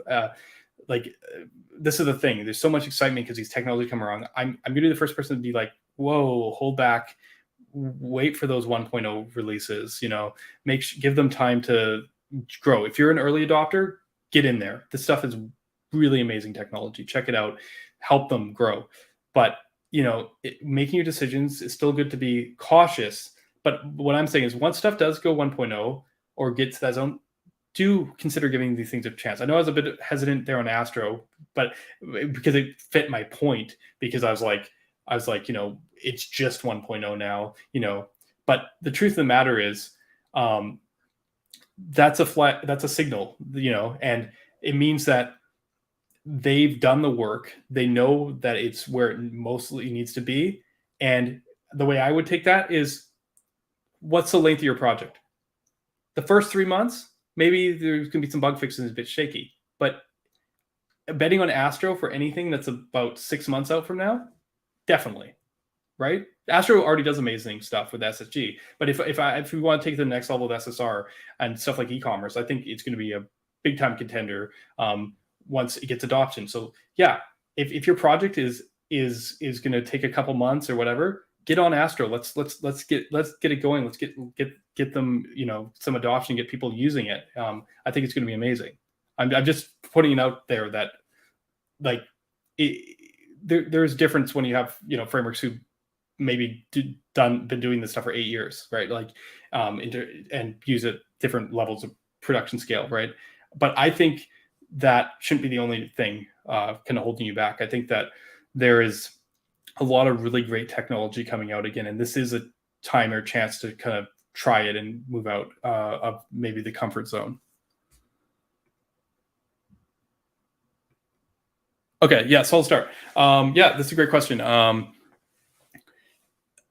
There are still, we're working right now on like a super secret, but not that super secret dev branch, because Nikhil is putting together a bunch of breaking changes, but they're not that breaking. They're just like a bunch of places where you have to like change a keyword here or change a thing here. Like they're just a bunch of really small nitty kind of ones that you could probably write like a script to do it or something. But like essentially, we're trying to hold off all those changes so that we could like do them in one swoop. Essentially, I'm hoping that this is the last. Like we've been narrowing down every time we go through this cycle, less and less changes, which means I feel like we're landing on a really good spot.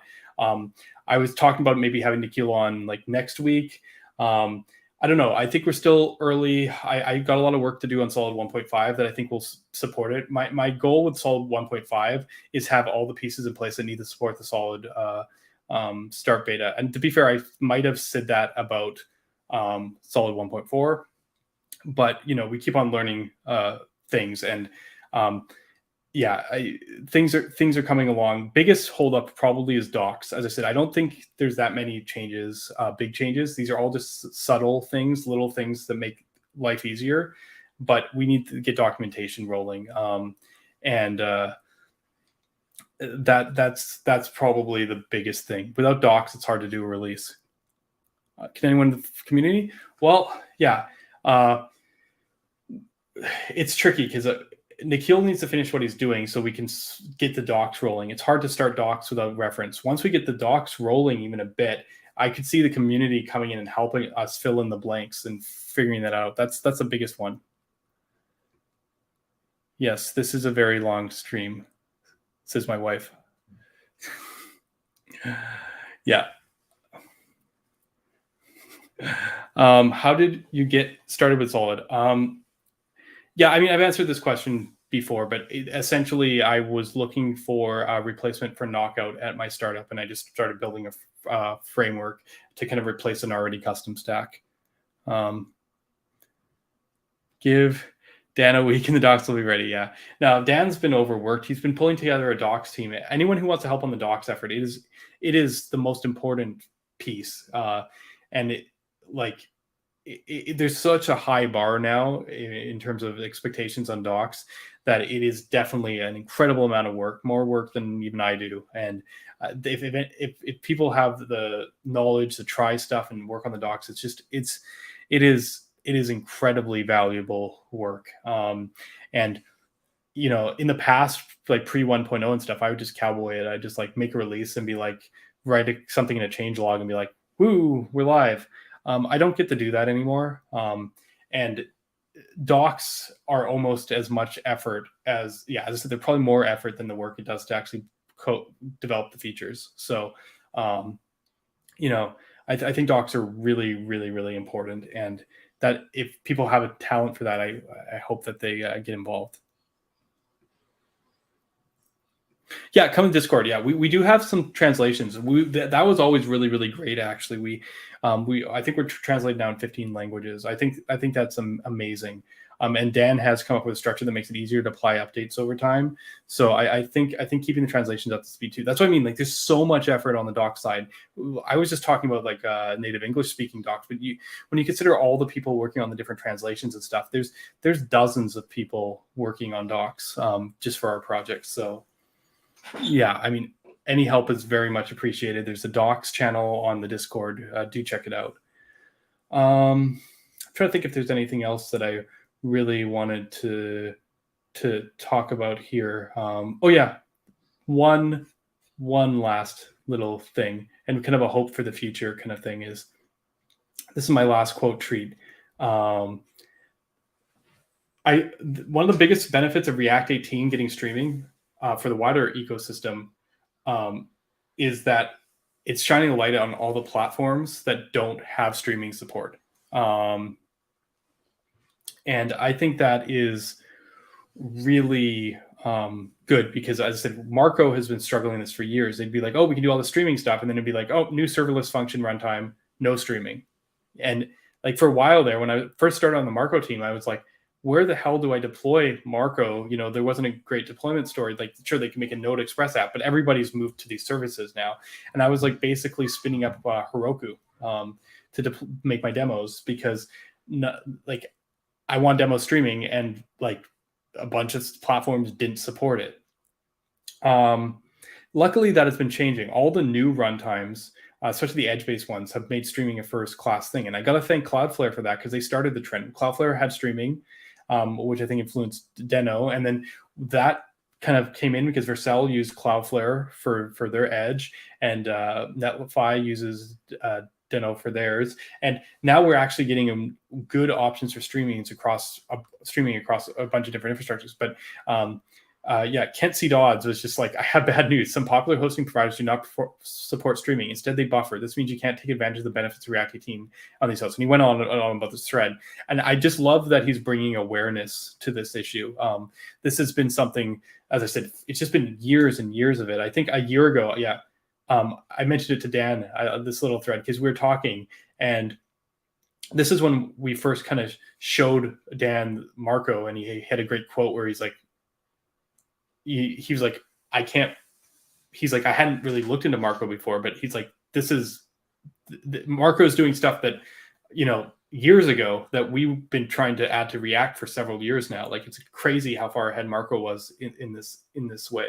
And it's interesting because he was pointing out that the influence for both Marco and the new stuff for React came from the same thing. Some older projects that were at Meta or Facebook back in the day, BigPipe, and they kind of had the same source in this inspiration. And we're just chatting about how streaming has been like forgotten. And I mentioned back, I guess it was March 2021. I think I just finished my Cloudflare demo showing off solid streaming on Cloudflare workers. About a year and a half ago. One huge benefit for everyone for React adopting these approaches is the platform support returning. Perhaps unsurprisingly, but many platform services don't support streaming back responses, and always been an unfortunate barrier. React Cloud should help here. And then Dan goes, this is honestly one of the most rewarding parts of my working on a popular solution. There's some leverage to push for better support. And obviously, absolutely love that they have the ability to make positive change here. I don't know why it says that I don't like this quote. I definitely like this quote, whatever. Okay. But my point is super awesome. A year ago, I was kind of like, hey, what's going on? Anyone notice the lack of streaming everywhere? And no one was talking about it. Like, it's coming in React 18. In the last year, we've seen incredible support come in, but it's really awesome. I don't know. They're trying not to name names, but the big one on the list is definitely AWS doesn't support streaming, which actually is the underpinnings of both Vercel and Netlify's functions, the non-edge ones.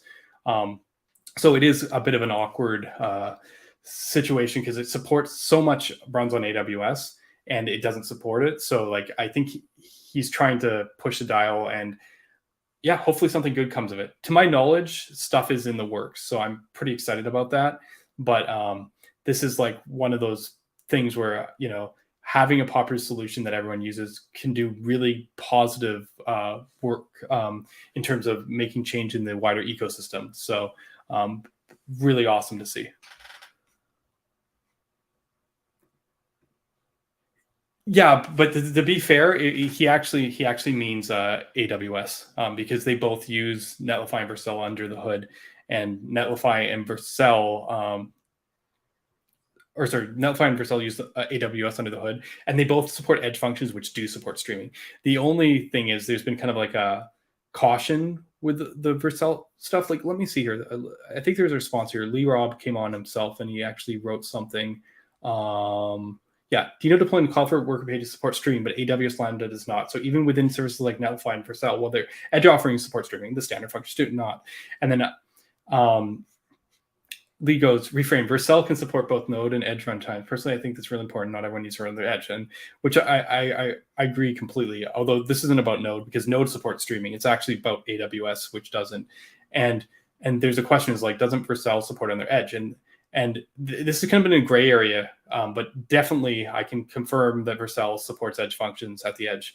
They released it, I think, October 26th, and I had a demo up basically the very next day.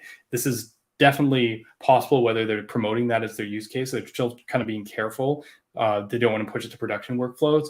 And I know that's changing. They're doing work with Next, but 100% Vercel supports streaming on the Edge. As does Netlify, Cloudflare. Yeah, we've made demos in all of them. So, yeah, I mean, that was supposed to be a positive note for the future. So I don't know. I think that's it for our stream today. That's it for this week in JavaScript. I don't know if anyone has anything else, but if so, I guess you can wait till next week. Thanks for joining me, everyone, and I hope you have a great weekend. Thank you. I'm out.